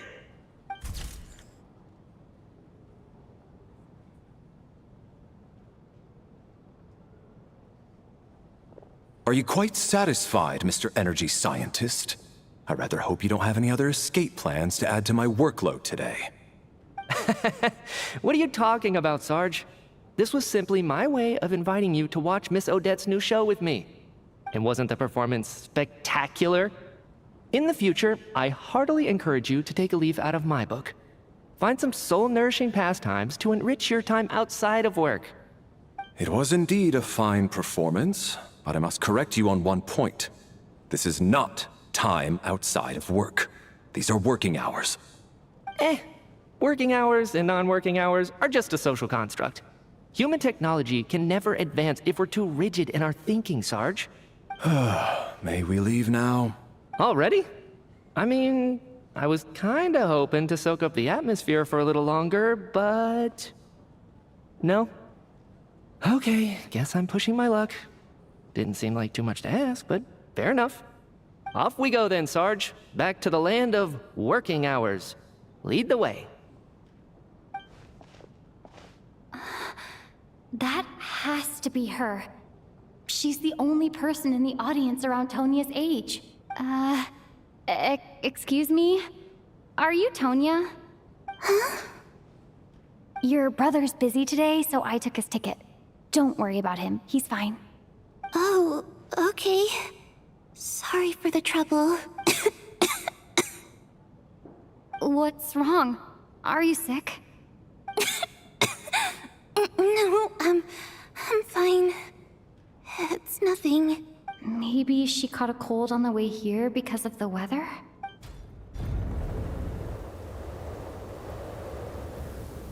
I haven't seen snow like this in a long, long time. It's most unusual. I know. It's completely white out there. You can barely see a thing. I've never seen such heavy snow in my life. Let's wait it out for now. You'd be lucky not to freeze to death in this weather, let alone find your way. Well, look at that.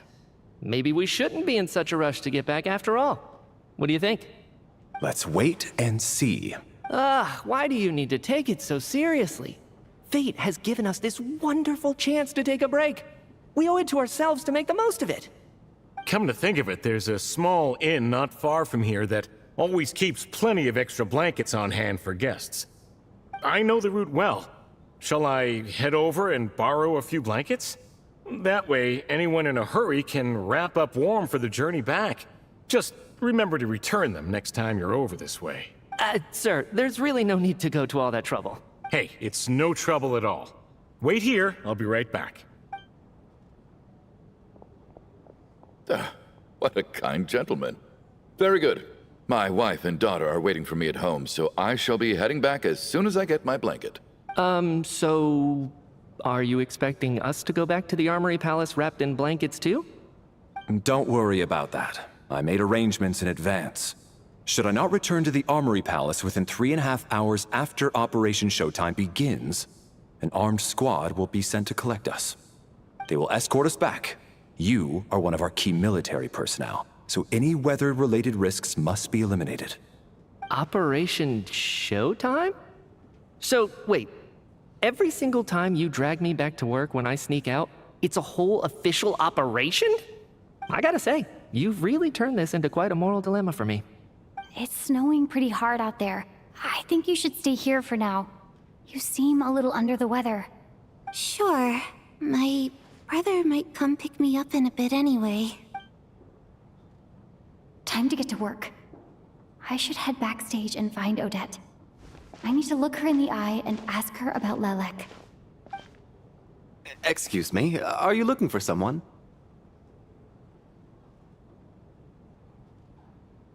Ah, a fan, I'm guessing? Today is just a dress rehearsal, so Miss Odette won't be meeting with fans. She's taking a well-earned rest right now. Sorry, but that area is currently off limits to everyone except the cast and crew. Huh. Bad timing, I guess. What happened to the gentleman who went to fetch the blankets? How has he still not returned? I was thinking the same thing. It's still snowing very hard. Whatever the reason for his delay, I must say I hate nothing more than people who make empty promises and fail to deliver. Well, I have to treat my employees like that on occasion, but that's different. You seem anxious, Mr. Valeri. It's been nearly 4 hours since I left the armory. The army should have arrived to extract us by now. They know how much I despise tardiness and disrupted plans. There's simply no reason that they shouldn't have shown up by now, barring exceptional circumstances. Surely a snowstorm like this one counts as such. Few things in this world can stop the Snezhnayan army, Mr. Mitya. And a snowstorm is certainly not one of them. Why don't you go out and take a look? They might be right outside, waiting for your orders before they dare come in. An absurd hypothesis. This doesn't look like an ordinary snowstorm to me. That guy who left earlier. It looked like he just vanished into thin air. Either that, or my eyes were playing tricks on me. A man-eating snowstorm? Come on. Night hasn't even fallen yet. Spare us the ghost stories.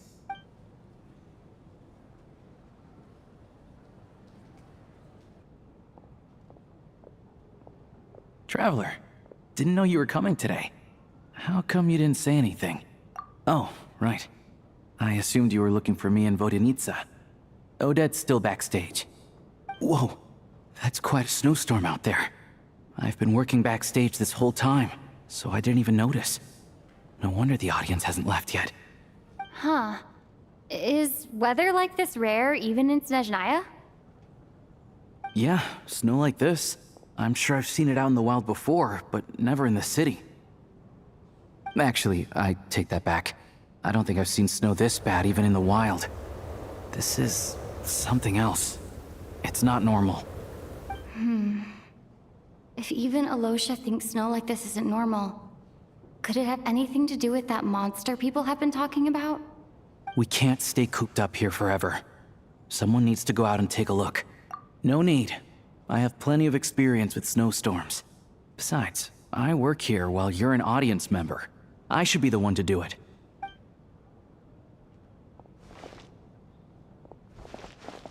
Everyone by the door.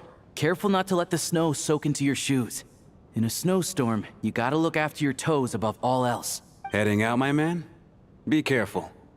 I've been told the snowstorm eats people alive. Thanks for the advice. I am planning to be careful. I just want to take a quick look at the situation out there.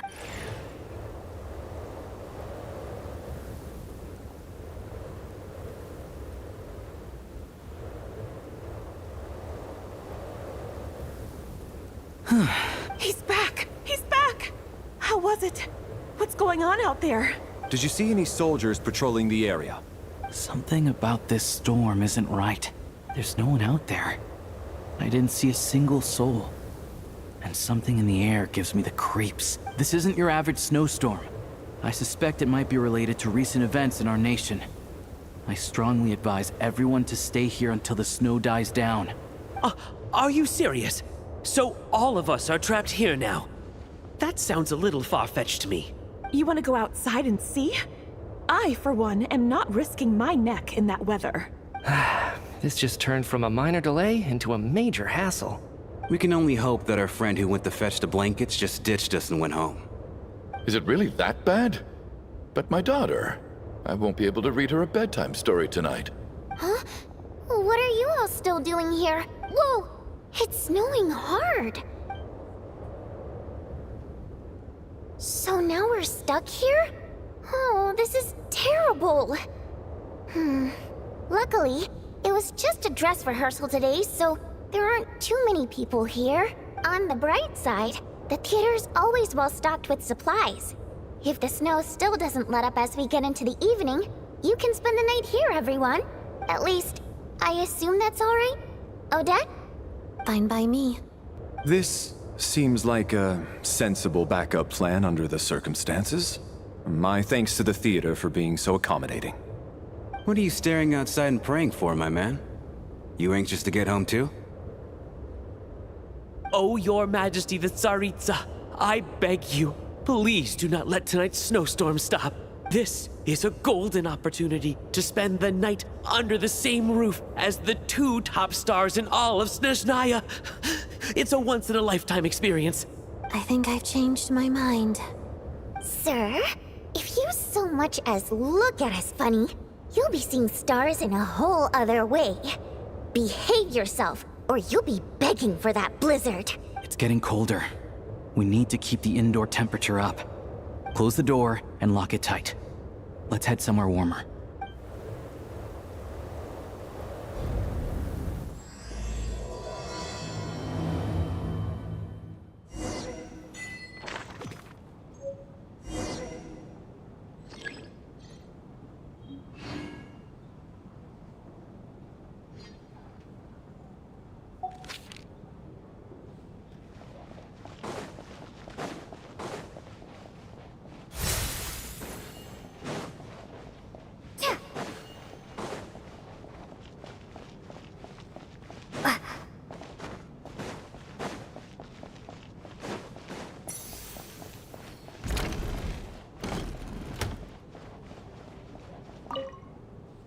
And then there's the aristocrats.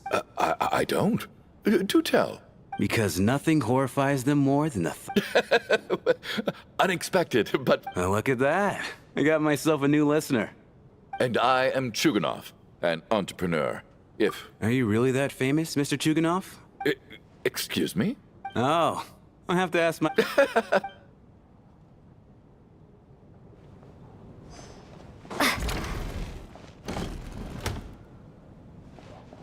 How are you feeling, Tonya?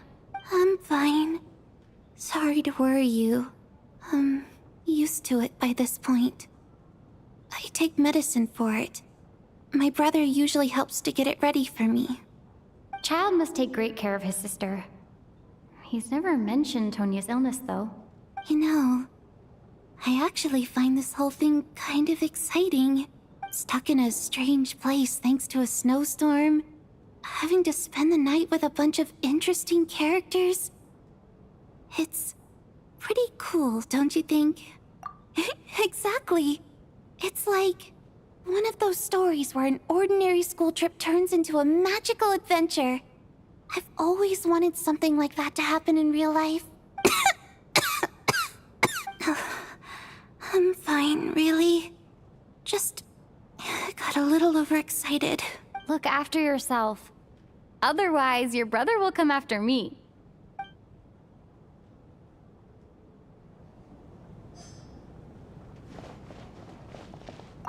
My husband has major trust issues. That's the price of marrying into wealth. You'll get used to it. I'm not about to stop you if you want to leave. But don't drag me along. Hello? Can I help you? My husband has major trust issues. To him, I doubt even this snowstorm is a good enough excuse for me to stay out all night. That's the price of marrying into wealth. Hello? Can I help you?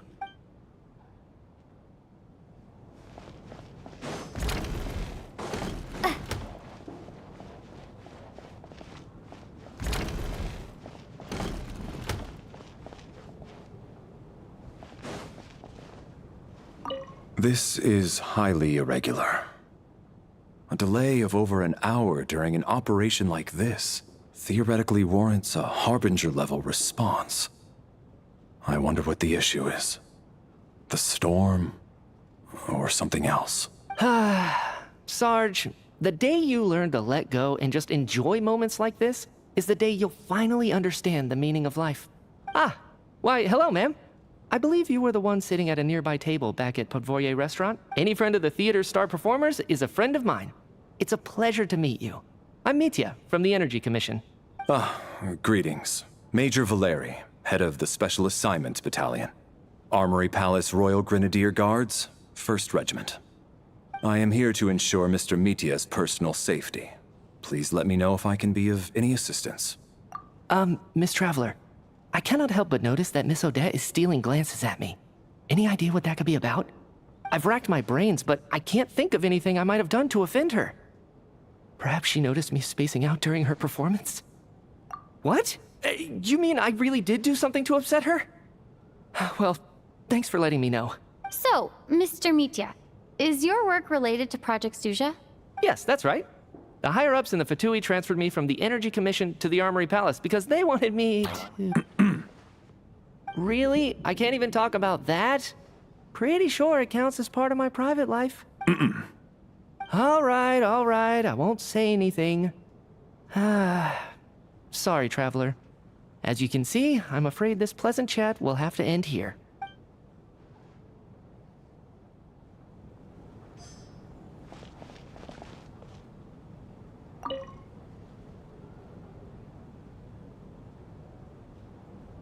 I don't think it's ever been this lively backstage before. I didn't know you were coming today. Hey, have you seen Chuganov? I heard he was coming today. Have you spoken to him at all? I'm with you. This could be just the chance we need. Yeah, I gotta figure out a way to coax some more intel out of him. I want to know why he suddenly changed his stance on Project Stuja. What exactly happened before the most recent Vecha vote? For the Rokad, or just out of personal interest? Shh! There are other people around. Don't say the R word.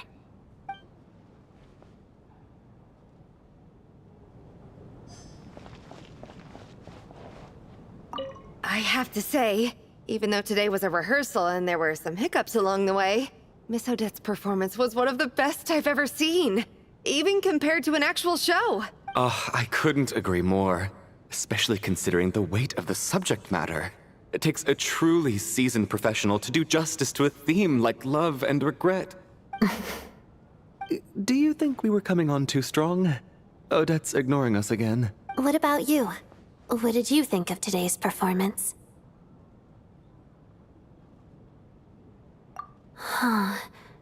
That's actually a more insightful critique than I was expecting. My mother would agree. She's always thought that was my biggest flaw. Maybe I need to work on making my facial expressions appear more natural. I'll make sure to save a ticket for you when the show's performance ready. This doesn't seem like the time or place to bring up the subject of Lelek. I need a chance to speak with her in private. So unfair. Talk about double standards. And now it looks like I've been spotted. You know Mitya too? No, I don't. I just have a feeling that he might be dangerous.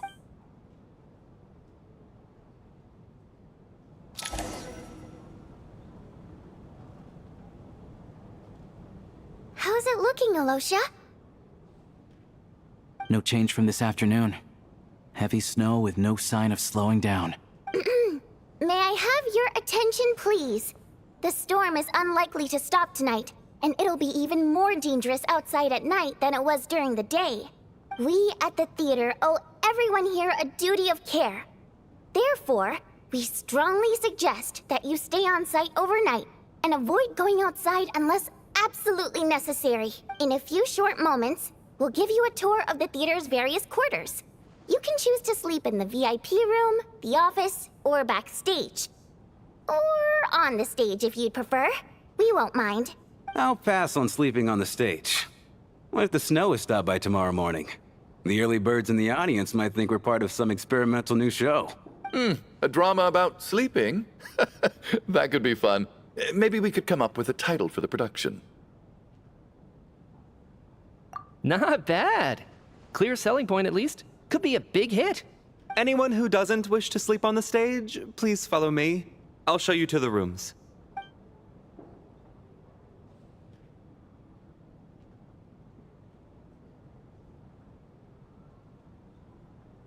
I guess I'll call it a night. Though, I feel like I won't sleep very well without Paimon here. I'm sure she'll be worried that I haven't made it back yet. But as long as she looks out the window, she'll probably realize what's holding me up. I wonder if she's feeling any better yet? At least she hasn't been getting any worse. Still, I should try and get back first thing tomorrow morning.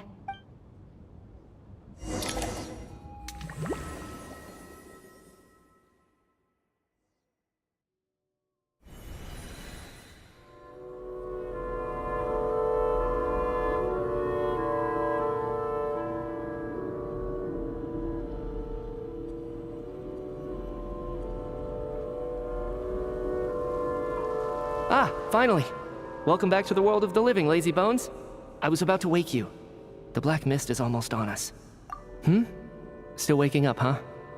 You know, the black mist. It's been chasing us from below ever since we were born. You're just dozy. There's no way you've forgotten. Come on, let's keep heading up. Onwards and upwards is the only way to survive. Don't listen to a word those black mist cultists say. Here we go again. That endless march toward survival. What's going on?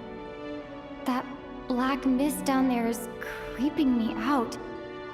And it's rising. Guess I should head upwards and get away from it. The black mist cultists believe that being swallowed by the black mist leads to everlasting peace. But if you ask me, they're just lying to themselves. We're the only heretics left, the only ones who refuse to give in. We have to keep going.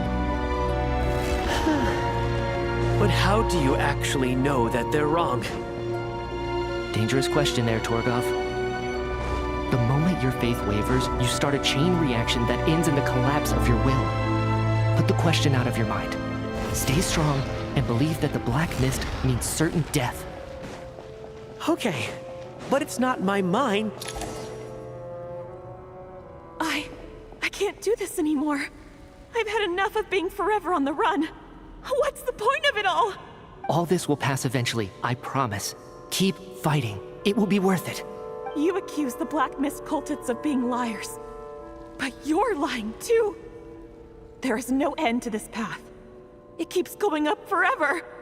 There was never any hope to begin with. The cult of the Black Mist has poisoned your mind, Sobolova. Are you thinking of giving up as well? I am. I think I'll take my chances with the Black Mist over this perpetual torture.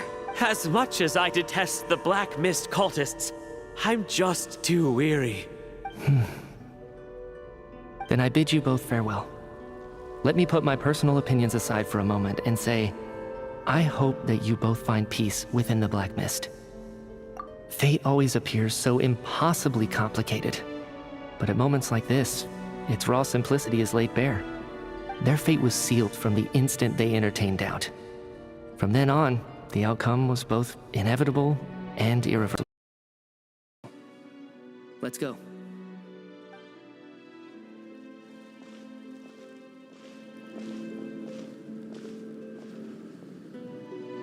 Torgov and Sobolova are gone.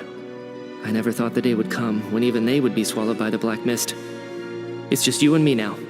Yes, it looks like it's satisfied. For now. This happens from time to time. But it won't be long before the black mist starts chasing survivors once again. No one knows how to stop its advance for good. Well, we should make the most of the precious moments of rest that those two bought for us. Huh? Are you really that sleepy, traveler?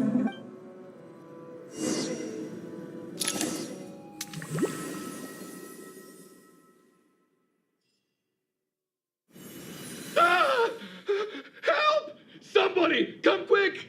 What is it, Chuganov? What's wrong? Is it morning already? What's all the commotion? Sounds like it's coming from next door.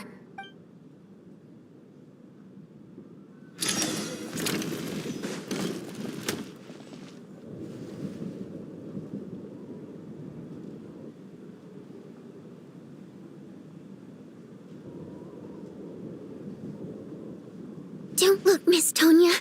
Stay here. Okay. What happened to them?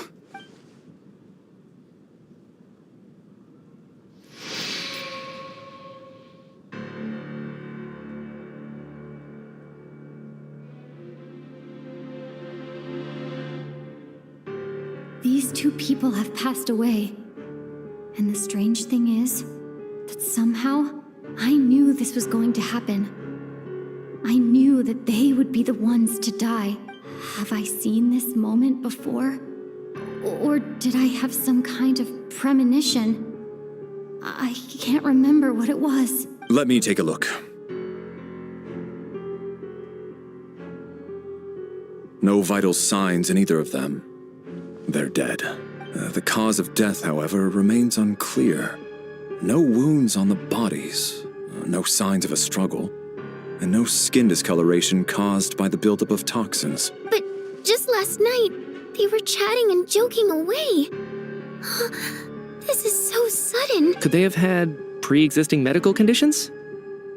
Even then, the odds of them both dying of sudden complications on the same night are extremely low. It's hard to believe that they died of natural causes, nor does this appear to be a suicide. Who was the first to discover the bodies? It was me. But these deaths have nothing to do with me, officer. I got up early because I wanted to see if the snow had stopped. Then I noticed that the door to this room was open, and it looked like there was a man and woman inside. I just went over to see what was going on. I had no idea they were... I can corroborate this. I was doing my morning exercises near the stage. When I saw Mr. Chuganov heading this way, I followed him. I can also confirm that I didn't see a single person approach that room before him. The snowstorm was raging all night, and it's still going now. There's no way someone could have come in from outside, correct?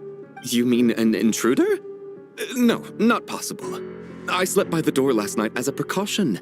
There's no way I wouldn't have noticed if anyone had tried to open it. Everyone, split into pairs and search the theater for anyone in hiding, or any signs of suspicious activity. I'll follow up with a full search of my own shortly. Go. There is no time to waste.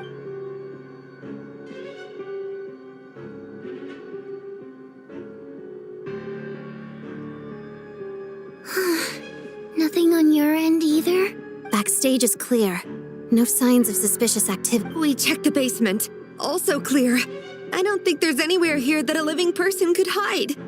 Are we certain that the theater doesn't have a back door? Or any tunnel or passageway wide enough for a person to fit through? No, there's nothing like that. If people were sneaking in through some secret tunnel to avoid buying a ticket, we'd have sealed it off ages ago. I also checked the windows. All of them are locked from the inside, and there's no sign of anyone entering or leaving. It sounds like we can safely rule out the intruder theory. If anyone came in during the night in this weather, there'd be no way for them to avoid leaving footprints or water stains. This can only mean one thing. It's like one of those murder mysteries you see in novels and plays, isn't it?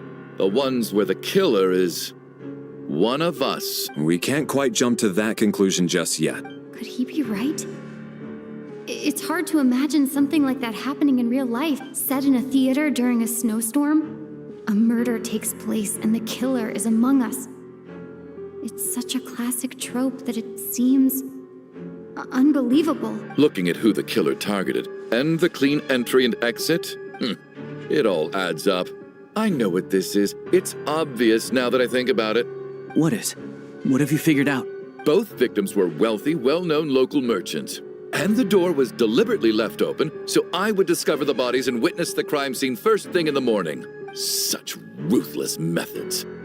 This was your doing, wasn't it? Lelik. Lelik? You mean Lelik is among us? And he's the killer? Lelik. I know this code name. Member of the Rokot, anti-Project Stuzha. Always works alone. I've read the case files at the Armory Palace. Walk me through your reasoning, Mr. Chuganov. What do you know about Lelik? What now, huh? What now, Lelik? What more do you want from me? I already voted against Project Stuzha at the Snezhnaya. You snuck into my house the other day while I was asleep.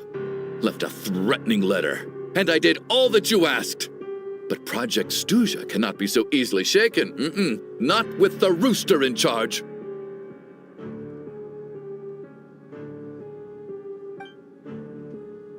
So he really was threatened by Lelik. That makes sense. And now you're resorting to murder to threaten me. Isn't that right? I knew it. The Rokot despises the rich. The lives of the wealthy are but refuse in your eyes. Show yourself! Which one of you is Lelik, Tell me!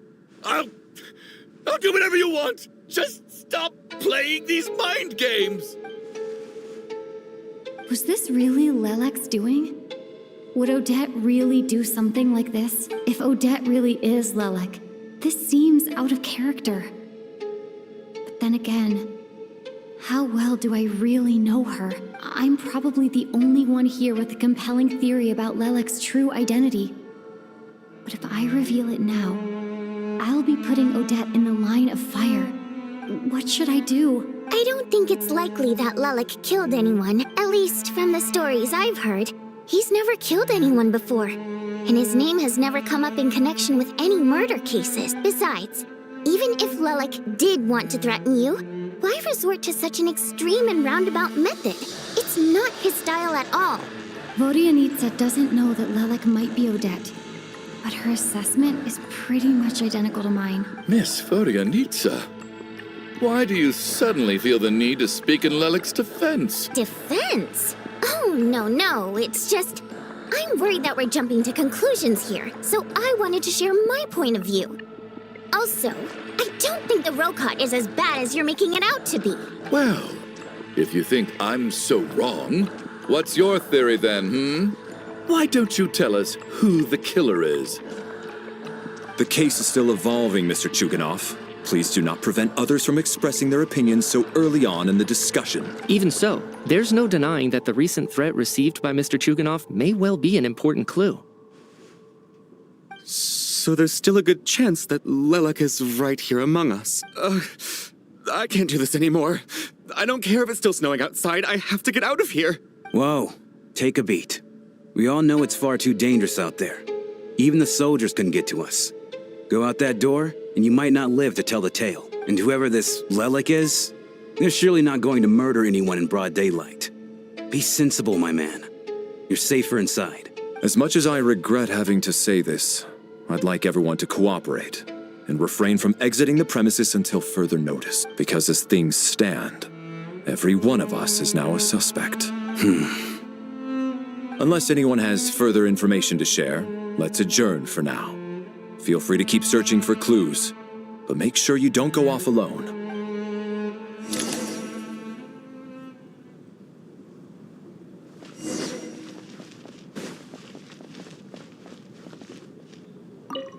I still find it hard to believe there's a murderer among us. Just last night, I imagined we were like classmates out on a hiking trip. There's no guarantee that you can trust your classmates. Especially not when you're locked up together. Why did they do this?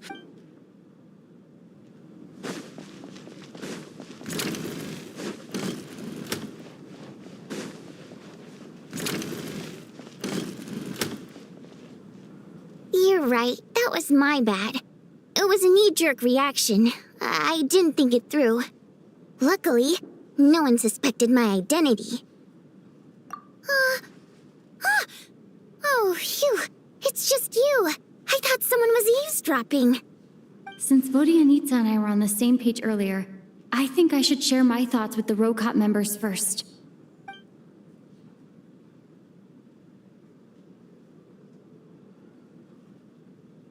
Whoa. Are you serious? I don't know if this counts as gossip, but it's definitely on track to be the juiciest this whole year. Odette? Really? Odette? Oh god, how dumb does this make me look? Actually, it's exactly what you'd expect. And now that you mention it, what are we up to now? 1, 2, 3... Odette's identities. She's my coworker, specifically a ballerina, and also a Fatous, a member of the Rokot. Now, Lelek. It must be so exhausting. I just want to give her a hug. I guess since I've always known her as a member of the Fatui, it never even crossed my mind that she could be involved with the Rokot, let alone be Lelek. I don't understand. If she's with the Fatui, what reason could she have for being... Probably best if you ask her that in person. Well, since you waited until now to bring this up instead of announcing it to everyone earlier, does that mean we're all on the same page here? Yeah. Lelek may not follow orders from the Rokot leadership, but as far as I'm concerned, she's never crossed the line. We need to confront her face to face. Do you think she'd really admit to being Lelek? I don't know. We'll have to see how it goes. For now, we'll work on the assumption that she didn't kill anyone.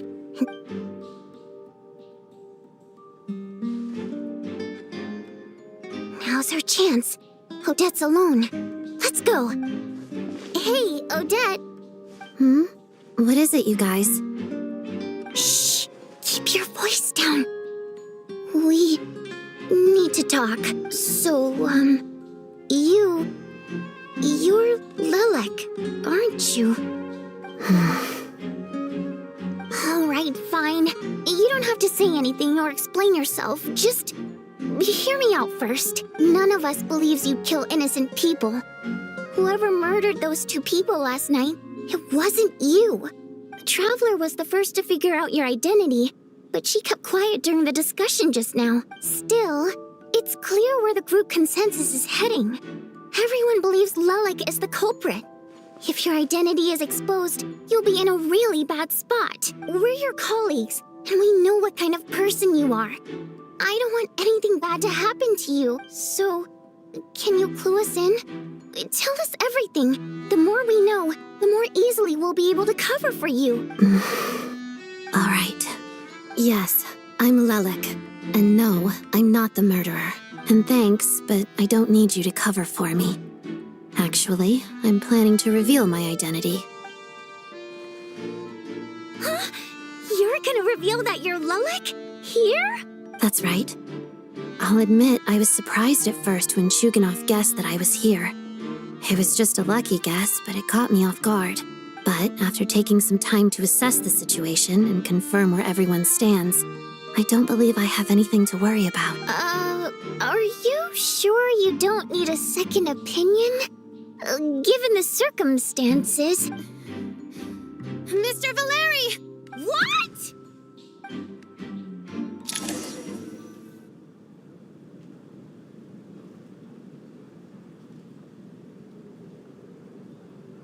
So... Odette is Lelek? I don't know what game you're playing, but you've got a lot of nerve. It's just one identity. So what if it's exposed? I can disappear and adopt a new identity anytime I please. I made my peace with this when I chose to become Lelek. But more importantly, I promise I am not the murderer, which means that someone else is. So, if anyone still insists that I did this, you'd best produce the evidence now. Otherwise, I suggest that you bite your tongue. Because if you really believe I killed 2 people without making a sound or leaving a trace, pointing fingers at me would surely only make you my next target. Is this really the truth, Miss Odette? That's confidence, all right. I believe you. A real no-nonsense attitude. I can see why Marionette said that she's on track to inherit the title of the Fair Lady. Are you seriously buying this? Hey, officer!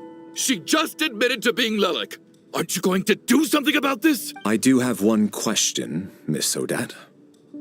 Why have you chosen this moment to come forward and reveal your identity? If I didn't say anything, everyone would be focusing all their efforts on finding Lelik, and that is exactly what the real culprit wants. I don't want to be the scapegoat who lets the murderer get away with this crime. Despite all the accusations, she made the smart choice. A remarkable display of rational thinking under pressure. Clearly, Odette's talent extends far beyond the art of dance. She thought so far ahead. Ugh, why do I always feel like I'm one step behind her in everything? You've convinced me. Dealing with the murder case remains the top priority right now. Let's put the name Lelik and all related incidents aside until further notice. Nevertheless, the group still considers you the prime suspect. I assume you have no quarrel with that, Miss Odette? I understand. You're welcome to keep an eye on me around the clock. I have no objections. Mr. Chuganov? For my wife and daughter's sake, I'll let you off the hook for now. But don't think you're forgiven for breaking into my house and threatening me. Just wait till we get out of here, Lelik. We'll settle the score.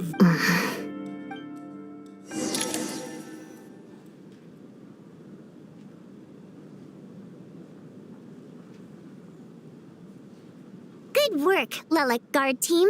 And Lelik, too. Here, have some hot water. Turns out Valeri knew about my exploits, so now I've been told I have to guard Lelik with him. Shouldn't you be facing my way if you're guarding me? At the moment, it looks more like you're my bodyguards. If the true culprit is indeed still at large, as you have claimed, we must keep our guard up against them also. Don't worry, Tonya. We'll get through this. Once the snow stops, the officials will step in. The investigation will get easier, and then we'll be safe. But once the snow stops, won't everyone just leave? You're gonna miss us, huh? Well, some of us work at the theaters, so we'll still be here. I'll even give you a special backstage pass. Really, Miss Vodyanitsa? That's awesome! You've made a fan for life. Aw, you're so cute, Tonya. All right, let's swear to it. I promise to give you the pass, and you promise to never change your mind about being my fan. Promise. Don't indulge her, Tonya. You don't have to swear an oath over things like that. You really do get carried away sometimes, don't you, Miss Vodyanitsa? Hey, mind your own business.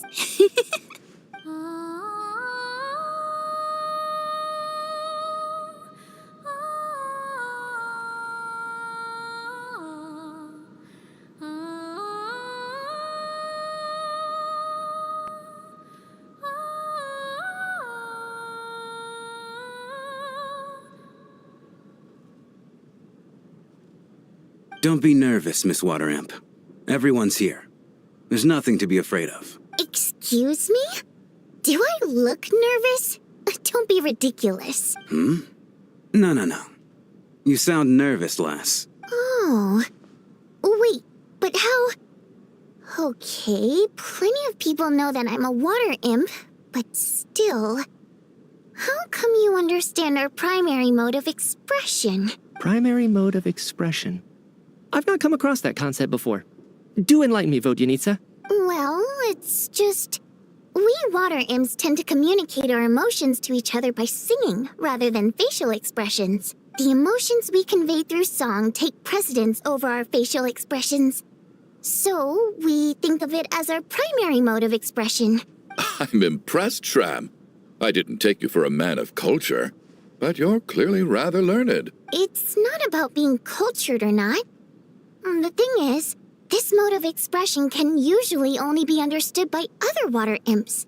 It's not a simple case of a song sounding happy or sad. And yet, you're clearly human, Mr. Shram. It's really not the big deal you're making it out to be. I think I just have a knack for it. Plus, I have a... Very close friend who's a water imp. A delightful lady. But keep that a secret. Anyway, we spent so much time together that before I knew it, I noticed I could understand her expressions. Oh, I guess that makes sense. Still, the fact that you have a water imp friend is even more surprising. I'd better watch what I'm singing when I'm around you from now on. Hey, what are you implying? You're not secretly insulting the audience in your songs, are you? Heavens, why would I do a thing like that? It's getting late. We should discuss our sleeping arrangements for tonight. To guard against the killer, someone needs to keep watch. I suggest that we don't sleep in separate quarters tonight. It will be safer if we all stay together. As long as someone keeps an eye on Lelik, I'm quite sure we won't have any trouble. Are you saying that you wish to bet your life on Miss Odette being the killer? Nonsense. Of course not. Then I propose the following arrangement for tonight.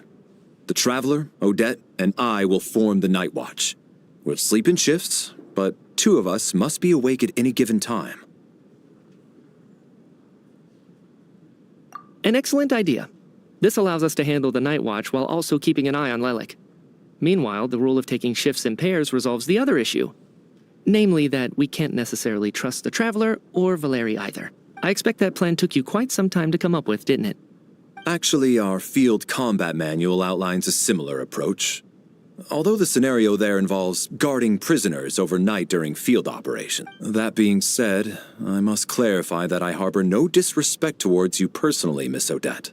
In fact, Lelik's numerous covert operations make fine textbook examples for military agents. I care less about respect and more about the fact that you just robbed me of 2/3 of my sleep tonight. I'm calling dibs on being the first to rest. Good night.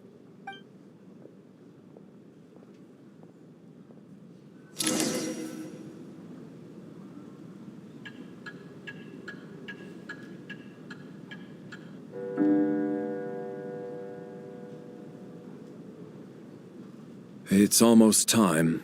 We should wake Odette. How are you faring? Oh, not going to argue with that. I'll take a quick nap. If you start to feel sleepy, wake me up any... It's finally time for Odette and I to share the night watch. I should wake her up.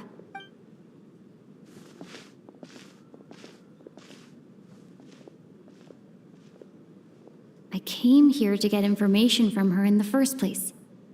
Maybe I should think about what questions I want to ask before she wakes up. How long are you gonna keep staring at me? Couldn't sleep. My mind's been running haywire. Plus, there's something I've been meaning to talk to you about. I had a hunch that you wanted a conversation, too. Let's take this chance to clear the air, shall we?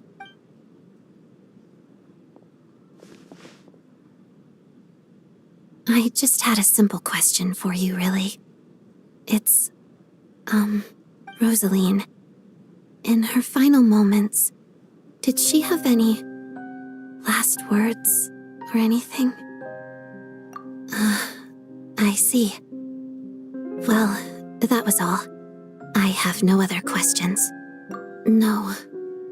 She was utterly ruthless in pursuing her goals.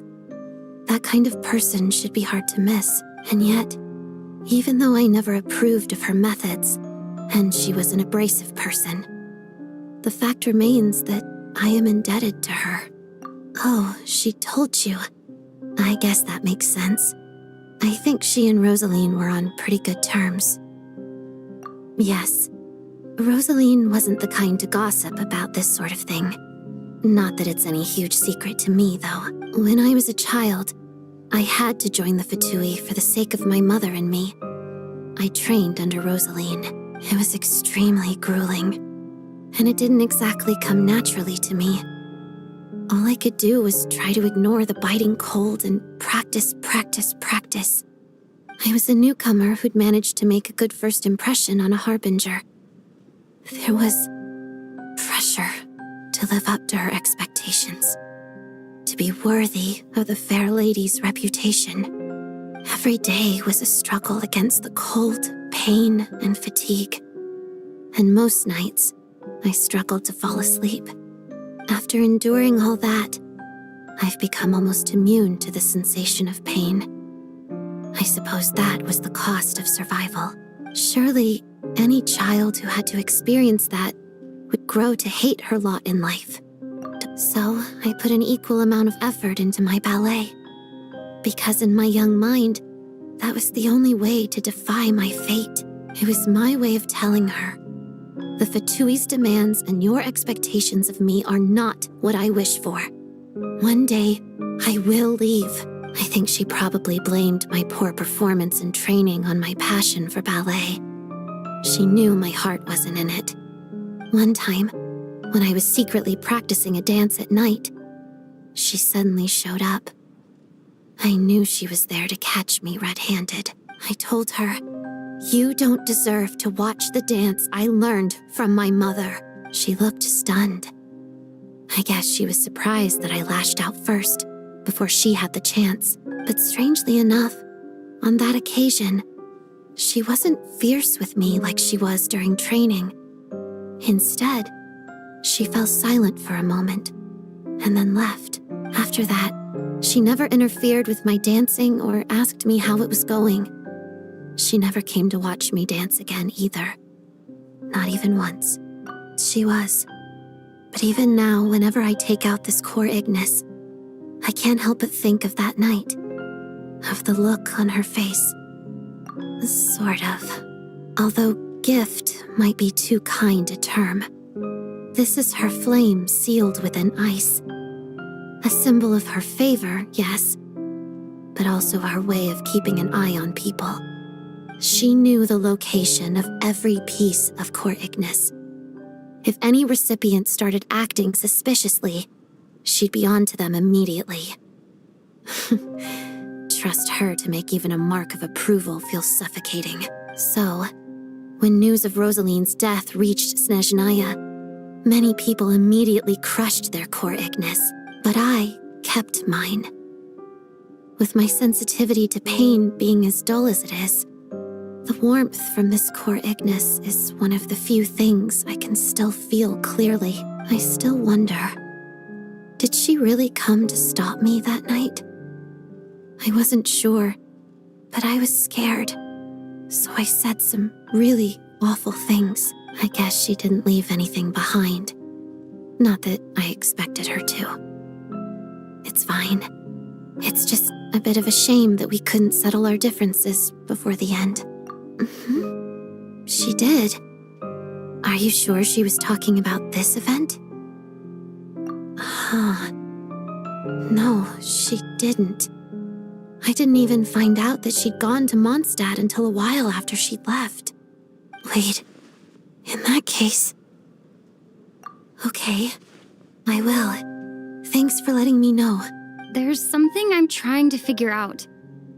I'm beginning to suspect that Paimon's mystery illness is being caused by the energy research behind Project Stuzha. Paimon's very important to me, so I have to get to the bottom of this.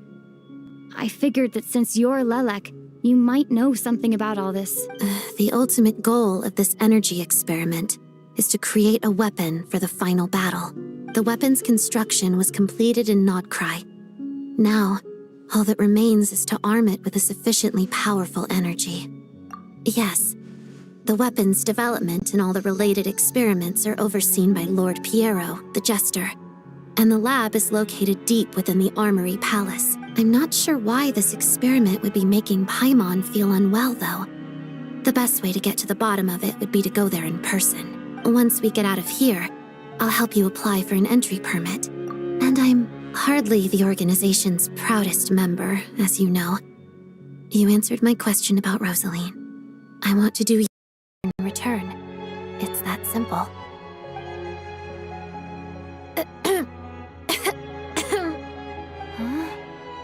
What's wrong? Are you not feeling well? You two seem to be hitting it off.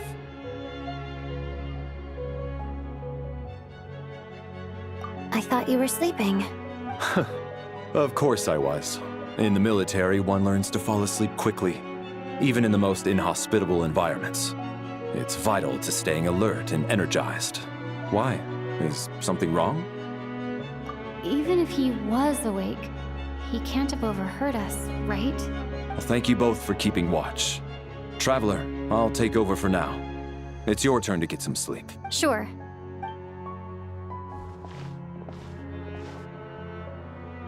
This is our second night here, but at least I found out a little more about Paimon's condition.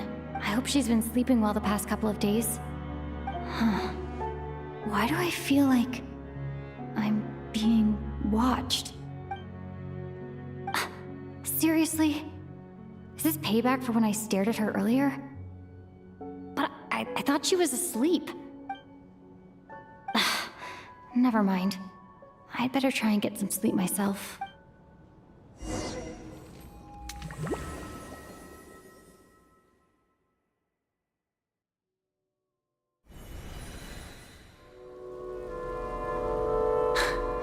Hey, what are you spacing out for? Are you reaching your limit too? How long have we been walking for? Do you remember? Time's lost all meaning. Ever since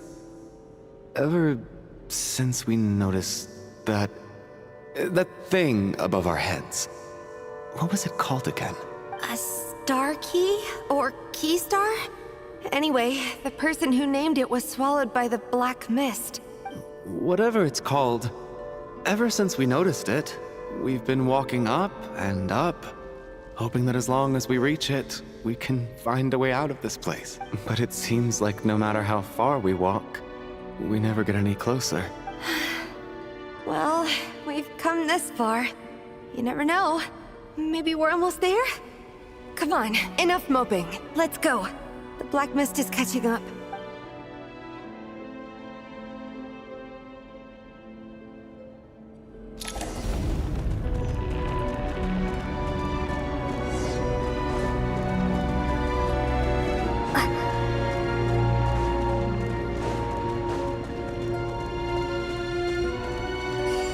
Monsters! Watch out! Not again! I've lost count of how many times we run into them. Be careful. What's that? Back here!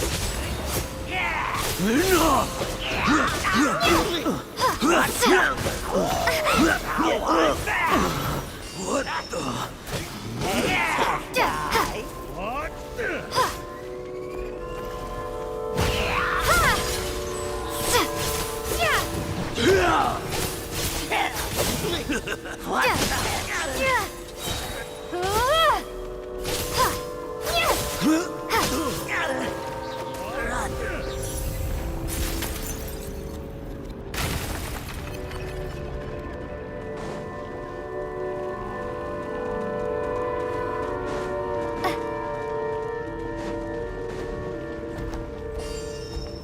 You wanna fight? Here they come again! Get ready! Okay! Fighting Frost! Have a good one!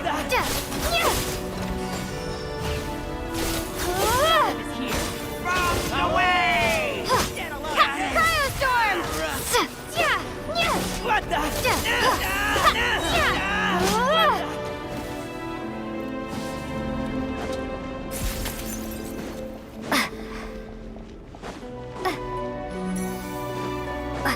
Monsters ahead of us. The black mist behind us. Feels like there's no escape.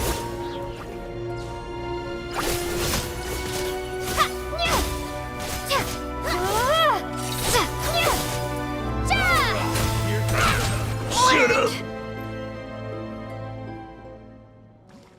Are you hurt, Coolish? No. I'm fine. It's just... Suddenly, I don't want to walk any further. I get you. In fact, I reached my limit a long time ago. Sometimes it feels like there's hope where there shouldn't be. Yeah. The hope that the star gives us is the only thing keeping us going. But I'm not sure it's real at all. It may just be a collective illusion. Otherwise, why would it always be out of reach? We know you mean well, But you're only saying that to try and encourage us to keep going, aren't you? Thank you, friend. But enough is enough. Please don't give me any more false hope. Hope is poison in this place. You're going to continue, aren't you? It's not an illusion. We really are getting closer to the star.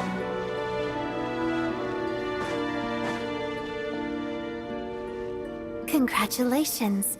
You're the first person to make it here. I'm the star's envoy. The black mist has stopped rising. Its hunger is satisfied for now, having devoured your two companions. This is a good opportunity. I'll let you get some rest before we continue. What do you mean, leave? The star represents the starting point. It's the waypoint for the beginning. Congratulations on reaching the starting point. Once you are ready, we will head out and walk upwards. I will be right by your side the whole way. Huh? What's wrong? Hey, don't give up before the journey's even begun.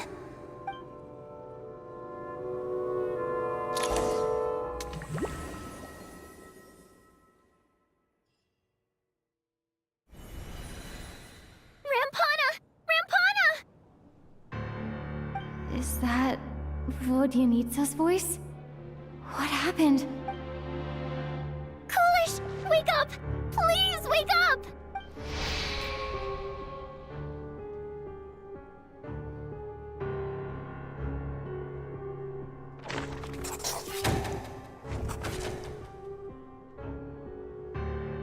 In fact, how could you not notice something was wrong? I'm as confused as you are. Certainly nothing unusual happened on my watch. Likewise, and from what I've observed so far, both Miss Odette and the Traveler can be trusted. To be honest, I didn't get a wink of sleep last night. I couldn't help but think I was the target, so I just laid there with my eyes closed. I heard the Traveler and Lelik chatting, but otherwise I don't recall hearing any commotion during the night. Me too. I didn't want to wake everyone up, so I was concentrating hard, trying not to cough. I hardly slept at all. If anything had happened, I'm sure I would have noticed. Then, what could possibly be causing this? Once was bad enough. I can't believe it happened again. I worked closely with Rampana and Coolish for so long. I never imagined that one day they'd... And on this stage of all places... Vodyanitsa... 4 victims in just 2 days, and we still don't have a single lead. I need to get to the bottom of this as soon as possible. And above all, keep Tonya safe.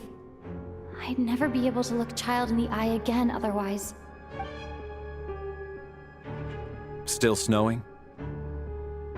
Yes, I just checked. Still no sign of anyone outside either. So we only have ourselves to rely on. If you ask me, this killer can clearly strike whenever they please. The Night Watch was a useless endeavor from the start. Lelik must be an expert in poisoning. Clearly she used some poison that can't be detected on the corpse. Here we go again. Listen, I was already thinking to myself last night, was Lelik's reason for revealing her identity the real story? Well, now I have my answer. It most certainly was not. She's been playing us for fools. You get off on this, don't you? Revealing your identity, only to carry on with your killing spree? That's a hideous thought. One that only a hideous mind like yours could dream up. How dare you! That's enough! Yesterday, you named Lelik as a suspect because the victims were both wealthy merchants. Lelik might have had a motive then, but today's victims were just ordinary people, not to mention that they were colleagues of Odette and mine. What reason would she have to murder them? Let me guess, just to scare you? Who knows? Maybe you don't know her as well as you think. I implore you all to ask yourselves, how many people are there really in this world that have what it takes to kill another person? Not many, I'd wager. Lelik is well known to be a ruthless operator, and now she has revealed her identity. How could it be any more obvious? Everything you've said so far is still just conjecture, which doesn't constitute a concrete lead. You need to back up your claims with some evidence. How can you defend her, officer? What did she say to you while you were on night watch? Maybe I shouldn't be so surprised. You military types are always colluding with criminals to target the rich. All so you can get your grubby paws on our hard-earned fortunes, then tell us to fall in line. The Fatui, the Druzhna, and the Rokot. Thugs, the lot of you. Don't you dare. Sir, but you were the one who told us not to stop other people from expressing their opinions yesterday. 4 people have already died. Only yesterday I was chatting with Mr. Coolish. Then we woke up in the morning and he's... Turning against one another is the last thing we should be doing right now. Little girl. Even if Mr. Chuganov is a puffed-up, pig-headed windbag who doesn't have a clue what he's talking about, he's still one of the victims here, isn't he?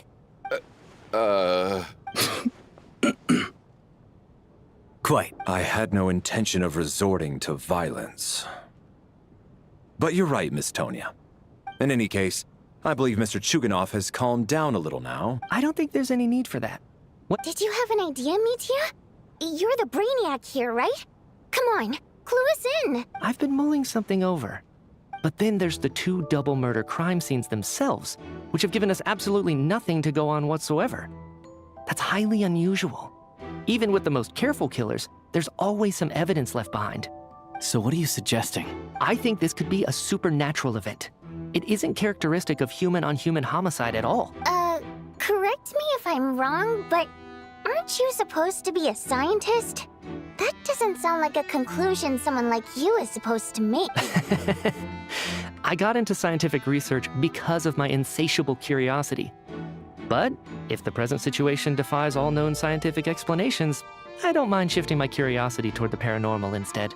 Now that you mention it, I remember when I first came to the theater. I heard rumors about this place being haunted. Haunted? Yeah, I think I heard the same thing. But I mean, they're only rumors, right? We've worked here for years. Surely we would have noticed any spooky goings-on by now. Well, this has taken an unexpected turn. A haunted theater? If Paimon were here, she'd probably be hiding behind me in fear right now. Why don't we take this opportunity to look for clues again with a more open mind? Very well.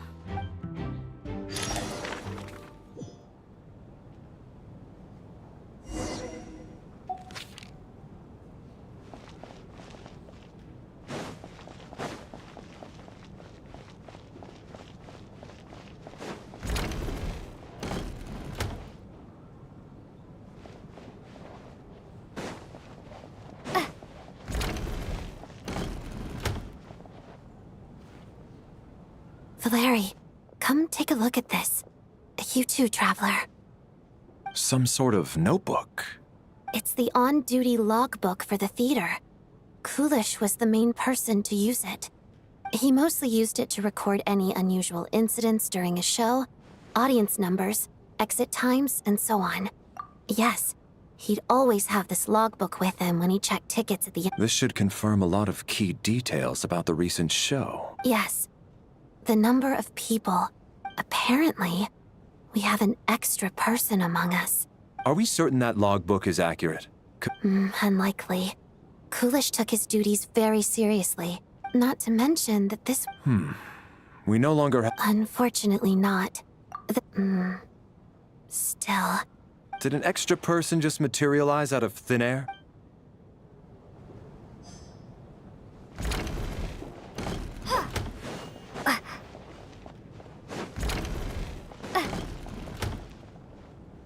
Tonia? Did you find anything? Not yet. Still looking. So... Are we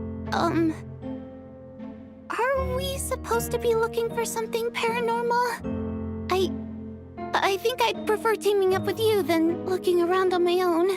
This looks like somebody's notebook. Shall we read it together? Well, it doesn't look scary or anything. So I guess it should be fine. All right, let's read it together.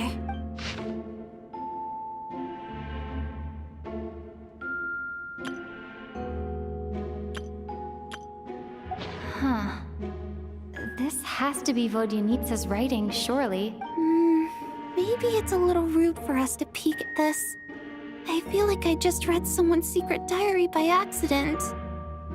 It sounds like she's writing this for her parents, right? I don't understand. Why put this stuff in a notebook instead of mailing it in a letter? Because her water imp parents belonged to the aristocracy, who were driven out of Snezhnaya by the Tsaritsa long ago. And now they live somewhere new, where the postman can't get to. We're sorry. It's fine. My fault for not storing it properly. I can't leave things lying around and expect them to get ignored when everyone's scouring the place for clues. All right, give me my notebook back. I'll take over the investigation in this room.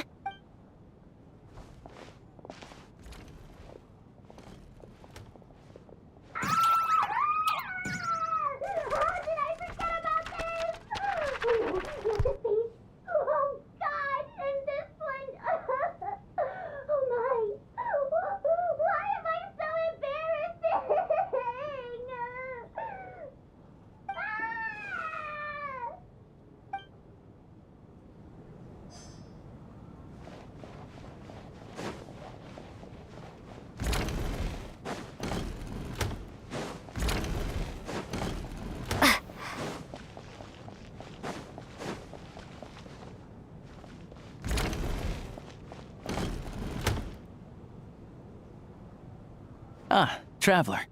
Alosha found it. We're... An investigation report, huh? The theater manager must have hired an investigator. Presumably, the manager wanted to know if the supposed... Anyway, the bottom line is, the haunting is actually real after all. Leyline problems are pretty... It's hard to imagine what connection it could have to these two murder cases. Some of the language that appears at the very end of the report caught my eye. My area of research doesn't touch on any of that. Huh?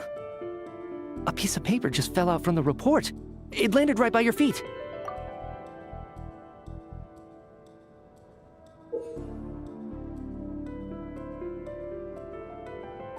How unnerving. If death is near. But if so, how did the author foresee it? Maybe things are more complicated than we thought.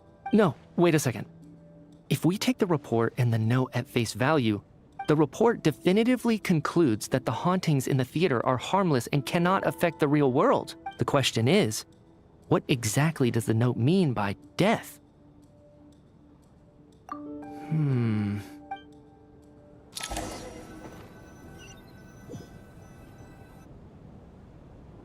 If we take all this together, it's not impossible, is it?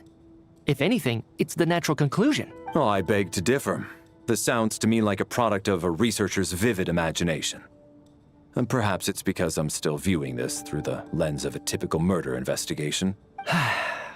Does it really sound that far-fetched? Good. Okay, now that we finally have some meaningful leads.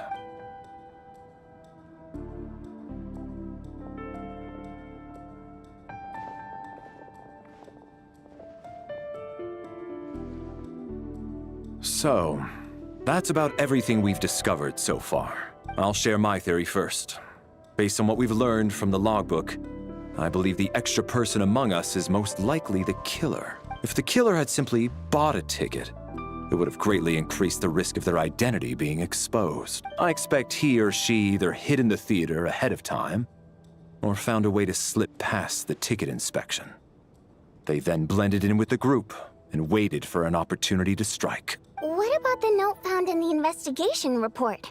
Any thoughts on how that fits in? The killer may have simply planted it there as some sort of sick joke. So, it has nothing to do with the haunting of the theater after all. This theory makes sense to me. Could it really be that simple? So, in other words, All we have to do is find out who got in here without a ticket, and all our problems will be solved. Then let me make one thing clear. All the theater staff should be well aware that I came here for the rehearsal legitimately, yes? There's no way I'm the one who didn't have a ticket. It's true.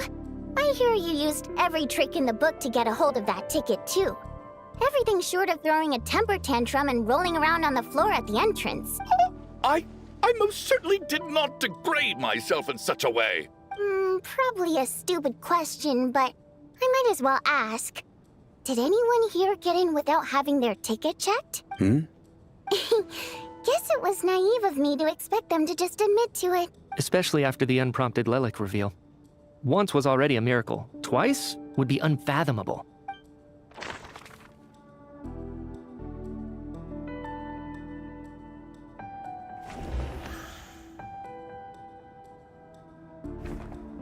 I don't believe any of us here knew Shram before all this. Mr. Shram, did you really go through the ticket inspection to get in here? Huh? Me? Why am I being singled out, my friend? Do I seem that suspicious? It's not that you stand out as suspicious, more that everyone else has been ruled out as trustworthy. Okay. Well, we spent the best part of 2 days together now, so I'm sure you can all tell what kind of person I am. I'm a true gentleman. Yeah, I have no doubt that you're a good person.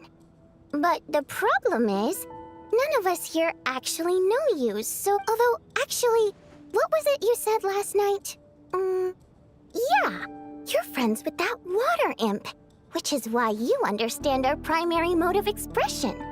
Last time I checked, there were barely any of us remaining in Snezhnaya, since most of the water imps left.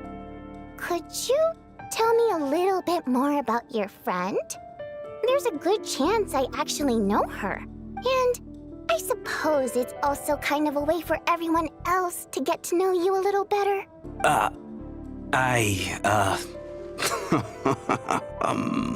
Good grief. Are you blushing? Pull yourself together, man. Stop giggling like a teenage boy. It's revolting. Hey, revolting is a little strong. All right, fine. I'll admit it. That water imp friend of mine, the truth is, we're dating. I was just the bodyguard hired by our family. But the stars must have aligned, because sparks began to fly between me and their daughter. Never in my wildest dreams did I think I'd get so lucky. We don't need details. Just get to the point. Okay. I'm just a little hesitant to reveal her name, that's all. You know how it is. These are delicate times, even with me to protect her. If word gets out that she's dating a human, both the Fae and human factions will give her a hard time. Really? Wait, no. That can't be. Huh? Shram, what the devil are you talking about? Why is everyone looking at me like that? Surely you can understand where I'm coming from. Delicate times? Factions? Yes? You know, the Civil War? Last time I checked, the Fae and the humans were still at each other's throats. If I'm not mistaken, the last significant civil war in Snezhnaya in history was over 400 years ago, when Her Majesty the Tsaritsa had just taken the throne and was consolidating her reign. What do you mean, 400 years ago? What's going on here? Is Shram from the past? All right, Mr. Mitya, you win this round. As far-fetched as it is, it appears that your theory may be correct. I'm just as amazed as you are. I didn't even believe it myself, to be honest. Is someone going to explain what's going on here? From the look on your face, you figured it out too, haven't you, Traveler?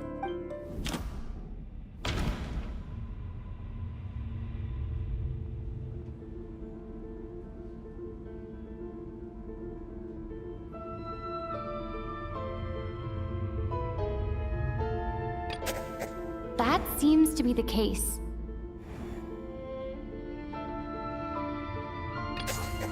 The theater's ley lines have been Mr. Shram's statement, and according to the...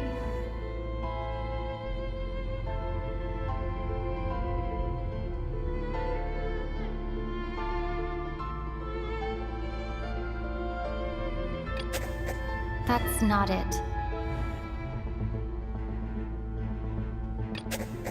This is Mr. Valer. For some unknown reason, yeah.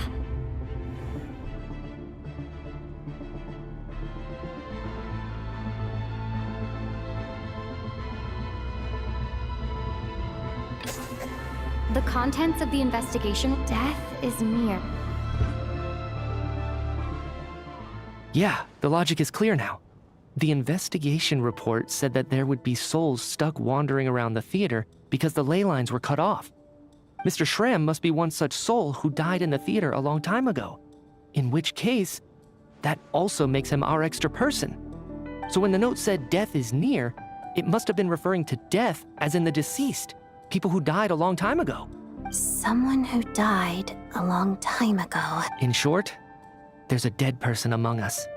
The extra person we've been searching for is a ghost from the past. You mean I'm a ghost? No.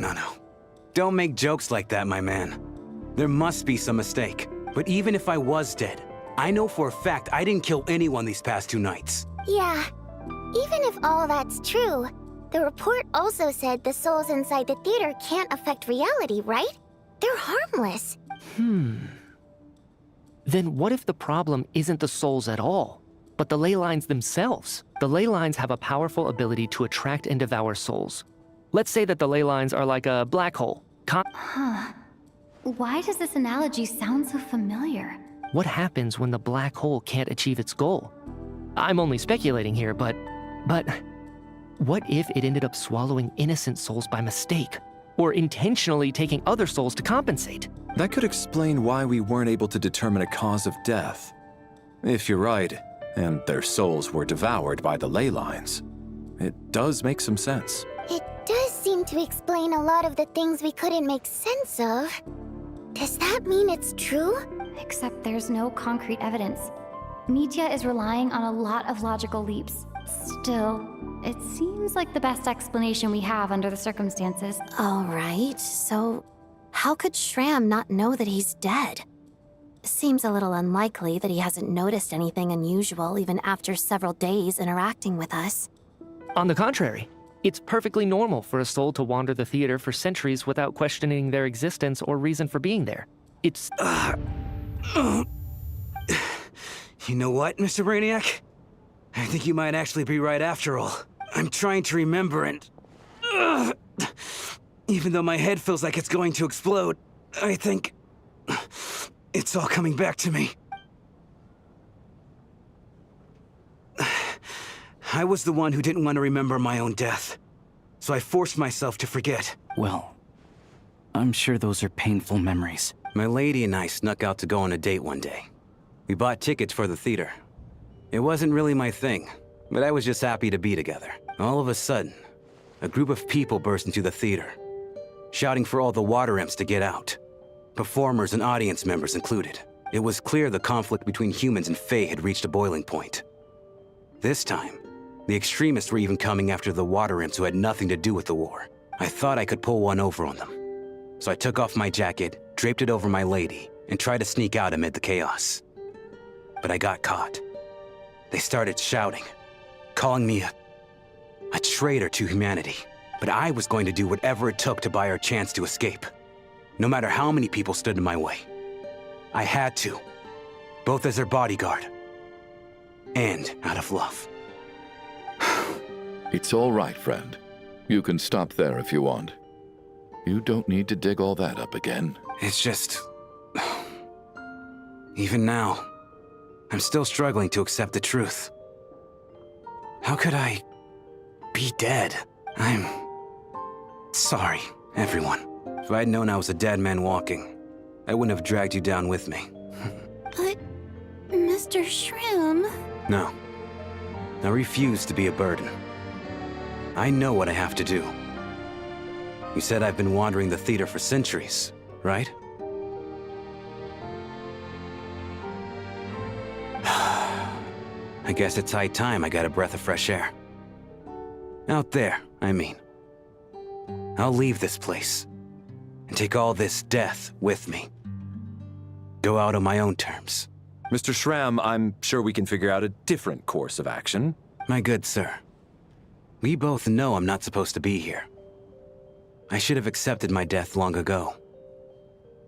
One way or another, this has to end. No, I'm speaking on a personal level this time.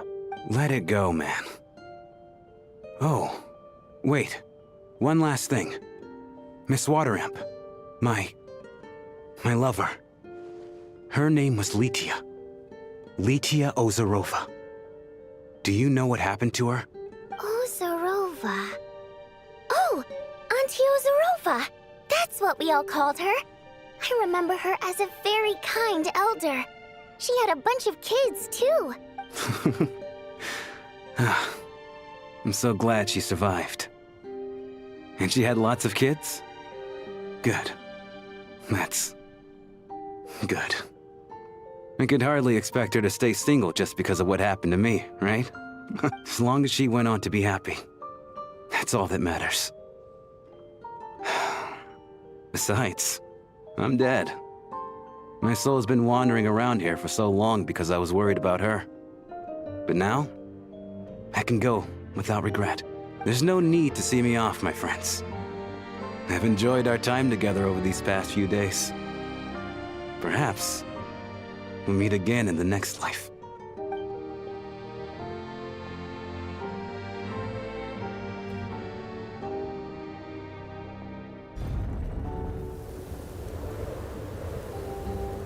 Take care, my man.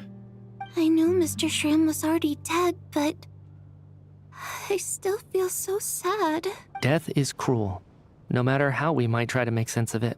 So, was the conflict between Fae and humans really that bad back then? Even the historical records about that time period don't say much about it. All people know is that the Tsaritsa founded the Fatui, drove out most of the Fae aristocracy without explanation. It seems to me like the Tsaritsa chose to make herself the enemy. She downplayed the conflict, directing whatever animosity both sides had for each other at herself. That's also why, despite how brutal the conflict was at the time, there hasn't been much lingering tension between humans and Fae since. Things have been fairly harmonious for the past few centuries. So, the Tsaritsa banished the Fae? Maybe it's not quite as bad as... All this time, I had no idea. All right. If Mitia's theory is correct, then I think we can consider this matter settled. Ugh, if only this blasted storm wasn't still raging on.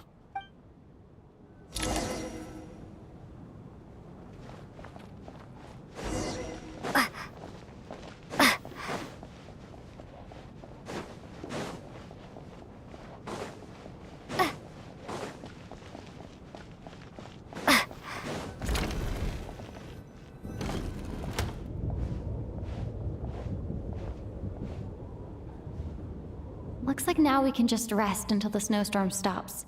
I still can't believe Schramm turned out to be a ghost who'd been in the theater for hundreds of years. To think he was dead this whole time. What a strange turn of events. Knock, knock. Hmm? Knock, knock. You know the door isn't closed, right? You don't have to knock. Think of it as a signal, then. When I'm entering someone else's room and I knock, I'm here as Odette. If I don't knock, it's Lelik. Thanks. So, why did you come to find me? Is there something I can help with? Vodyanitsa said you knew about my secret identity from the start, but when everyone was discussing who Lelik could be, you were worried that revealing what you knew would be unfair to me, so you kept it to yourself, right? Yes. I'm extremely grateful for that. It's nothing. I mean, you didn't hold what happened to the Senora against me, so I should thank you for that as well. Actually, there's something else as well. I found myself in a situation similar to the one you were in when you helped conceal my identity, so I thought I'd come and ask you for advice. It's about Mitia. Before all of this, the last time I saw him, he was dead. As I'm sure you know, my goal as Lelik was to stop Project Stuja. Well, When I found out the tech lead for the experiment behind Project Snezhnaya was Mitya, I immediately started planning to track him down and threaten him to back out. I often saw him around the theater, but I soon concluded that making my move there would risk exposing my identity. So I decided to infiltrate the Armory Palace and go directly to his lab. Well, I suppose there was a bit of luck involved, but when I finally made it to his lab, Mitya seemed to be dead. I checked his breathing and his pulse. He had no vital signs whatsoever. I thought maybe another anti-Project Snezhnaya activist had beaten me to it. That's why you were so on guard around Mitya that first night here. Yes. When I saw him sitting in the audience during the performance, I could barely contain the shock. To me, it was a miracle. Somehow, he'd come back from the dead. But then, the murders started happening and things that is, until Mitya himself said there must be a dead person among us. And yet, you thought that bringing it up right away would single Mitya out. Exactly. I thought there could be something I was missing. Besides, we soon figured out that Mr. Schramm was a ghost, and we knew there was only one extra person, so we thought he had to be the one.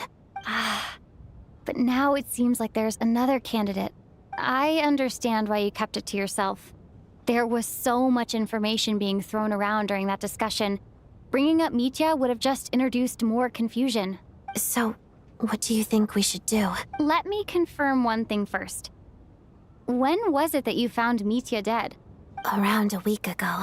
Sometime in the afternoon. A week ago? That's earlier than I thought. I saw him just a few days ago at a restaurant. That definitely would have been after you found him dead. He seemed completely normal to me. Chatting with Vodyanitsa, trying to avoid Valeri. So he was definitely alive on that day. Huh. Here's a thought. But Mitya's death happened inside the Armory Palace. The ley line issue affecting the theater shouldn't reach that far. You're right. I think the chances of it being him are very low. Unless what? Unless he really did come back from the dead. You're right. Do you think we need to disclose this to the others? Huh, what's this? A private meet and greet? Where do I line up? That's not what's going on here. Well, I was just making the rounds. Thought I'd try to lighten the mood a bit. Vodyanitsa's handing out food if you're hungry.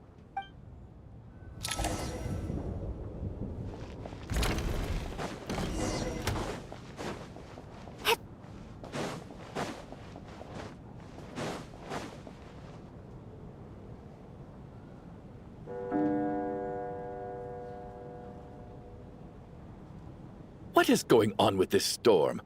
Could it be connected to that monster that just arrived in Snezhnaya? I almost hope it is. Her Majesty the Tsaritsa left to vanquish that beast herself. Do you think people still feel the cold after they die? I'm wondering about Schramm. Oh, maybe we should have given him a coat before he went out there. Death itself is cold, isn't it? I'm sure the storm will embrace him. Well, I hope he has a safe journey. I'm going to miss him, I think. Thinking back on it, we barely made it out alive ourselves. Once we get out of here, how are we going to explain what happened to their family?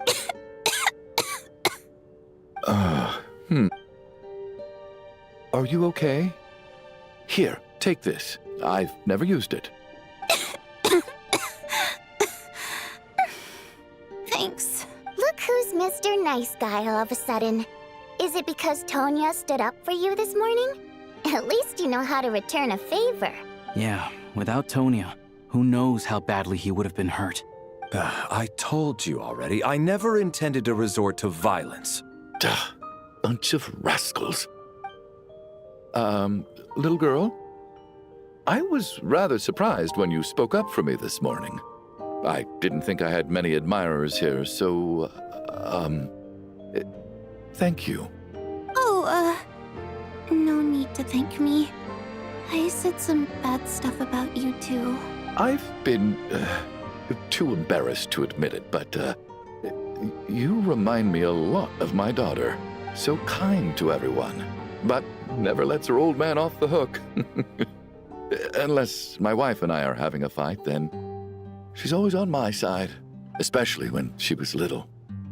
Every time I took her out... All right, easy now.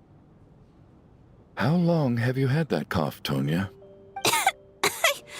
I don't know. It's probably been a while. I'm fine.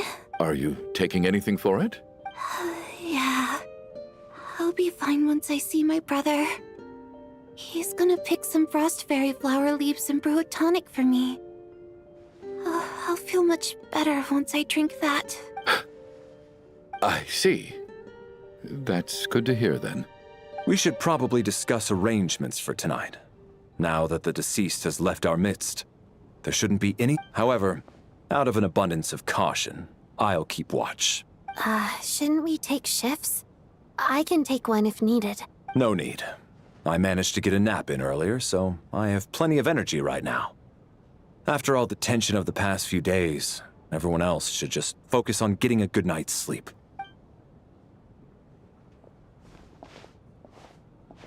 What a long day. This whole situation turned out to be way more complicated than I expected, but Valeri's right. I should just try to calm down and get some rest. The last thing I want is to give myself nightmares.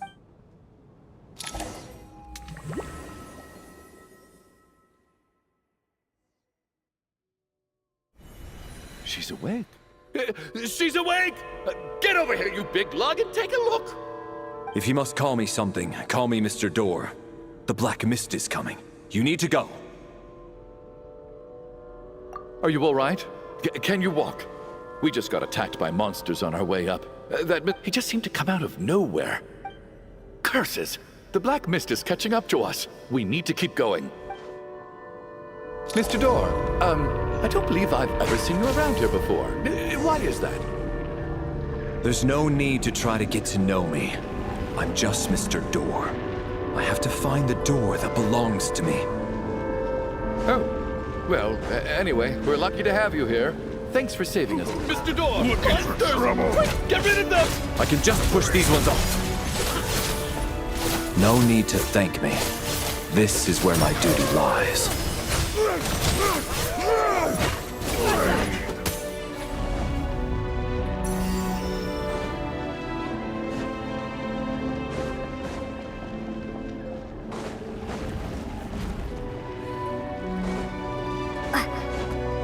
So we're doing this the hard way. Ready to take my fist?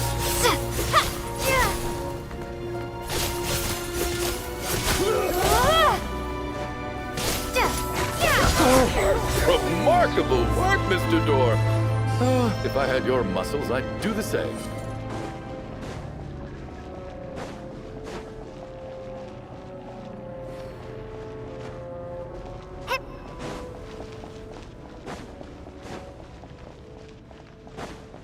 Are none of these doors the one you're looking for?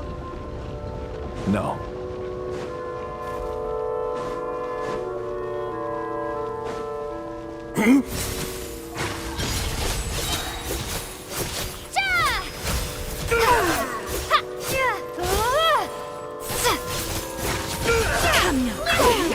Impossible. By my command. And Case! Sir! Condemned and crystallized. Impossible. I'm so exhausted. Wait, look! There's more monsters down there. Are they coming from within the black... No, no! They're gaining on us! Quick, keep going, or they'll be at our heels any second! Mr. Door, what are you doing? We need to get out of here. They're coming!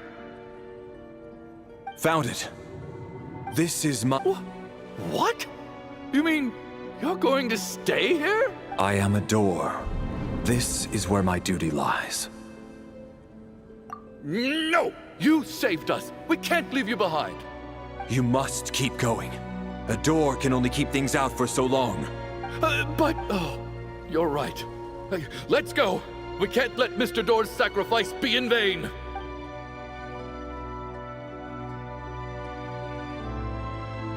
The black mist isn't moving anymore. I didn't just imagine all that, did I? Surely I wasn't so scared out of my mind that I hallucinated a door as a human being? Oh, okay, good. There's no way we both hallucinated the same thing. Getting sleepy? Well, looks like we're safe for now. Go ahead. Let's get some rest.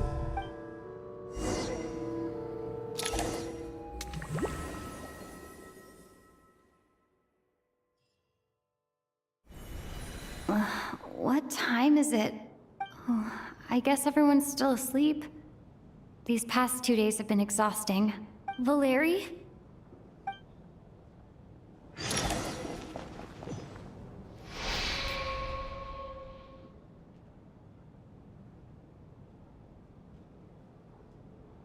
Wake up! Everyone needs to wake up!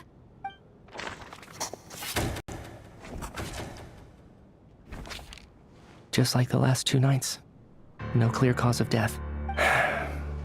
I've been a real thorn in your side, haven't I? But for me, life will be all the duller for not having to run away from you, my friend. How's Tonya? Is she okay? I just checked on her, and it doesn't seem like anything serious. She's just exhausted from the past couple of days, and she's still recovering from her illness. We should let her sleep a bit longer. That means Valeri was the only one who died last night. If Valeri was awake and keeping watch, it would have been impossible to kill him without waking everyone else up. That much is certain. This is so frustrating. Actually, one thing has changed. There's only 1 victim this time, not 2. Does that mean...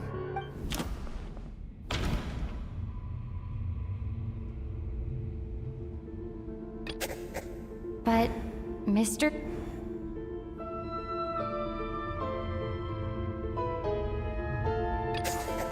After the deceased, it's a reasonable... Oh. The number of people who die each night is equivalent to the number of dead among us. That's your theory, right? Exactly.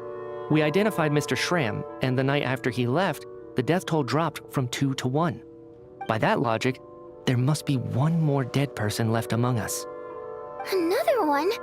But there was only 1 person unaccounted for in the ticket checks, right? The head count should match up now. Having an extra person was definitely a cause for alarm. But 1 more dead person among us. If Mitya's theory is right, then what Odette told me seems a lot more relevant. It's just, at the time, we had no reason to think there was more than 1 dead person. If only we'd taken it more seriously as a possibility, maybe this could have been avoided. I'm sorry. This is my fault. I had information that could have been helpful, but I held back. I should have brought it up right away. I'm partly to blame as well. I was too quick to dismiss Odette's concerns. What is this about? What have you two been getting up to behind my back? sounds like there's some big news you've been keeping from the rest of us.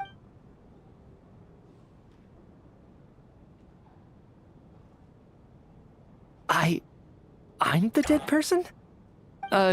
Wow, that's certainly news to me. Odette and I talked about it yesterday, but we thought it just wasn't possible, so we left it at that. Yeah, I don't blame you. If I'd been there, I probably would have reached the same conclusion. It just sounds too unbelievable. Let me just try and verify this. I just scoured my memories trying to think back to the afternoon Miss Odette mentioned. But I honestly have no recollection of dying. That's where I'm different than Mr. Schramm. Having seen Mr. Mitya a few days ago myself, I also find it hard to believe he could be the other dead person among us. Well, if it isn't Mitya, then who? Do we vote on it? If you don't mind me asking, Traveler, I believe you mentioned that you know Tonya's brother. Had you ever met her before all this? No, never. Wait, are you saying... Now just 1 minute. I know where this is going. You can't just randomly point a finger at anyone you want. You're in the hot seat, and all of a sudden you want to divert our suspicions onto somebody else? Trying to pick a fight, Mr. Chuganov? Whenever you open your mouth, all you do is attack people, and I've had enough of it. If you don't want to engage in a civil discussion, you can shut up. You little brat! Did Mitya ask about Tonya because he suspects her? I suppose I only identified her by age and nothing else. Could that mean... I'm just saying, you're going around casting suspicion on people for no reason. How could Tonya be dead? I can vouch for her, if nothing else. I've seen her before. She's the sister of that Harbinger, isn't she? The one called Child. Oh, really? You're telling the truth? Since being here, I don't think I ever mentioned she was Child's sister specifically.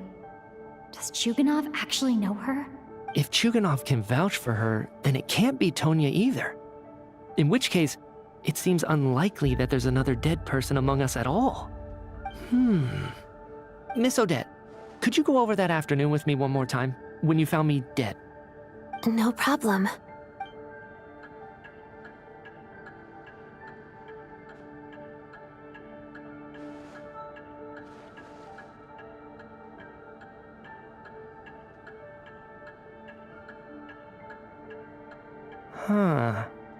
No matter how hard I try, I just can't remember anything about dying.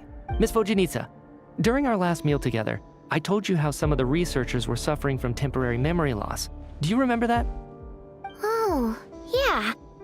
You said it was hindering the progress of your experiments.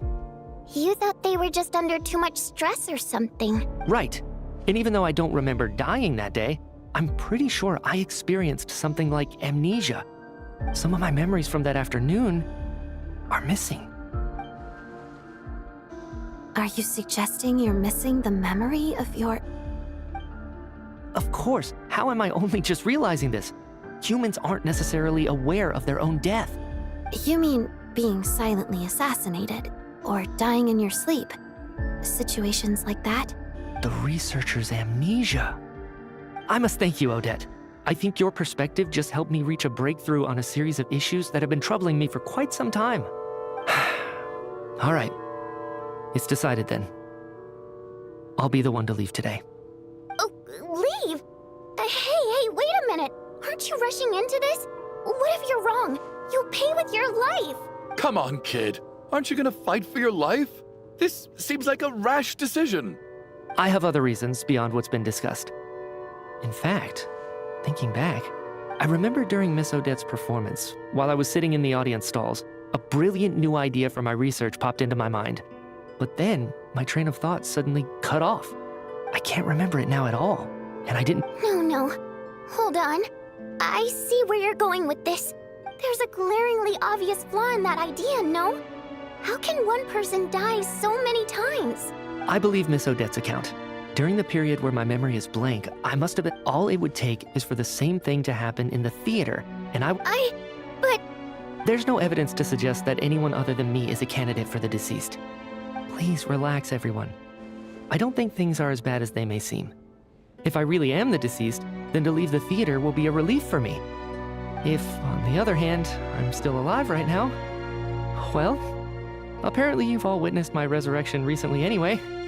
Mitya's right. This is the only thing we can try right now. I think he's deliberately downplaying the gravity of the situation, though. He probably doesn't want to burden everyone. What is a scientist if not someone who gambles on experiment after experiment in an attempt to obtain the truth? With this snowstorm, the ley line phenomenon, ghosts of the dead, and my amnesia, we've been paralyzed by not knowing and powerless to do anything about it. It's a terrible feeling. But if I do get resurrected, you can be sure that I'll come back with the truth of all this. Just you wait.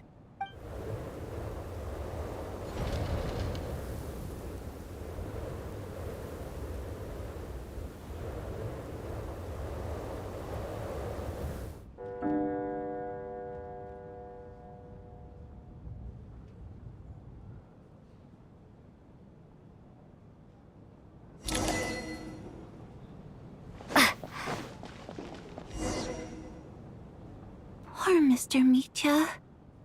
I didn't even get to see him one last time. Maybe it's a good thing that you weren't there to see it.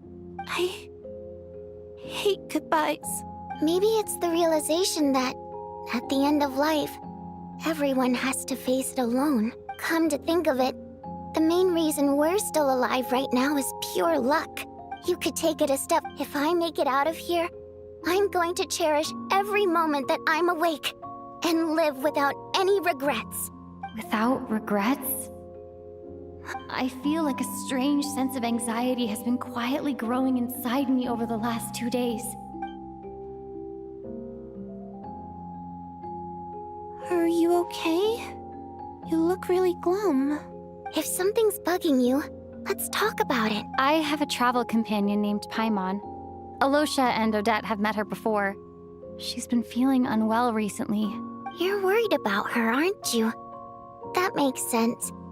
We've been trapped in here for days. To be honest, I used to feel like I was just a spectator in this world, watching everything that happens from the sidelines. Maybe it's because I'm a descender? A descender? But with Paimon by my side, over time, I slowly felt my connection to this world growing stronger. She loves eating, sleeping, and having fun, but she's also a great guide. It's over the last few days that we've been apart, I've often caught myself wondering, what would Paimon say if she were here right now?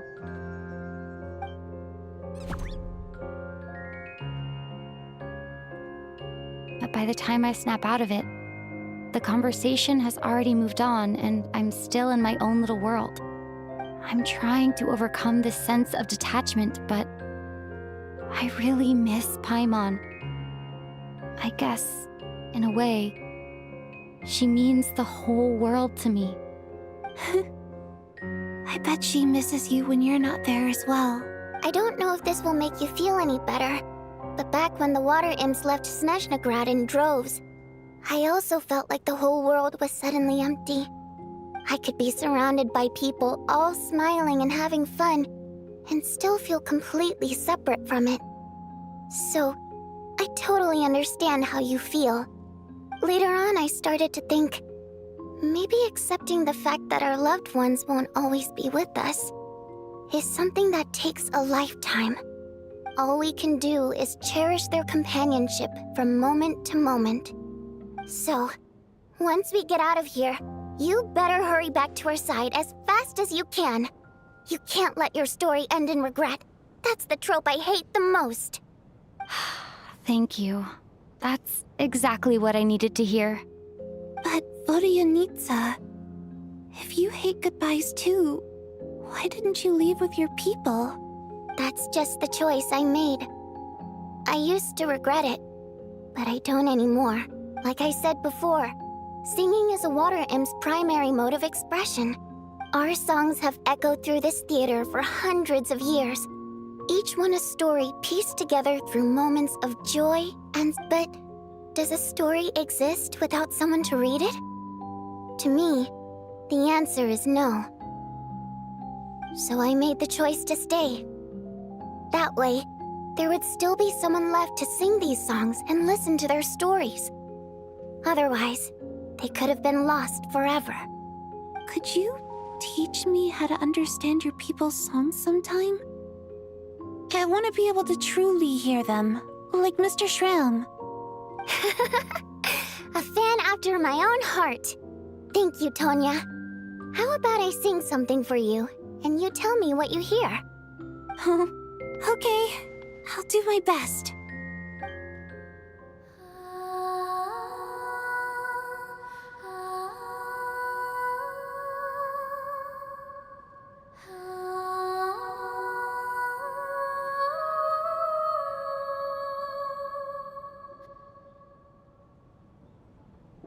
I've never heard that one before.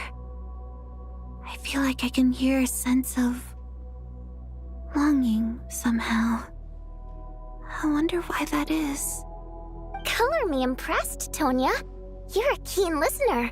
Most people can only tell if a song is happy or sad. I didn't think you'd be able to pick up on such specific details. So, what's the song about then? Come on, tell me.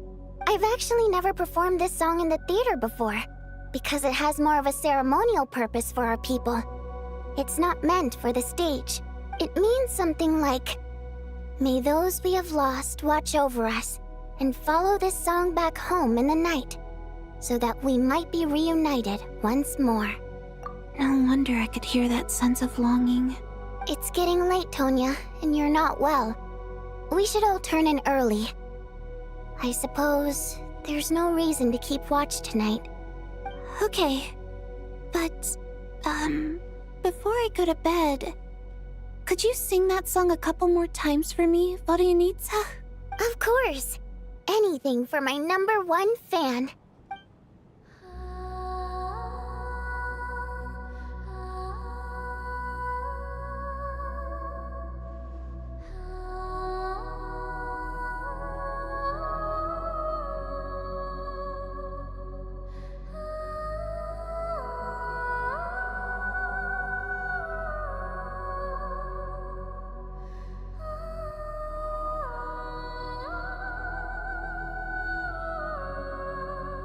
Once I get out of here, I definitely don't plan on ever coming back. But I guess that means I'll never get to hear Vodyanitsa sing again. That's a sad thought. Before I fall asleep, I should cherish this moment of companionship while it lasts.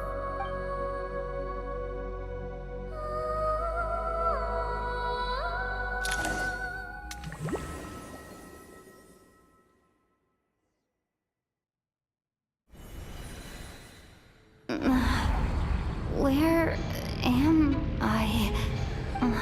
It's so dark in here, and I feel kind of dizzy.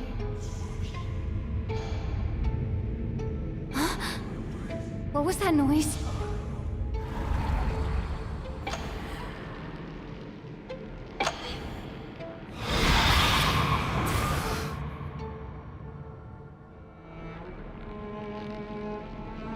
Return, O spirits. Fulfill your oath of protection.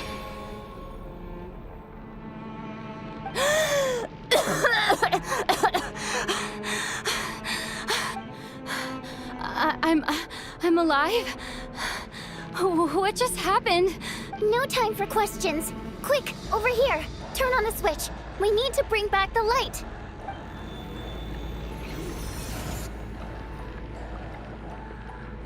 All right, we're safe.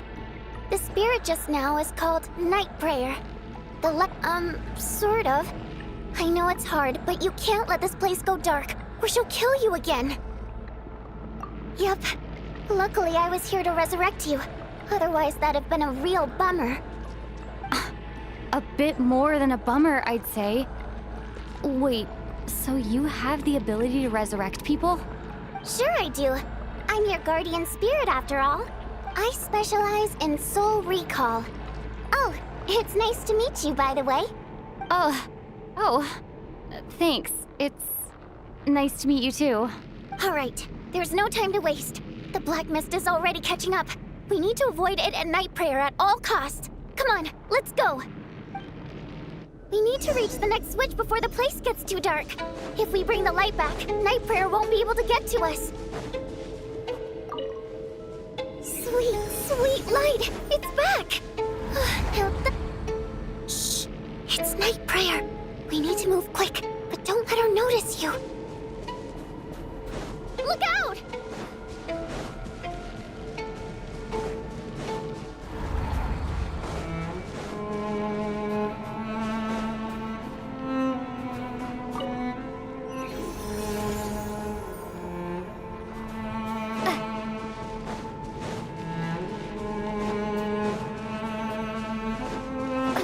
Which is over there.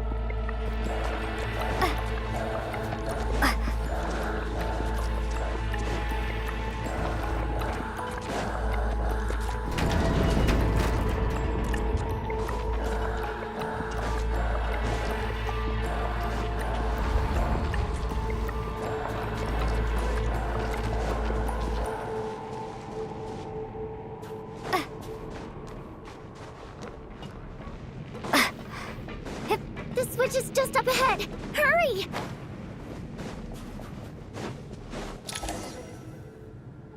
It's too dark.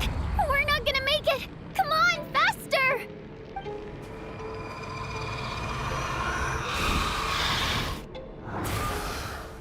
Traveler! I won't let you die like this. Not on my watch.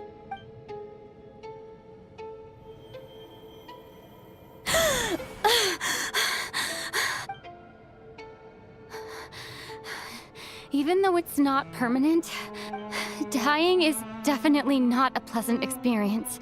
Great. You're back. Yeah. Time for you to get out of here. Quick, before the light runs out. What about you? You're not coming with me? I can't. I've already been used up. A guardian spirit's skills are finite. I might not look any different, but my essence has been exhausted. I can go no further. The black Why didn't you tell me? Because it wouldn't have changed anything. But... Go. Now, before it's too late.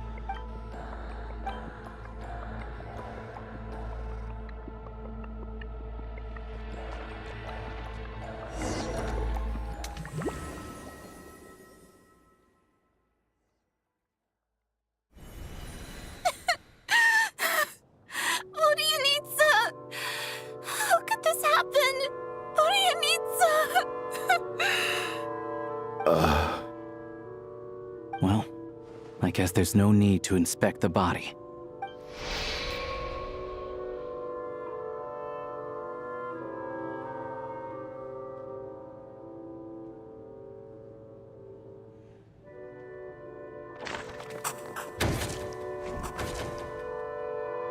This wasn't supposed to happen. You lied to us, didn't you, Chuganov? You've been lying from the start. Take a long, hard look at yourself before you go around accusing other people. I suspected you on day one, Lelik, and now look where we are. By some strange coincidence, you've never been targeted. You just happen to have survived this long? No, you should be the prime suspect. And you, little hunter, ever so content with staying on the sidelines. Yet you were the one who stopped us from leaving from the start! Why are you trying to keep us here? Now you're just lashing out indiscriminately. Where was all this passion and bravado before? Is that a threat? After all the trauma of the past few days, everyone's been pushed to the breaking point. Valeri and Nietzsche aren't here anymore. Someone else needs to step up and take charge. But first, I need to think this through. Considering everyone left, who's the most likely candidate for the deceased?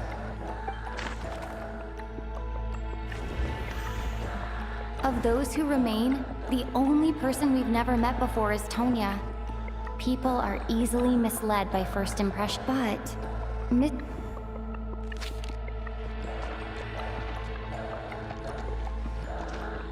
Tonya, how's Tusser been lately?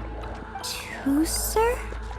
Your brother Ajax must have mentioned me in his letters home, right? Did he say anything about a blonde traveler?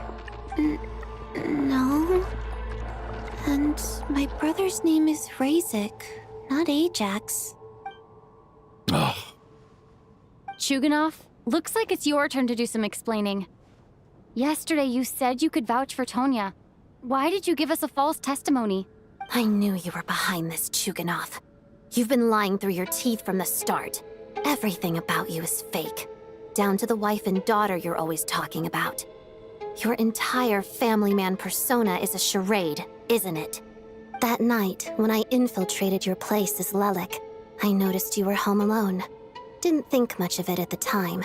Just thought everyone else was out. But thinking back on it now, that doesn't seem very likely. My guess is, you live alone, don't you? Even that was a lie? But why would he lie about having a family? Curses! Oh, why is there no end to this blasted snowstorm?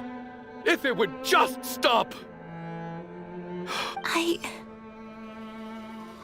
think I remember now. I know how I ended up here. The reason I'm always coughing is because I got sick with frostbite. It's not a very common illness. After a while, I felt myself growing weaker and weaker. So one day, I told my brother that I wanted him to take me outside for once. He agreed. We got to the theater, bought tickets, and went inside. Oh, Tonya. When I woke up, I couldn't find my brother anywhere, so I guessed he'd already left. But there's no way he'd leave me behind. Tonya, it sounds like by then, you'd already... Yeah, I know. I understand now. Dead, aren't I? This cough and the feeling weak, it's probably just my body's memory. After all of that, it turns out I can't blame my brother after all. I'm sorry, everyone. I realized this much too late. Your name probably isn't even Tonya, is it? Didn't that ever strike you as odd over the last few days? Well, when I was little, my brother and I read a storybook, and Tonya is the name of one of the characters. When we escaped from the hospital, our family and the hospital security were looking everywhere for us. So when you first approached me and said my brother had sent you, and called me Tonya, I thought he must have chosen a fake name that only the two of us would know.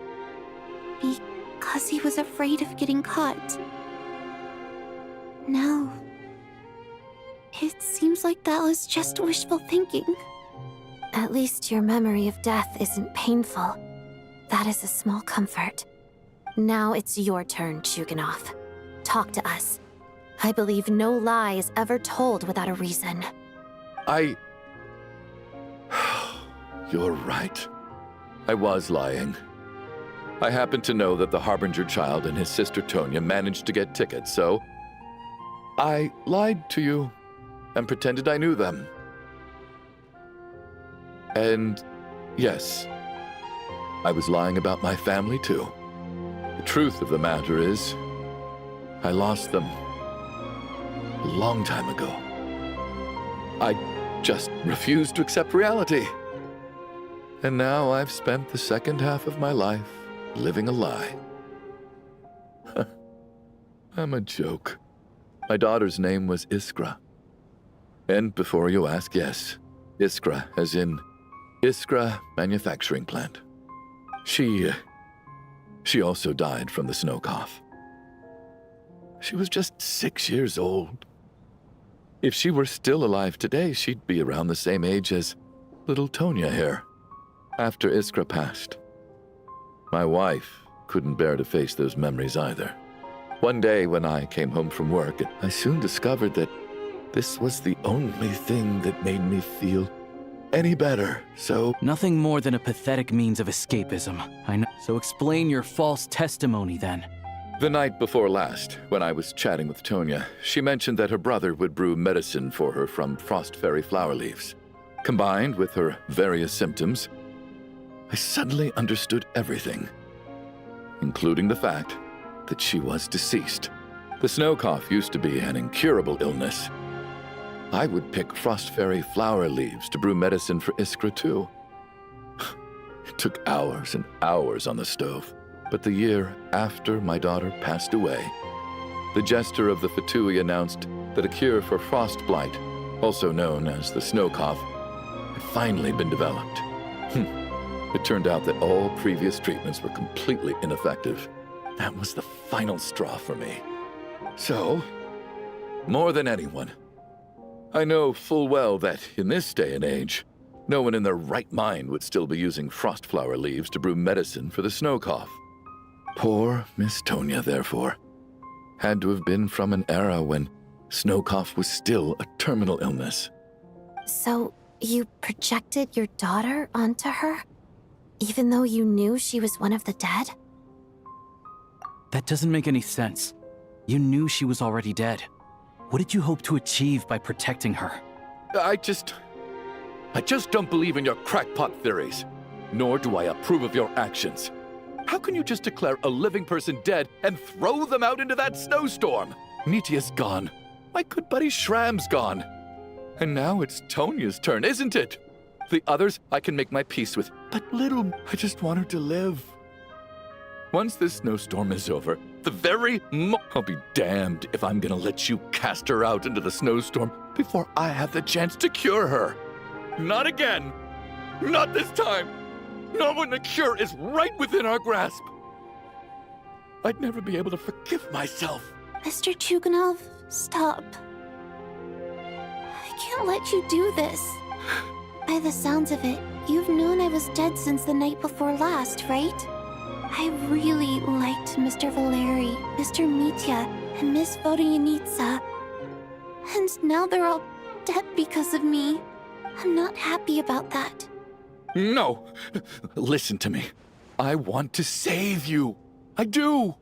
Well, at this point, I'm quite sure that I'm dead, despite all the bad things that kept happening.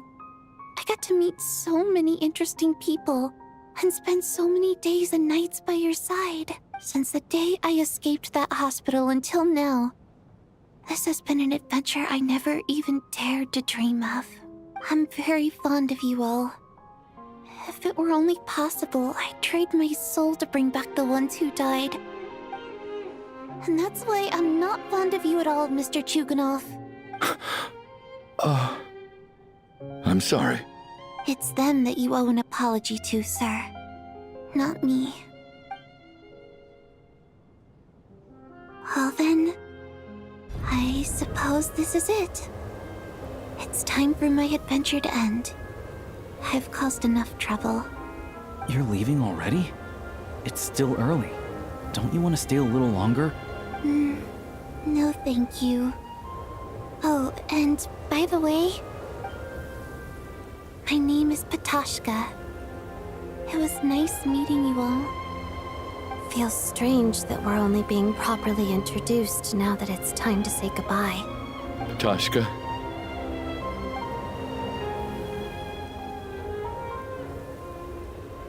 What are you doing, Chuganov? Are you crazy?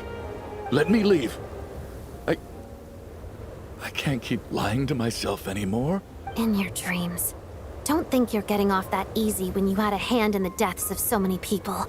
The Fatui have honed quite an array of enhanced interrogation techniques since they were founded. Once we're out of here, Lelik will personally give you a taste of every last one.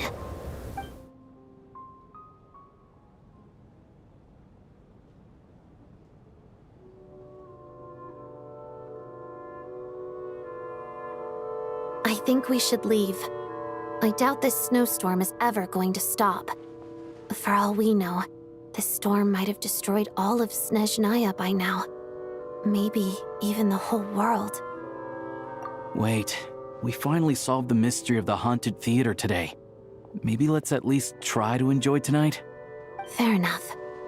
I don't particularly feel like dying in Chuganov's company anyway. And yet you won't let me die first. Hey, Chuganov, on a serious note, if we do make it out of here, you should close down that factory of yours. A lot of people are freezing thanks to you. Is this really the time to be discussing my factory? All right, fine. I'll shut it down. Doesn't matter to me anymore. Am I hearing things? Or was that a knock at the door? There it is again. But I don't understand. The snowstorm hasn't stopped, has it? Should we open the door? Is this it? Is this nightmare finally over? If the last few days are anything to go by, I probably shouldn't be getting my hopes up. Whatever lies beyond that door at this moment, it could be something even more terrifying than everything we've been through so far.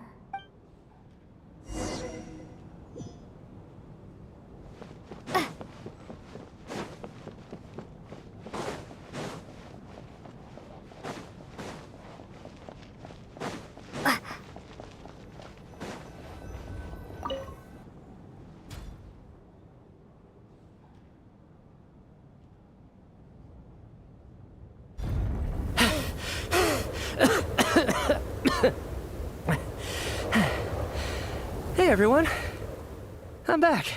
How are you doing? Much better, thanks. Whew, it is so good to have you guys here. I was a little worried that the theater would be empty by the time I got back. Let me see. Tonya and Vodyanitsa are missing, which means Vodyanitsa died last night. And then you discovered that Tonya was the other dead person. Am I right? Not Tonya. Pitashka. First, tell us how you made it back here. Given the conditions outside, no one should be able to return alive. You're right. The thing that got me back safely was a song. I heard someone singing. After walking into the snowstorm, my mind grew hazy. I don't know how long I walked through the storm before my mind completely slipped away. Then, suddenly, I heard the sound of singing. The voice instantly brought me back to my senses, and I regained consciousness. So I followed the voice, searching for the source of the singing. I searched and searched, until finally, just a few moments ago, there was the entrance to the theater, right in front of me. I've actually never performed this song in the theater before, because it means something like, "May those we have lost watch over us, and follow this song back home in the night, so that we might be reunited once more." That must have been Vodyanitsa's Requiem. Who knew it actually worked? That song is meant to guide the souls of the dead. Mitya, that must mean that you... Huh. No kidding. Huh, seemed like I guessed right then. This is what I've been so desperate to tell you about. When I first stepped out of the theater, I was still quite lucid. My memory of it is still pretty intact. I remember the outside world being completely different than what I'd expected. It was like this was a world where only the snowstorm existed. I don't know how else to describe it, except to say that it just didn't seem like the real world. And as for the Requiem, if I was guided here by Vodyanitsa's song, it can only mean that I must already be dead. But I didn't experience a clear moment of death while I was out there. Nor do I feel any different now than before I walked into the snowstorm. You don't seem any different to me either. In fact, this is something I've been wondering about for a while now.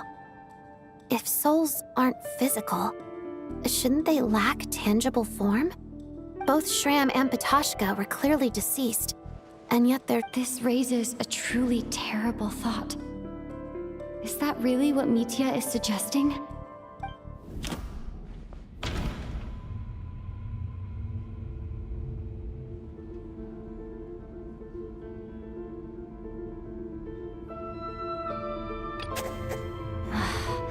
Dreams can't...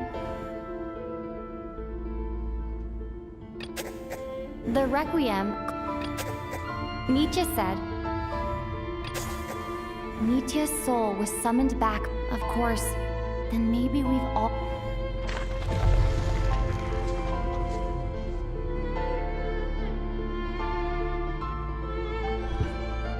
Yes. I think that this is probably the afterlife. What did you say?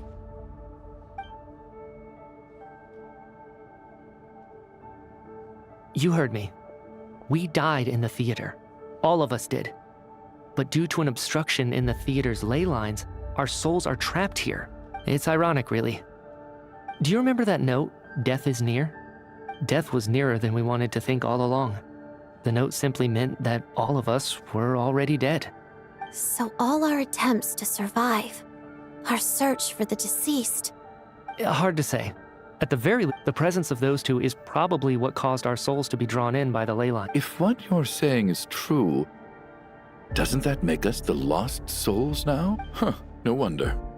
This afternoon, when I was moving Vodyanitsa's body, I noticed that the other bodies in the room hadn't decayed one bit after all these days. That's further proof that those aren't physical bodies at all, but merely our shells here in the afterlife. Am I... really dead? This doesn't feel real to me at all. No, that's impossible. This cannot be how it all ends. I still find it hard to believe that all of us are dead. How exactly did we die in the real world? None of us have any memories of dying, right? Not even knowing how we died is preposterous. Good grief! Surely there has to be some reason. Exactly. It's hard to rest in peace when you don't even know how you died. It gave me lots to think about as I strode out into the snowstorm. I racked my brains trying to remember the cause of my death, the exact moment I died, the root of all of this, right up until my consciousness faded. Wait. Hold on. Right before I lost consciousness, I think I saw something. I can't remember. Mitya, your hand. Is that blood on your fingers? Huh? You're right. There's blood on the fingertips of my right hand. Looks like it's already dried. When did that happen? What the? I guess this was what I saw. I must have desperately drawn it in my own blood right before losing consciousness. What's wrong? Do you recognize the symbol? It's Renova, the ruler of death. Alosha, do you still remember that Snezhnayan folktale you told me about? It was about the Grim Reaper. When someone's about to die, he appears as an incarnation of someone familiar to guide their soul into the afterlife. And as soon as you recognize his face, your life is over. I heard a similar tale when I was little.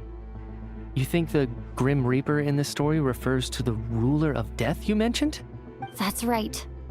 In which case, death is near could also mean that the Grim Reaper is here. Death, the deceased, and the Grim Reaper? So it's a triple entendre. When I first saw this note, I thought it contradicted the investigation report. But now it seems like that was the whole intention. So the Grim Reaper deliberately misled us.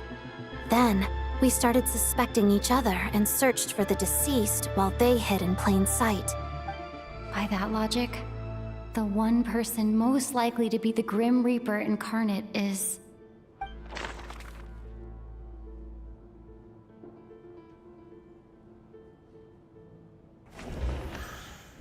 Identifying the Grim Reaper is a major decision to make.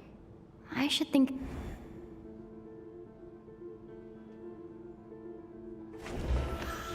Identifying the Grim Reaper... Identifying the Grim Reaper...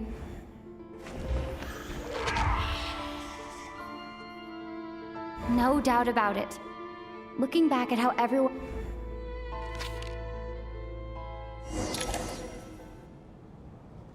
Is it you, Alosha? So? Surely you can't suspect me based on that alone. What if someone else found the investigation report first, slipped the note inside, and then put it back without telling anyone? There's no denying it. The note could easily have been slipped in much earlier than it was discovered. That's not all. I've also noticed that, although on the surface, Valeri, Mitya, and sometimes I were the ones taking charge of the situation, looking back now, even though you didn't say much, you were always subtly guiding everyone from the sidelines. What do you mean? You were the one who emphasized how dangerous it was outside and insisted we all stay here. And earlier today, you tried to convince Patashka to stay. I don't understand why, but it was out of character. So, you didn't understand my intentions, and now you're assuming the worst. Seems pretty unreasonable if you ask me. He still won't admit it? Fine. Let's see how he responds to the most damning evidence of all. The biggest question I have right now is, if the Grim Reaper is impersonating Alosha, then where's the real Alosha? When did they switch?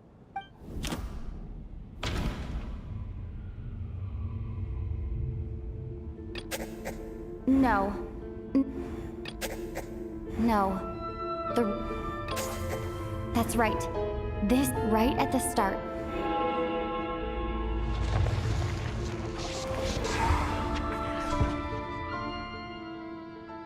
When all this began, right after the performance ended and the snowstorm began to pick up, no one suspected anything unusual.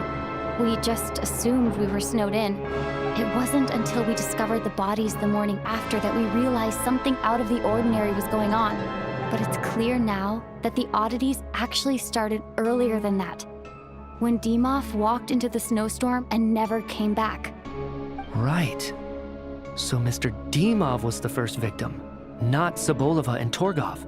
And if we pinpoint that moment as the beginning of this incident, then one thing becomes clear. Alosha, you are the only person who walked into the snowstorm and came back without the help of Vojanitsa's Requiem. More precisely, Alosha never came back at all. The one who came back was the Grim Reaper. Not bad. Well, since you've backed me into a corner, I suppose there's no point in keeping up the act anymore. Alosha? You're the Grim Reaper? I am no such tired cliché. Mortals should address me as the ruler of death. Before being wiped out for good, you identified the two deceased, and even sensed my presence. A commendable achievement. Far beyond what I expected. I heard you can ferry souls. Those deaths each night. Were they your doing? Your initial conclusion was correct. Due to the existence of the two deceased, the ley lines yearned to reclaim those long-lost souls. Every night they devoured an equal number of souls to fill the void. This required no intervention from me. Though, of course, ferrying souls is indeed my authority. Here, take a look.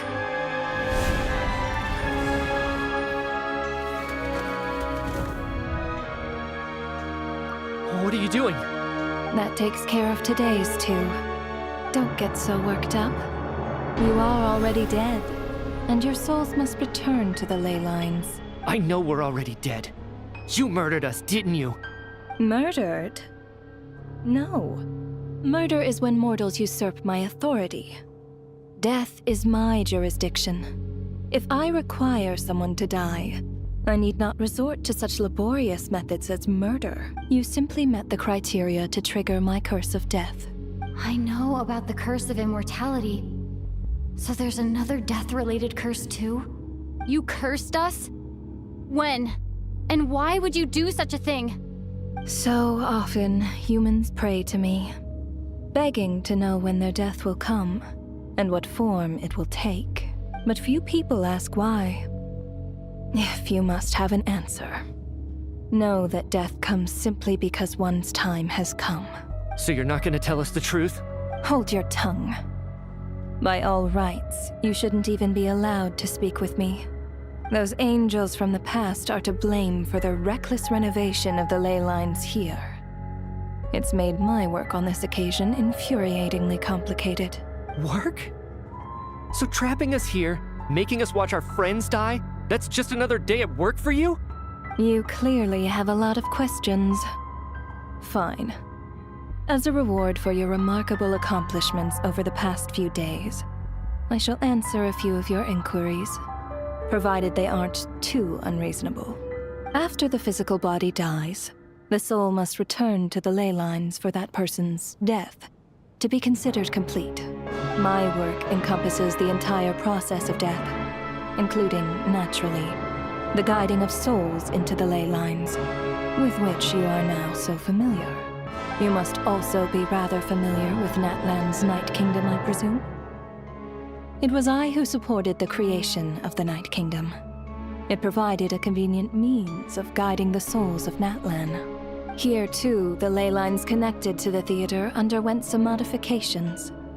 The angels hoped to make them capable of accommodating the souls of some special creations. But this actually hindered their ability to accept ordinary souls to some degree. This effect manifested itself after you died from the curse in the theater, leaving you stranded in the afterlife, unable to achieve a complete death. But if souls who die from the curse of death fail to return to the ley lines within a short window of time, they will miss their chance for good. Then, they will remain forever suspended between life and death, no longer subject to the authorities of either. So if you don't resolve this matter soon, and see all our souls return to the ley lines before long, we'll escape your control. Mitya is sharp.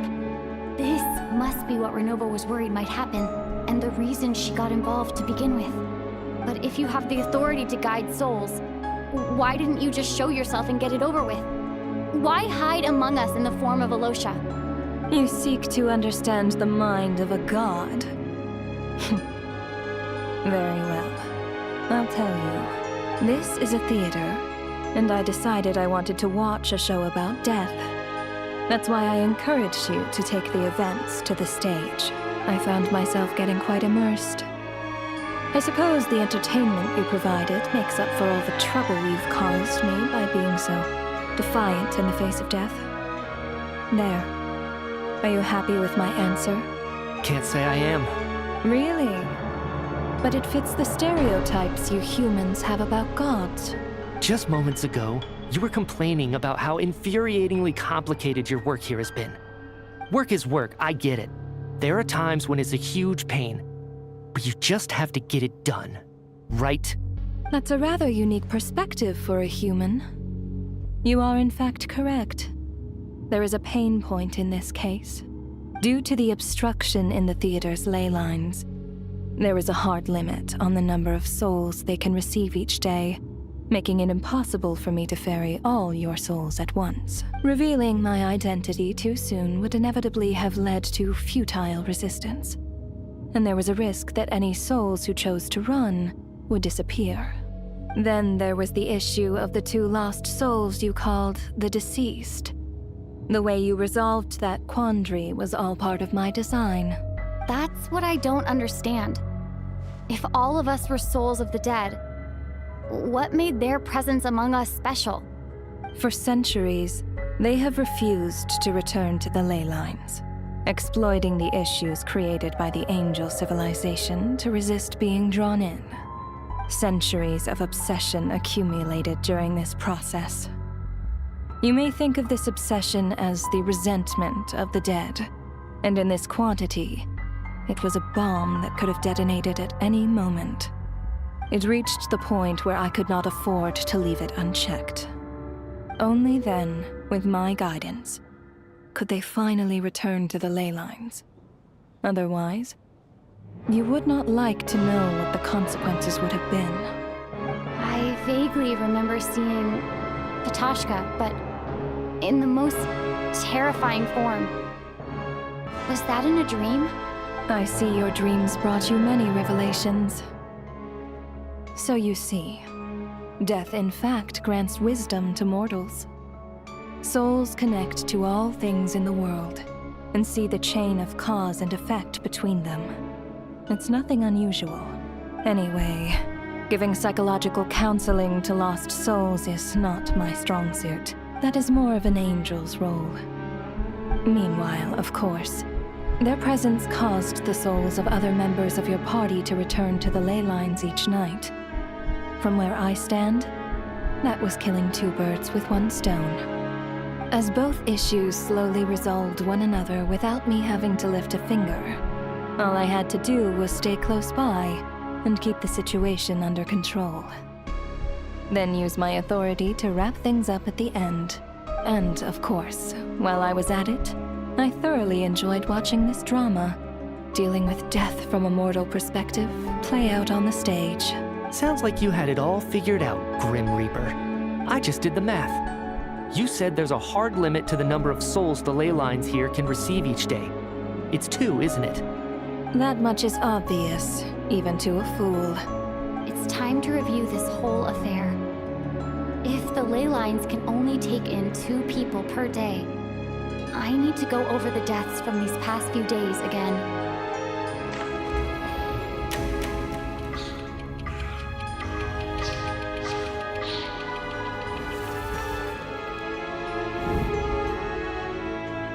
Looking back now, none of us had the faintest idea at the time.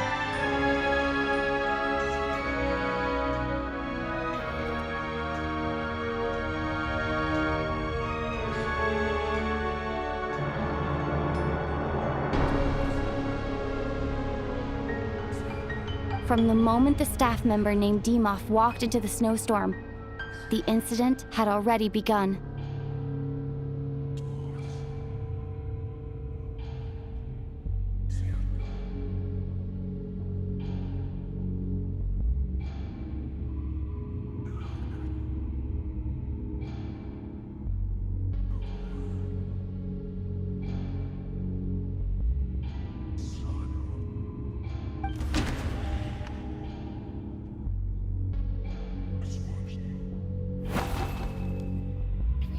No. Let me go over this again.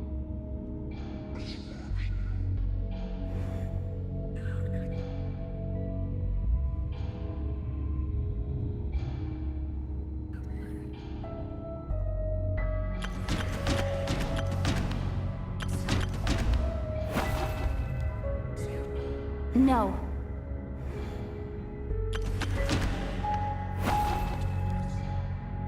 No.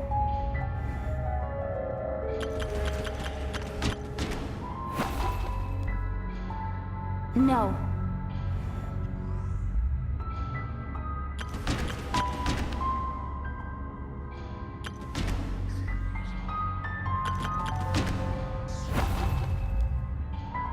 No.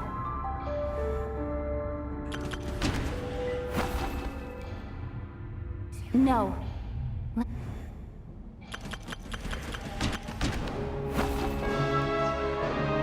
No. Let me go.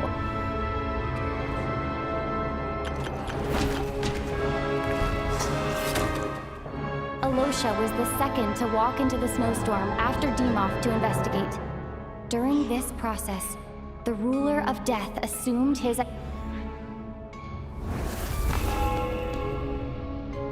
During our first night in the theater, everyone was caught up in the novelty of it all. No one could have expected there would be victims the very next morning. Despite all the confusion, and with the help of hindsight, we finally began to realize that something was amiss with the snowstorm.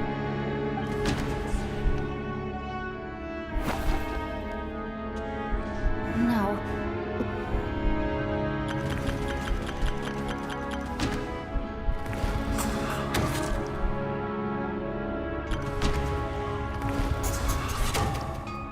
The ley lines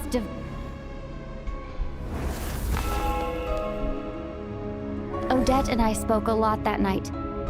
3 people were on watch, but in the morning, we discovered that someone had fallen victim all the same.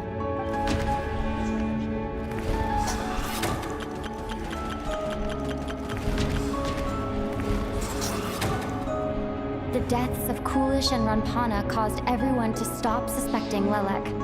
Unexplainable phenomena occurred one after another.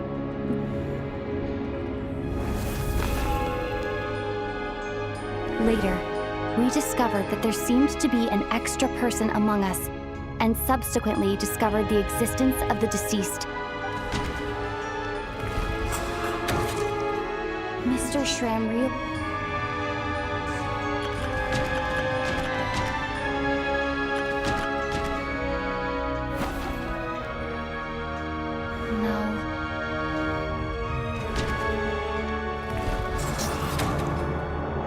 It was all over, but Mr. Valeri's death was a rude awakening for everyone. A lot happened today. The fact that there was more than one deceased seemed to bring us back to square one. Odette revealed some information she had been keeping to herself.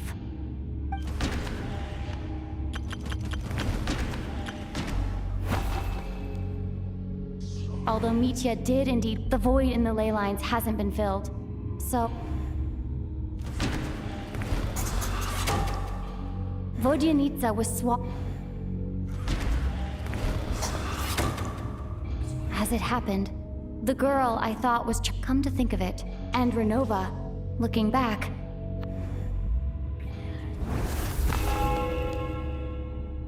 No one could have expected anyone who walked into the snowstorm to return.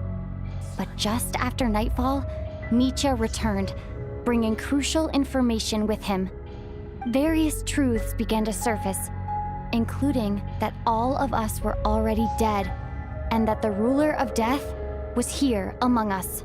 Then, after revealing her true form, Renova callously claimed 2 souls.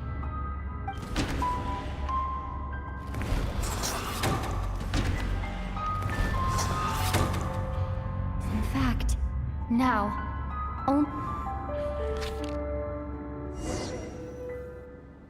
that covers everything. It's all clear now. Your work isn't finished here. The water imp's song threw things off a little. The ley lines have already anchored your soul, and the first ray of light tomorrow morning will take you back. So the reunion in the night that Vojanitsa mentioned, I suppose that was never meant to be a permanent reunion. That just leaves you, traveler. My power only allows me to temporarily separate your soul from your body. The ley lines of Tevat would not accept you, and your soul is firmly anchored to your body by your will. For a descender like you, who is not bound by Tevat's rules, your death can only be brought through the most violent of means, such as directly destroying either your body or soul. I have no interest in involving myself with descenders, for now. Although, this may change if Asmodee remains missing, or you insist on interfering with our affairs. One last question then. All our struggles and sacrifices here, they were meaningless from the very beginning, weren't they? Death abides no reason. Besides, what you call sacrifice is merely a concept created by humanity.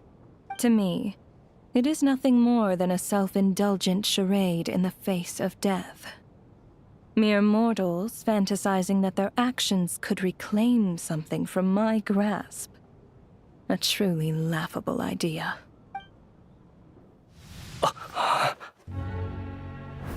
Grim Reaper, you really know how to get on my nerves.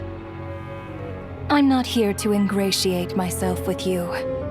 I kill merely because your deaths are necessary.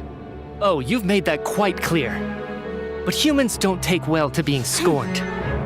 Not even by the gods.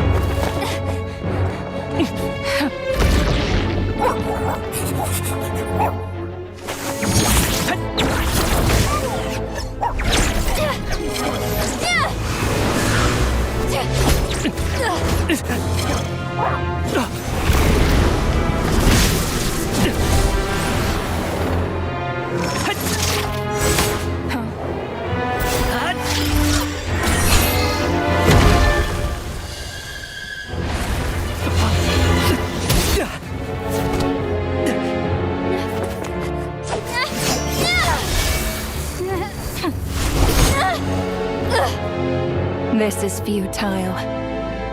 You must know that you are powerless against me in my own domain. I suggest that you save your strength. For what? Maybe we can't change anything. But if nothing else, we can at least teach you to have some respect for the dead. Audacious.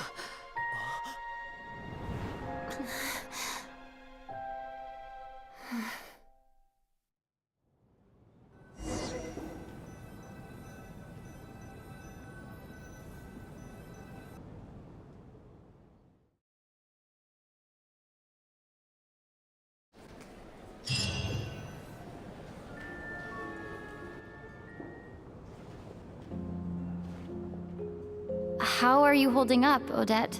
What happened to me? How much do you remember? What do you mean? Is the performance over? I can't seem to recall what happened. Has Odette already forgotten?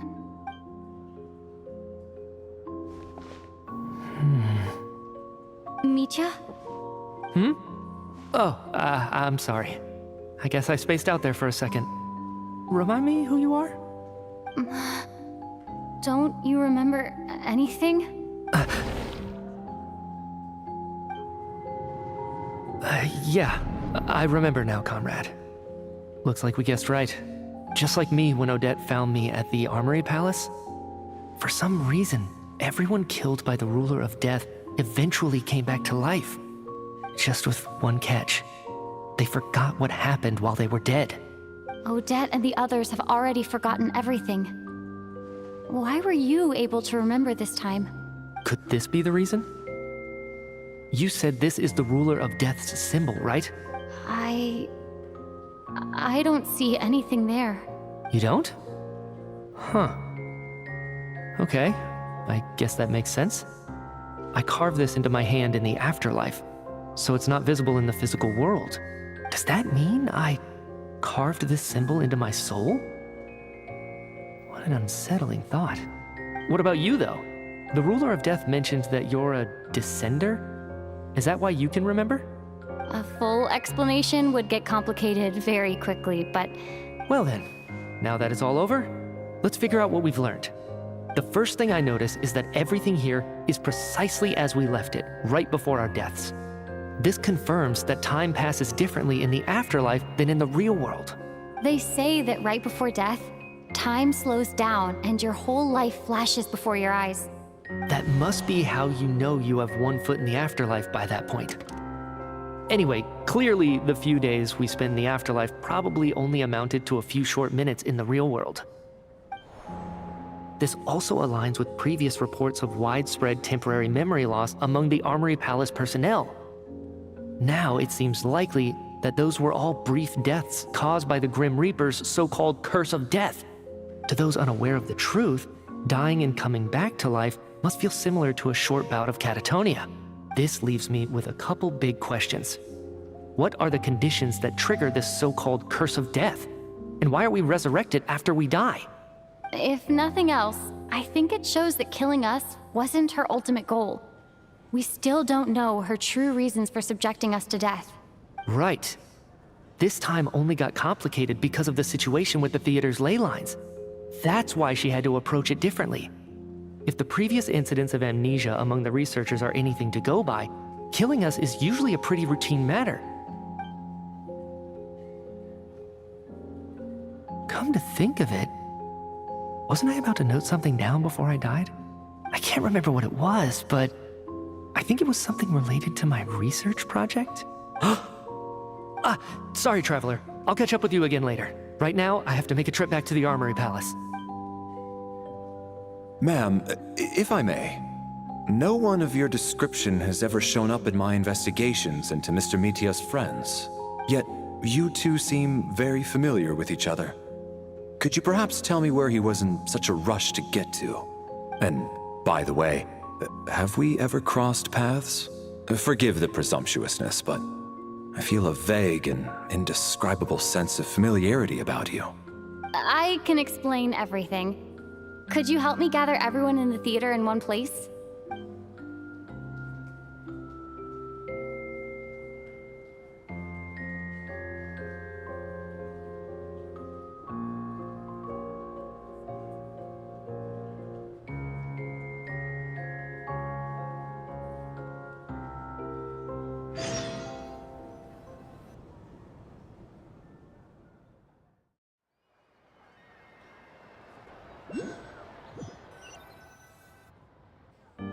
So Chuganov really is going to shut down the factory. I guess this theater incident actually did us some good after all. So, you said I promised to take you to the Armory Palace while we were in the afterlife, yes? I believe you. I think I even have a vague memory of it. Agreed. Let's check in on her first. The whole reason for our trip to the Armory Palace anyway is to figure out what's going on with her health.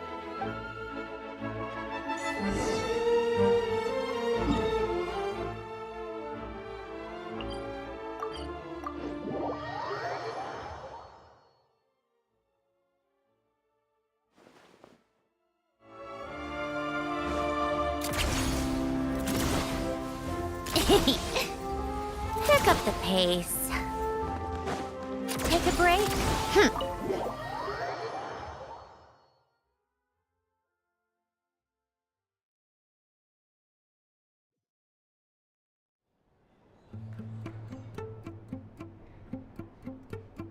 I'm finally back.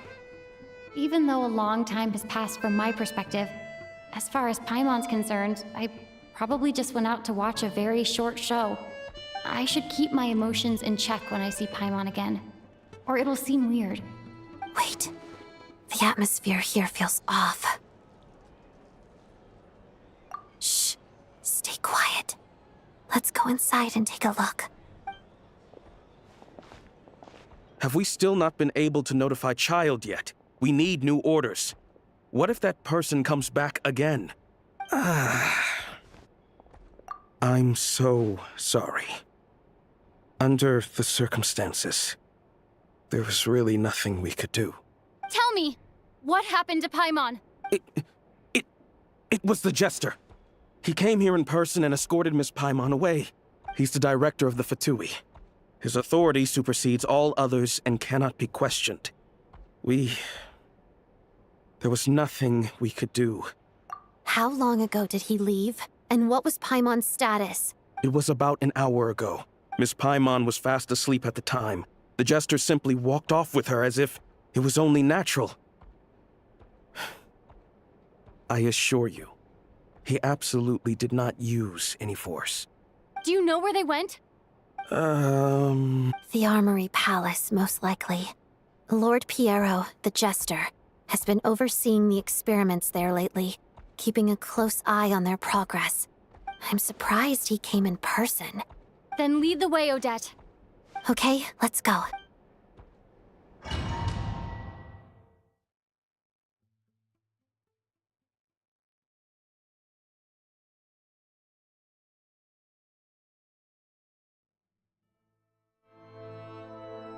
It's just up ahead. Quick, let's get inside. No, I'll go alone. You know I'm planning to force my way in. I was hardly planning on taking you through the official channels anyway. I'm here to force my way in, just like you. I may be a Fatus, but I'm also Lelik, enemy of Project Stuzha. Paimon's safety is paramount right now. With me around, you'll have an extra pair of hands. There might be devices inside that are easier for an insider to deal with. If you say so. Let's go. There's no time to hesitate.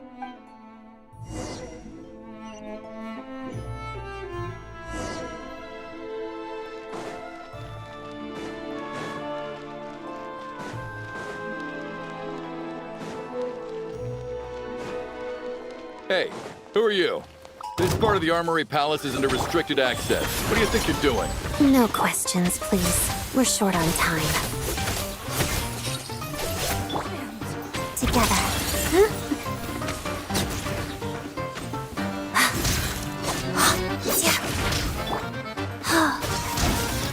Go.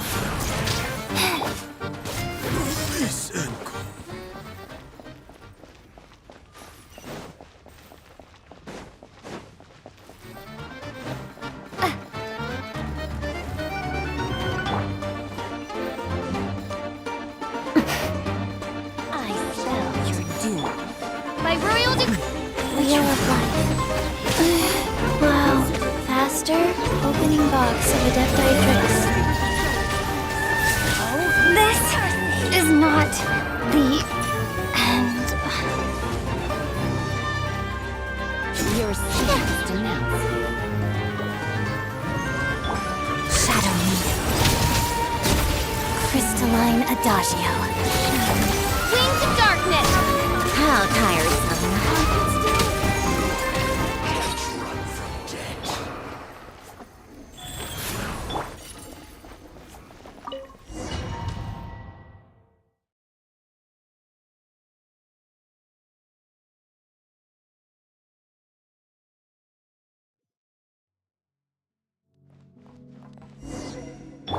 Orders given. Orders received.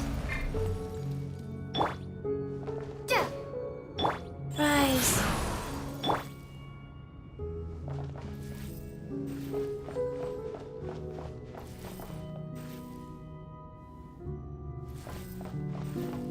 Now, do you have a pass?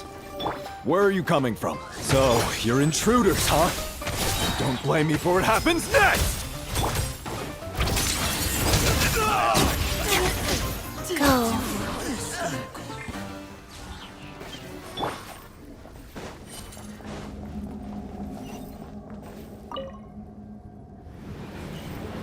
The Armory Palace is hidden this deep in? This place is much bigger than I imagined. They're conducting top-secret research, after all. The deeper it's hidden, the better, is standard Fatui logic.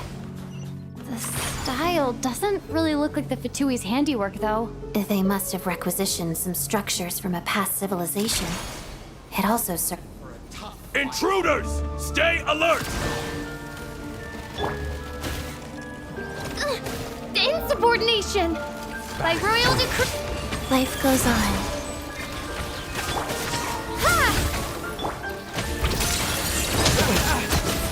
Witness the Snow Swan's grace.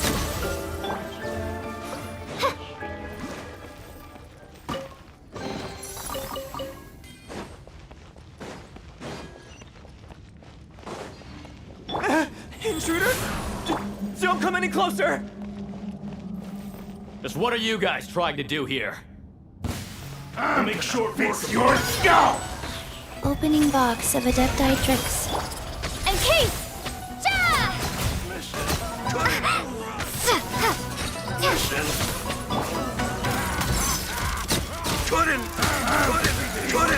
How tiresome. No one interferes with a jester's work! Together. Waltz of the snowflakes.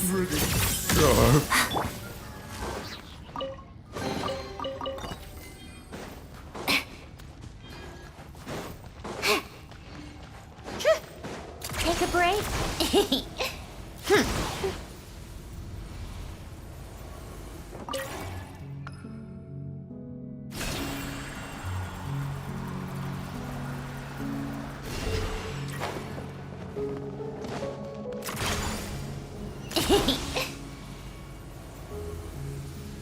It looks like no one's guarding this place. There's something off about that decoration over there. Look out! Let's deal with these before we move on.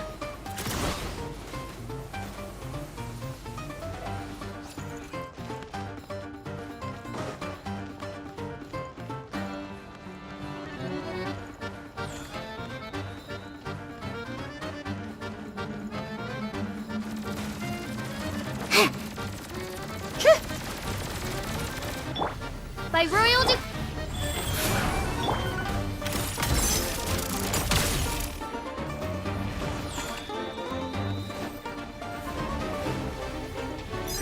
What a joke!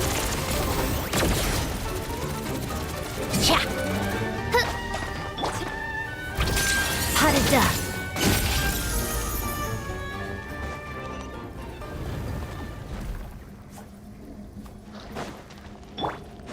Take a break? Pick up the pace.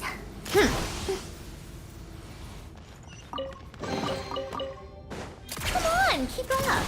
Pick up the pace.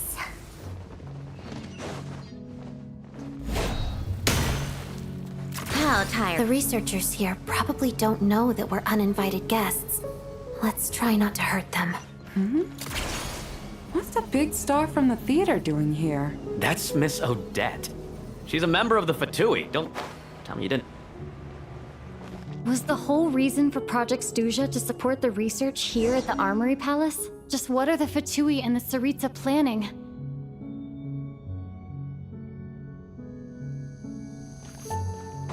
Come on, keep up.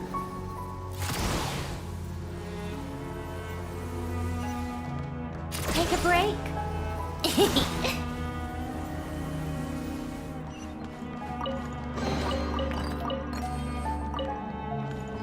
Come on, keep up. Whoa! Who are you? Never seen you around here before. Looks like there's no way through here. Maybe using the power of this prism could help? Take a break.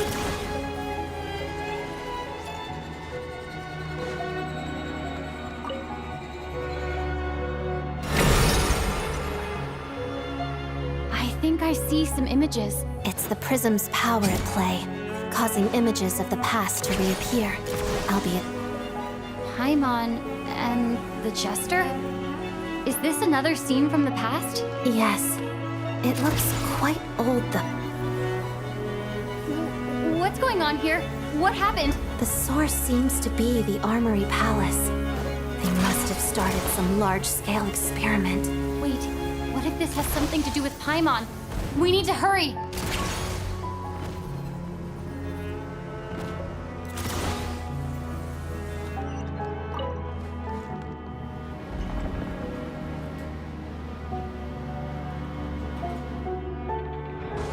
How tiresome. We're almost there. The Armory Palace is just up ahead. Paimon, please be okay.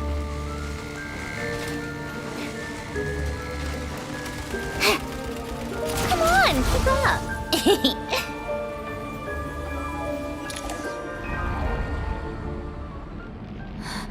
What's going on?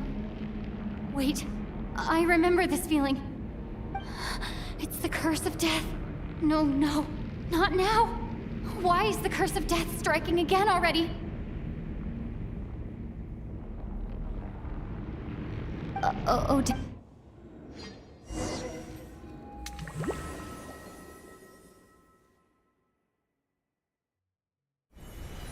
Is this the afterlife again?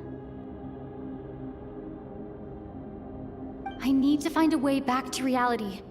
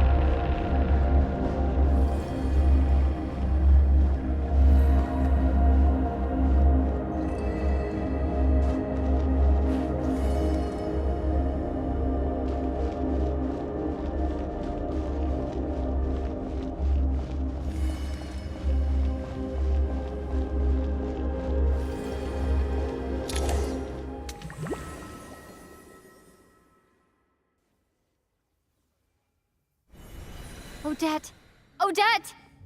No signs of life, but past experience says that she should be resurrected before too long.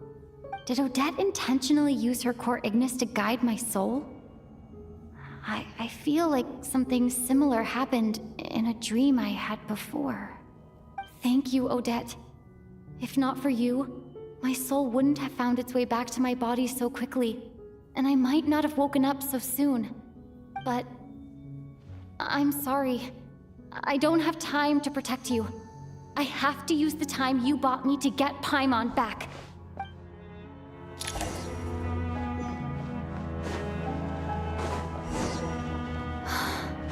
Sure enough, everyone here has been a Paimon! Paimon! No, wait. Paimon probably didn't escape Renova's curse either. She won't be able to respond to me right now. I'll have to find her myself.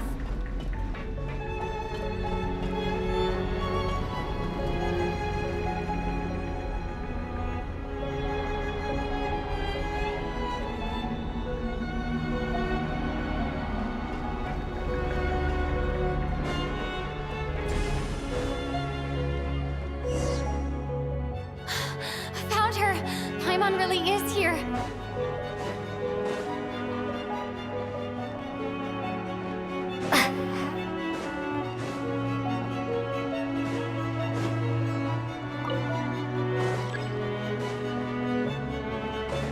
Nitya! Is this the laboratory he works in? What happened here to trigger the curse of death again so soon?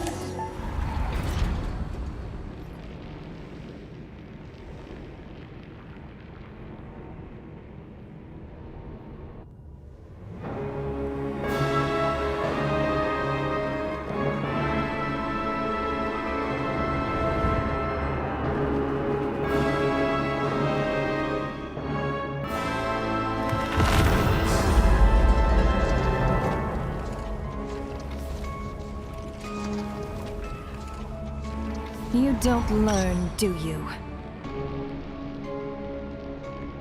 You've already been involved in one mass death, and now you show up at the scene of another. This might have passed for a coincidence the first time, but a second time? Am I to assume you are intentionally interfering in Snezhnaya's affairs? Judging by your expression, it seems that you understand little of what is going on here. In that case, a word to the wise. Do not interfere in Snezhnaya's affairs. A civilization that fails to learn its lesson constantly depletes its own worth. It will one day lose any reason for its existence. And as a descender, you are perfectly suited to be the lifeline to which a dying civilization might desperately cling. Consider your position carefully. No advice needed. I'll make my own judgments. Suit yourself. When the day of reckoning arrives, not even a descender can hope to escape unscathed. The time for resurrection fast approaches. The mortals here are not yet worthy to behold my form. So that will be all for today.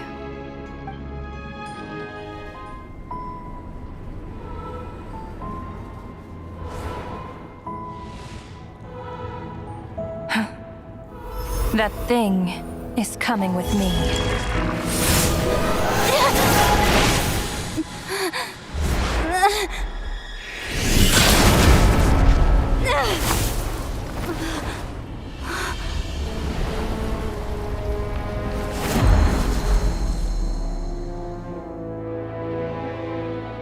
You awoke sooner than I thought.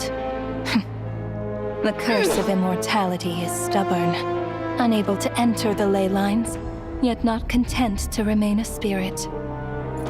Ruler of death, what do you want? You perplex me. Both you and you. That thing may be a creation of Celestia, but it possesses none of Celestia's power, let alone authority. Your obsession with it baffles me. No matter, the resurrection will soon begin. It's worthless anyway. I'll reclaim it next time.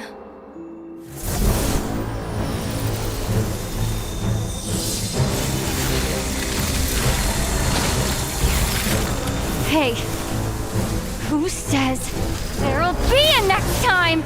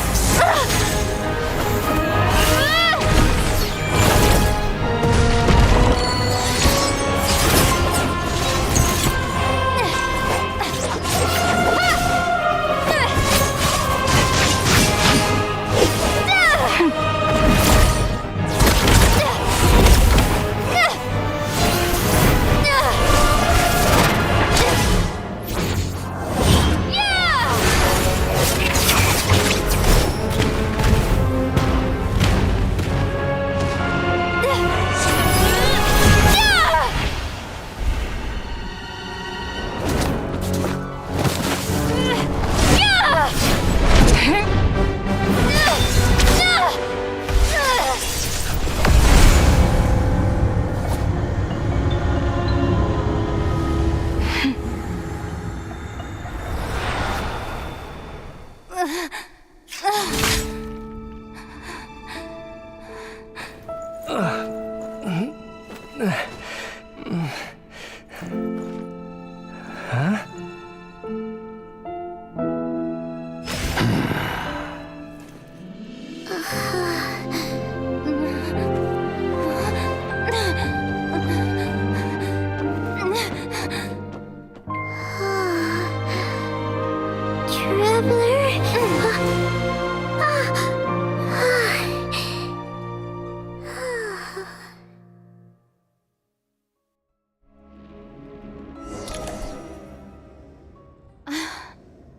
I missed you, Paimon. What are you talking about? We haven't even been apart for that long, have we? It was... different this time. You seem to be in pretty good shape. Yeah, Paimon's back in tip-top condition. It's the weirdest thing. Paimon fell asleep earlier, and when she woke up, she found herself here. The Jester and that guy talking to him used some kind of energy on Paimon, and she could kind of feel it canceling out that other thing that was making her feel unwell. So, Mitya helped too? Apologies for leaving in such a hurry at the theater earlier. I was in a rush to verify some theories. Rest assured that your companion is perfectly safe. We reversed the effects that the experimental energy had on her. The Jester specifically instructed me to do so.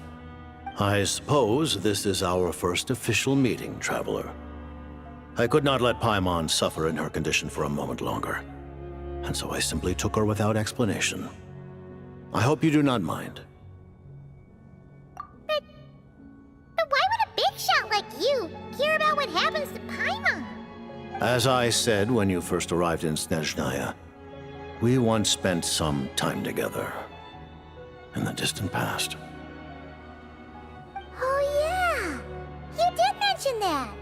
And Paimon did think you seemed strangely familiar the first time we met. I'm afraid the reminiscing will have to wait. Mitya, let us continue with the report.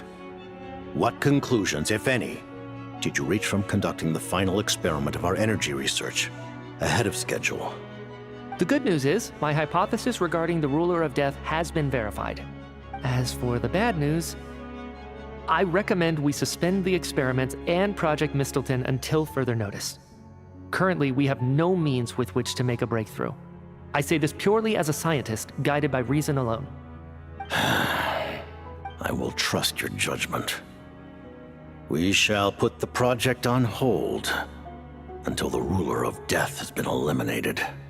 Wait, what are you guys talking about? You want to get rid of Renova? Like, how? By killing her? By whatever means necessary, so long as it removes the threat she poses to us. Until then, everything we do will be in vain. After what just happened, I've ascertained Renova's goal. Or rather, the trigger condition for the Curse of Death. Okay, let's hear it. What she's doing is blocking Snezhnaya's technological progress, preventing us from possessing any means with which to threaten the heavenly principles. Just like the little lapdog she is. So, any ideas, research, or experiments that lead to technological progress can trigger the curse. Just now, for instance, I was set to launch a final phase energy experiment ahead of schedule. If the experiment was successful, we could have achieved a crucial breakthrough. As expected, though, the moment the experiment began, all the researchers, technicians, and witnesses died from the curse. All that effort, not to mention the energy and materials we relied on Project Stuzha to gather for us, went to waste. In the end, nothing was gained. Does that mean something similar happened when we were at the theater? That's right. During the performance, I thought of an important breakthrough regarding the experiment, and wound up dragging everyone into this. So the nature of the curse seems to be something like... when moments of technological progress occur, all life in the vicinity is taken away. What a violent method. Of course, that meant the curse was normally limited to the Armory Palace. Since outsiders are forbidden from entering, this mass death phenomenon went unnoticed. Until Odette came along. I believe she was the first witness. The Curse of Death was triggered just before she infiltrated the Armory Palace that day. But you mentioned something something about a final stage experiment. Doesn't that mean you've actually made some progress? That's right.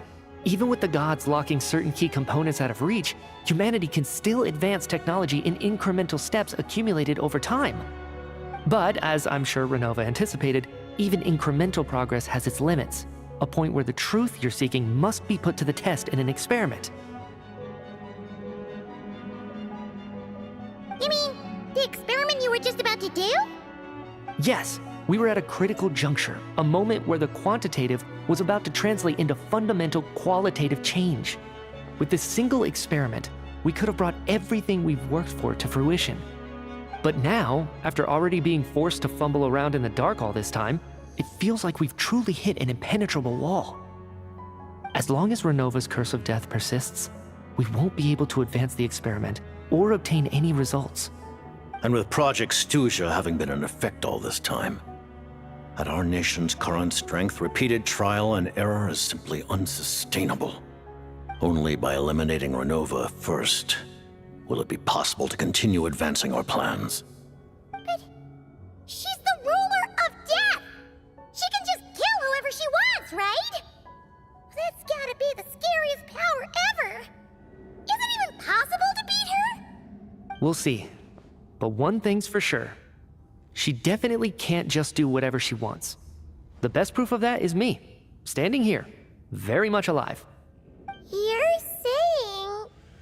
Wouldn't it be easier to just kill all of us researchers for good? Why resurrect us over and over again? Why let us advance our technology to this point? So, you're saying even the ruler of death has limitations we don't know about? Exactly. And I think that's where the key to our breakthrough lies. Regardless, the ruler of death has always been an obstacle we must overcome.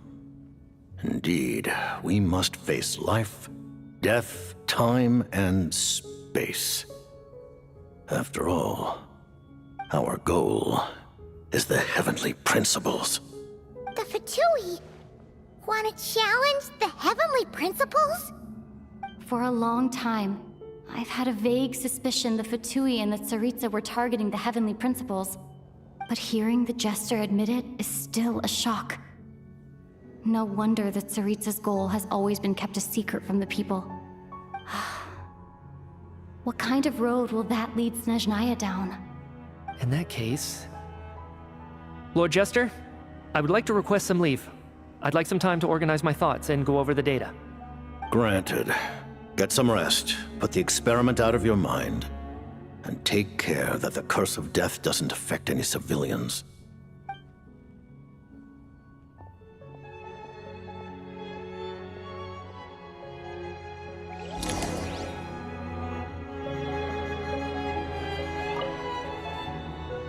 While there is yet time, allow me to offer you my hospitality, honored guest of Snezhnaya.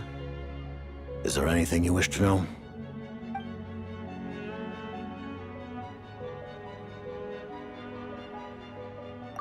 I remember hearing the term Mistelton from Columbina.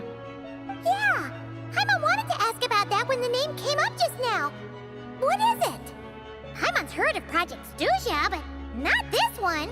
As you know, Project Snezhnaya is a series of measures enacted to consolidate our nation's resources, the greater purpose of which is to serve Project Mistelton. Many of the things you have encountered thus far are essentially for the advancement of that project. This includes the Kuvaki Experimental Design Bureau in Nodtrai. Researching Kuvaki was merely a facade. Its core objective was to use local resources and research findings to build Mistelton itself. And that's a weapon built for the final battle against the Heavenly Principles, isn't it? Huh? How did you know that?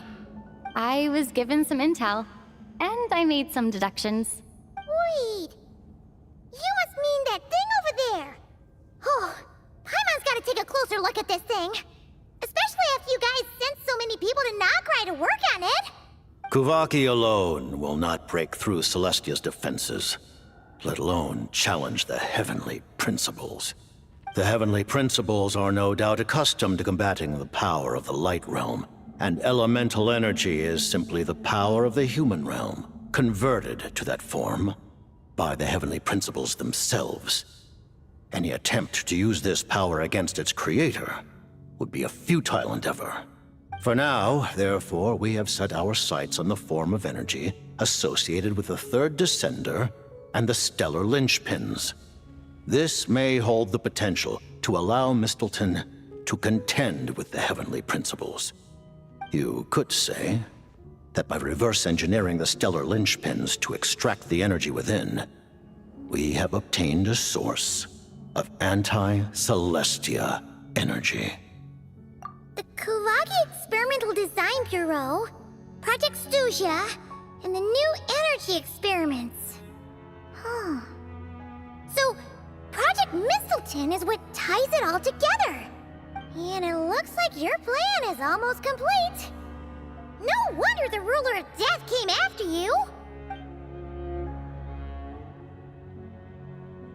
Her Majesty the Tsaritsa has embarked upon an expedition to vanquish a monster. Were it not for this, I imagine she would have been delighted to grant you an audience. Seems like the powers that be in Snezhnaya don't intend to hold my past conflicts with the Fatui against me. The Harbingers have been granted significant autonomy in retrieving the Gnosis. But by the same token, they do not completely represent Snezhnaya's official stance. You read my mind. Speaking of the Gnosis, Paimon's been dying to ask this question since forever. Why exactly does the Tsaritsa want to collect them? Is it something to do with the fight against the heavenly principles? The Gnosis will undoubtedly serve as a key bargaining chip when she confronts the heavenly principles. Beyond that, you had best ask the Tsaritsa herself. I am not sure if this information is mine to disclose. What do you mean, not sure? Don't you make the rules? You're the highest-ranking Harbinger! Ugh, never mind. Taking on the heavenly principles is something most people wouldn't even entertain in their wildest fantasies. Why is the Tsaritsa so fixated on this? In Tevat today, civilization is nothing but an illusion. Something whose very existence can be negated at any moment. Our civilization may very well be destroyed in the struggle, but as things stand, the heavenly principles could choose to negate our existence on a passing whim. And we must not sit back and accept that fate. Only by changing the state of affairs, only by overthrowing the heavenly principles, can our civilization truly be said to have taken root. Otherwise, the fate of the people of Conria and Hyperborea is a cycle doomed to repeat itself. Accepting potential destruction in return for getting to control your own fate. Furthermore, perhaps this is still somewhat difficult for you to understand. Are you aware that all the rules of this world are made up of curses? Huh? All of them? Paimon knows about the curse of death you mentioned, and the curse of immortality that you and Dainsleif have. Then, the birth of the Hilly Churls, the rules of Natlan's Ode of Resurrection, those are curses too? Farina's long life seems to stem from a curse placed on her by Focalor as well. Yes. Even a god's love for humanity is a curse the heavenly principles inflicted upon the gods. What? The Tsaritsa has always had ample reason to hate the heavenly principles. If she can seize their authority, she will reconstruct the entire world, and when that time comes, humanity will be completely liberated from curses and lies. Look forward to it. It will be a world beyond your imagination. Though the ordinary people of Snezhnaya may not understand these details, In this frigid land locked in a ceaseless struggle against the environment. In this nation to which the gods have never shown favor, we all believe that standing in solidarity with the Tsaritsa in our shared struggle will surely usher in a new and better world.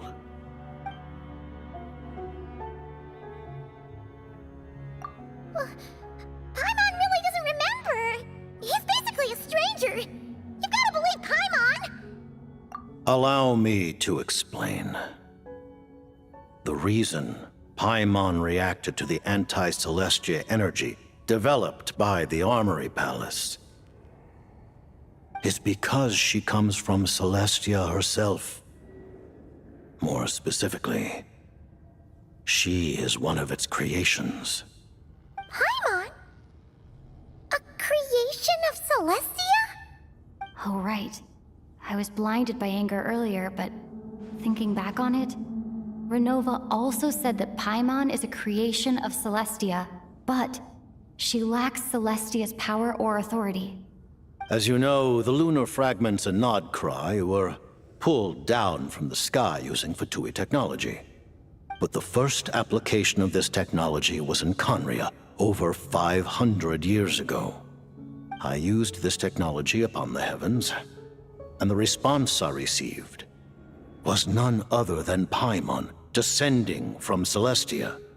I presented her to the Vinster King, but he took no interest in this gift, nor did it satisfy him.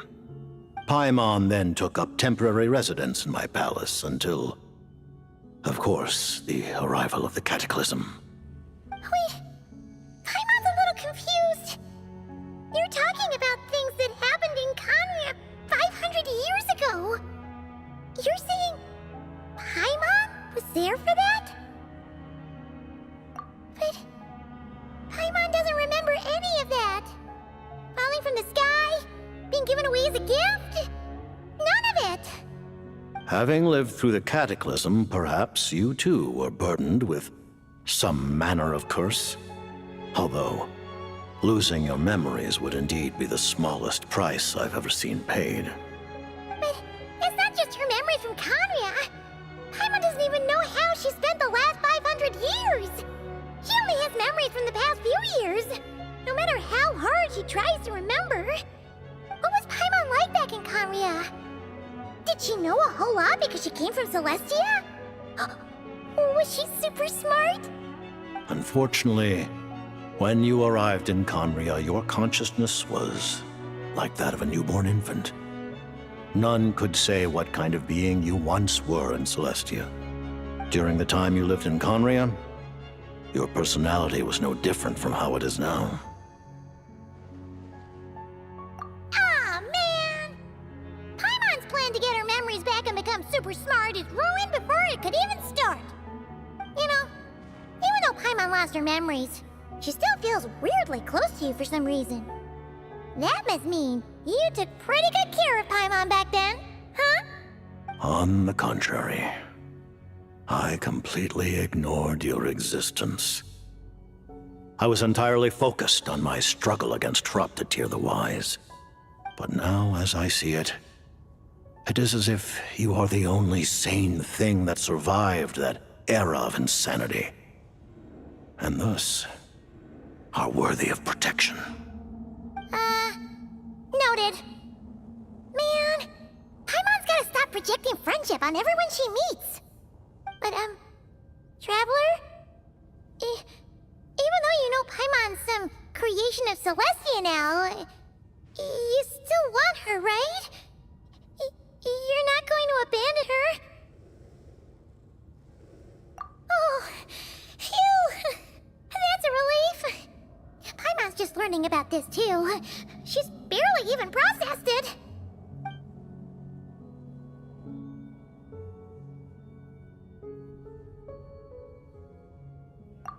Thank you for telling me so much. I'm a bit surprised, honestly. I didn't expect you to be quite so transparent with me. Given the circumstances, the Fatui need not hide anything from our allies. Allies? To advance Project Mistleton, we must first resolve our issue with the Ruler of Death.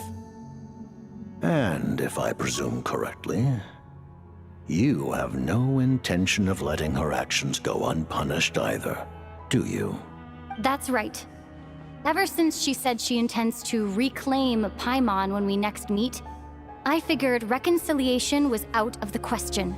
Against an opponent of this caliber, deliberating over our allegiances would waste time we do not have. We must join forces unreservedly with whomever we can, if we are to stand anything like a fighting chance. You're going to challenge the Ruler of Death?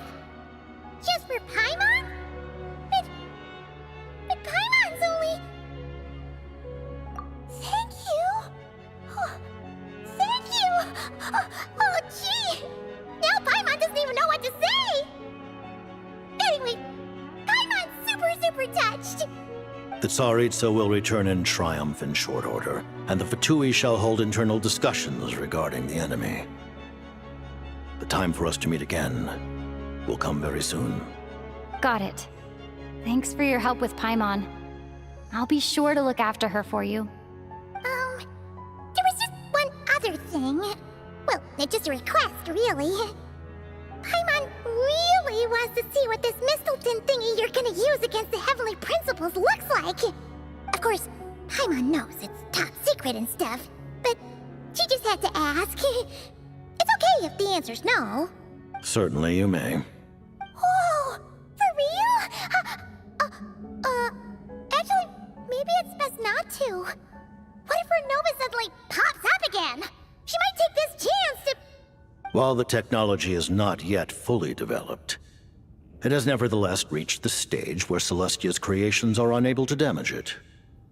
In that regard, you may rest assured. Oh. Wow. No wonder Paimon felt so out of sorts recently, even though it was super far away. Alright then! Paimon's ready to take a sneaky peek at this top secret super weapon!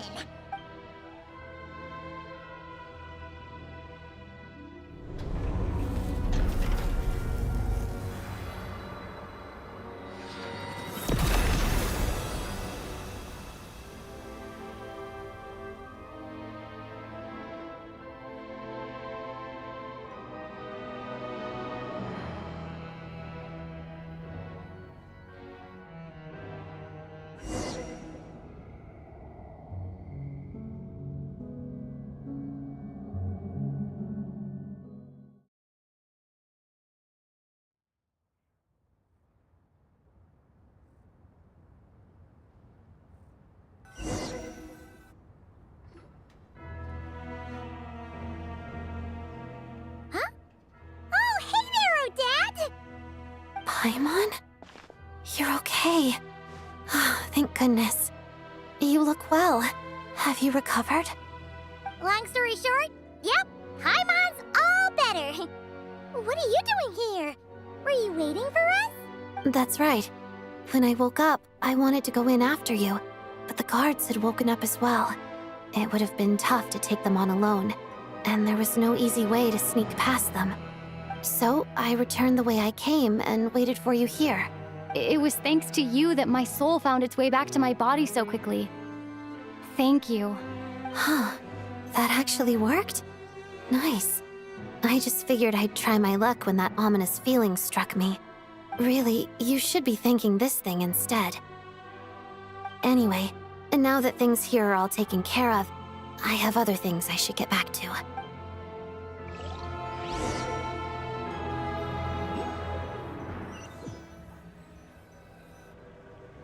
Ah, Director Chuganov, you're back. We just received notice that Project Stuzha has been suspended, so we've convened an emergency meeting. This is the preliminary plan. In addition to expanding production capacity, we've also discussed feasible layoff plans to optimize revenue and expenditure structure. Our calculations indicate that the factory's profits will increase by at least 30%. Just give the word, Director. That won't be necessary. Leave the energy for those who need it. Whether they use it just to get by or to run a business, that's up to them. Start preparing to halt production and lay off the staff. Make sure the workers are able to land on their feet and that they are duly compensated. Thank you all for your hard work during this time. Am I hearing you right? Why? After all the tough times we made it through, now is exactly when we should start to turn a profit. I just suddenly don't want to do this anymore. Huh. Does there have to be a reason? Iskra, it's time to rest. Dear esteemed members of the Rokot, given the effects of Lelik's radical actions upon our organization's reputation and social stability, a decision has been made to permanently withdraw this codename from use. Considering that Lelik did what they did for the benefit of the people, the Rokot has nevertheless negotiated with the authorities, ultimately securing a waiver for all penalties due to them. Lelik will be suspended for a period of time. Depending on their future performance, they may be allowed to adopt a new codename and continue acting as part of the Rokot. The purpose of this notice is to remind everyone once again that motives and methods are equally important when one operates in the shadows. Even with Project Stooge's suspension and our interim operational victory, we must guard against complacency and rashness and work to consolidate the progress we have made so far. We act only for the greater glory and solidarity of our nation. May the aurora shine ever on, and the tundra always stand firm. We act only for the greater glory and solidarity of our nation. May the aurora shine ever on, and the tundra always stand firm. Looks like it's finally over. You mean for us? Just thinking out loud, I've never seen the Snezhnaya Vecha so lively before.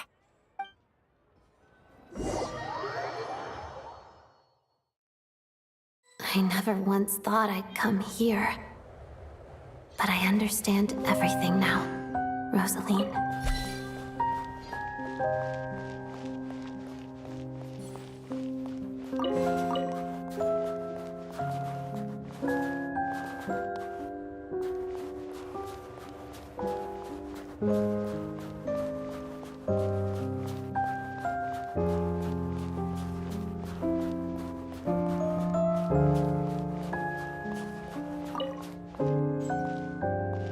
I've seen Spirit Seeker performed many times, including by your mother.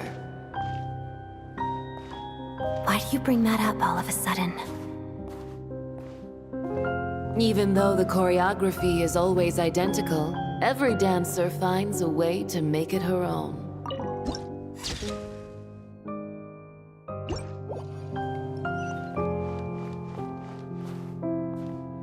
So you actually want to talk to me about ballet?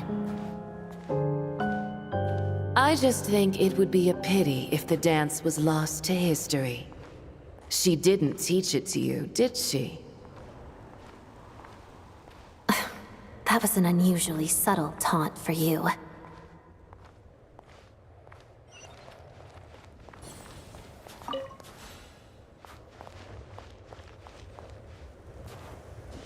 We embraced one another on the snow-swept plains, melting the ruthlessness of time. But when our bodies, in pieces, are cast to the winds, what of our love will remain behind?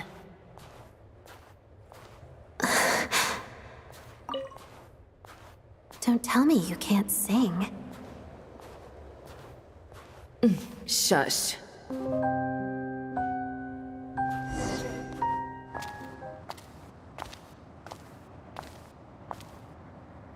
I understand her hatred.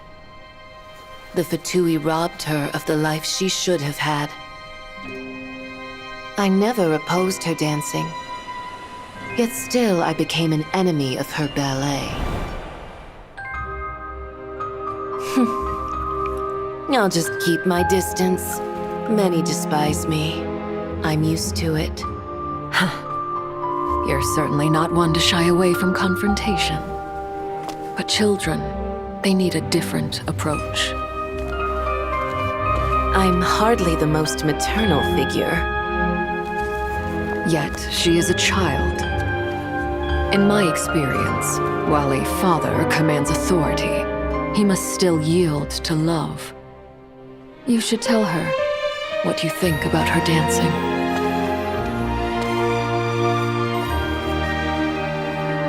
Odette will soon take the stage at the Kawai Theater. This could be your chance.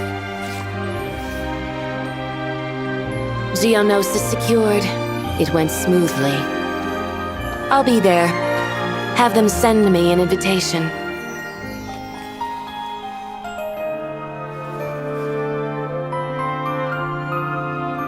Sadly, things didn't work out. Her final words are inside that block of ice. This? Aren't these for monitoring her subordinates? Not yours. This one isn't her witch's flame, but my two worlds' flames. The two worlds' flames can burn away memories. It was my parting gift to Rosaline.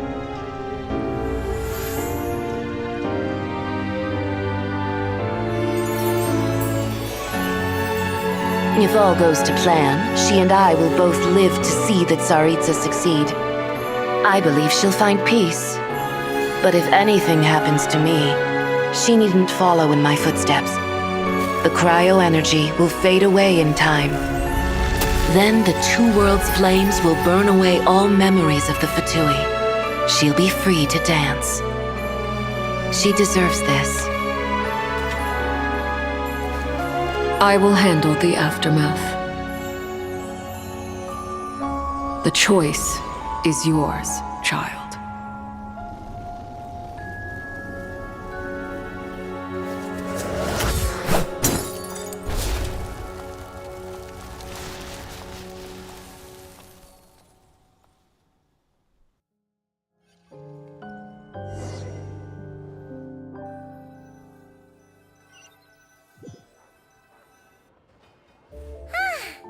Fresh air at last!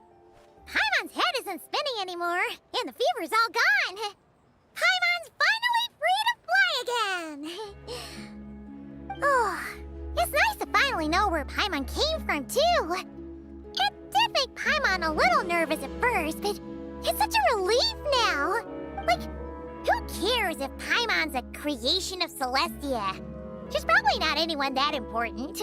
Probably just the fairy of food and fun or something. And like you said, this doesn't have to change anything between us. You're not gonna just... Hey, hurry up! Why are you walking so slowly? You've spent the last few days lying in bed and stuffing your face. I didn't think you'd be able to fly this fast. Says who? Paimon's as agile as ever. They don't call her White Floaty for nothing. Paimon originally wanted to check out the bookstores in Snezhnaya, but she's more in the mood for flying around right now, so let's save that for later. Wait, they've got light novels from Yai Publishing House here too. Huh? And this is Paimon's favorite mystery story from Fontaine. Wow, it got a sequel. The local Snezhnaya books look pretty interesting too, but also kind of heavy. Not the easiest things to look around. I thought you were in the mood for flying around. Paimon can read while she flies. Hey, look at these two dolls. Which do you like better? All right, boss, we'll take both. Paimon will have the other one. Oh, I thought we were only getting one. All right, fine, I'll pay. There you are. Thanks for visiting. Paimon will grab this and then... Huh? Huh? Huh? How many layers does this thing have? And what are you laughing at? You knew all along, didn't you? A whole bunch of people are gathered over by the plaza. Hey, look! That looks like Tartaglia! Hey, Tartaglia! I know that voice. Of course. If it isn't Paimon and my old comrade. You're looking well, Paimon. All better? Yeah! The Jester knew what was wrong and fixed Paimon right up! Thanks for sending someone to keep Paimon safe, too. Oh, yeah, about that. That was kind of embarrassing. Who could have known that our director would go looking for you in person? So sorry for the misunderstanding. Oh, right. Let me introduce you. This is my little sister, Tonya. Hello, Tonya. Hello. Firstly, I'm really sorry about my brother. Sounds like he's caused you no end of trouble. Hey now, why'd you have to start with that? Not that it isn't true, of course. So she's the real Tonya. She said you two didn't manage to meet up at the theater. She waited ages for me, and when I didn't show, she got a little worried and went outside.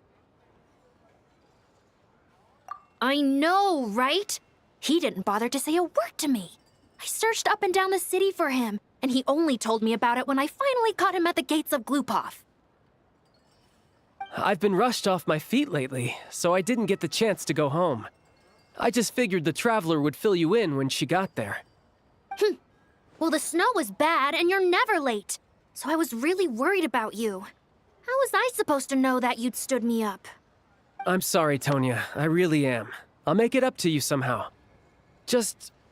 please don't tell Mom and Dad. Although the mix-up led to a series of misunderstandings, it's probably for the best that the real Tonya didn't get caught up in that mess.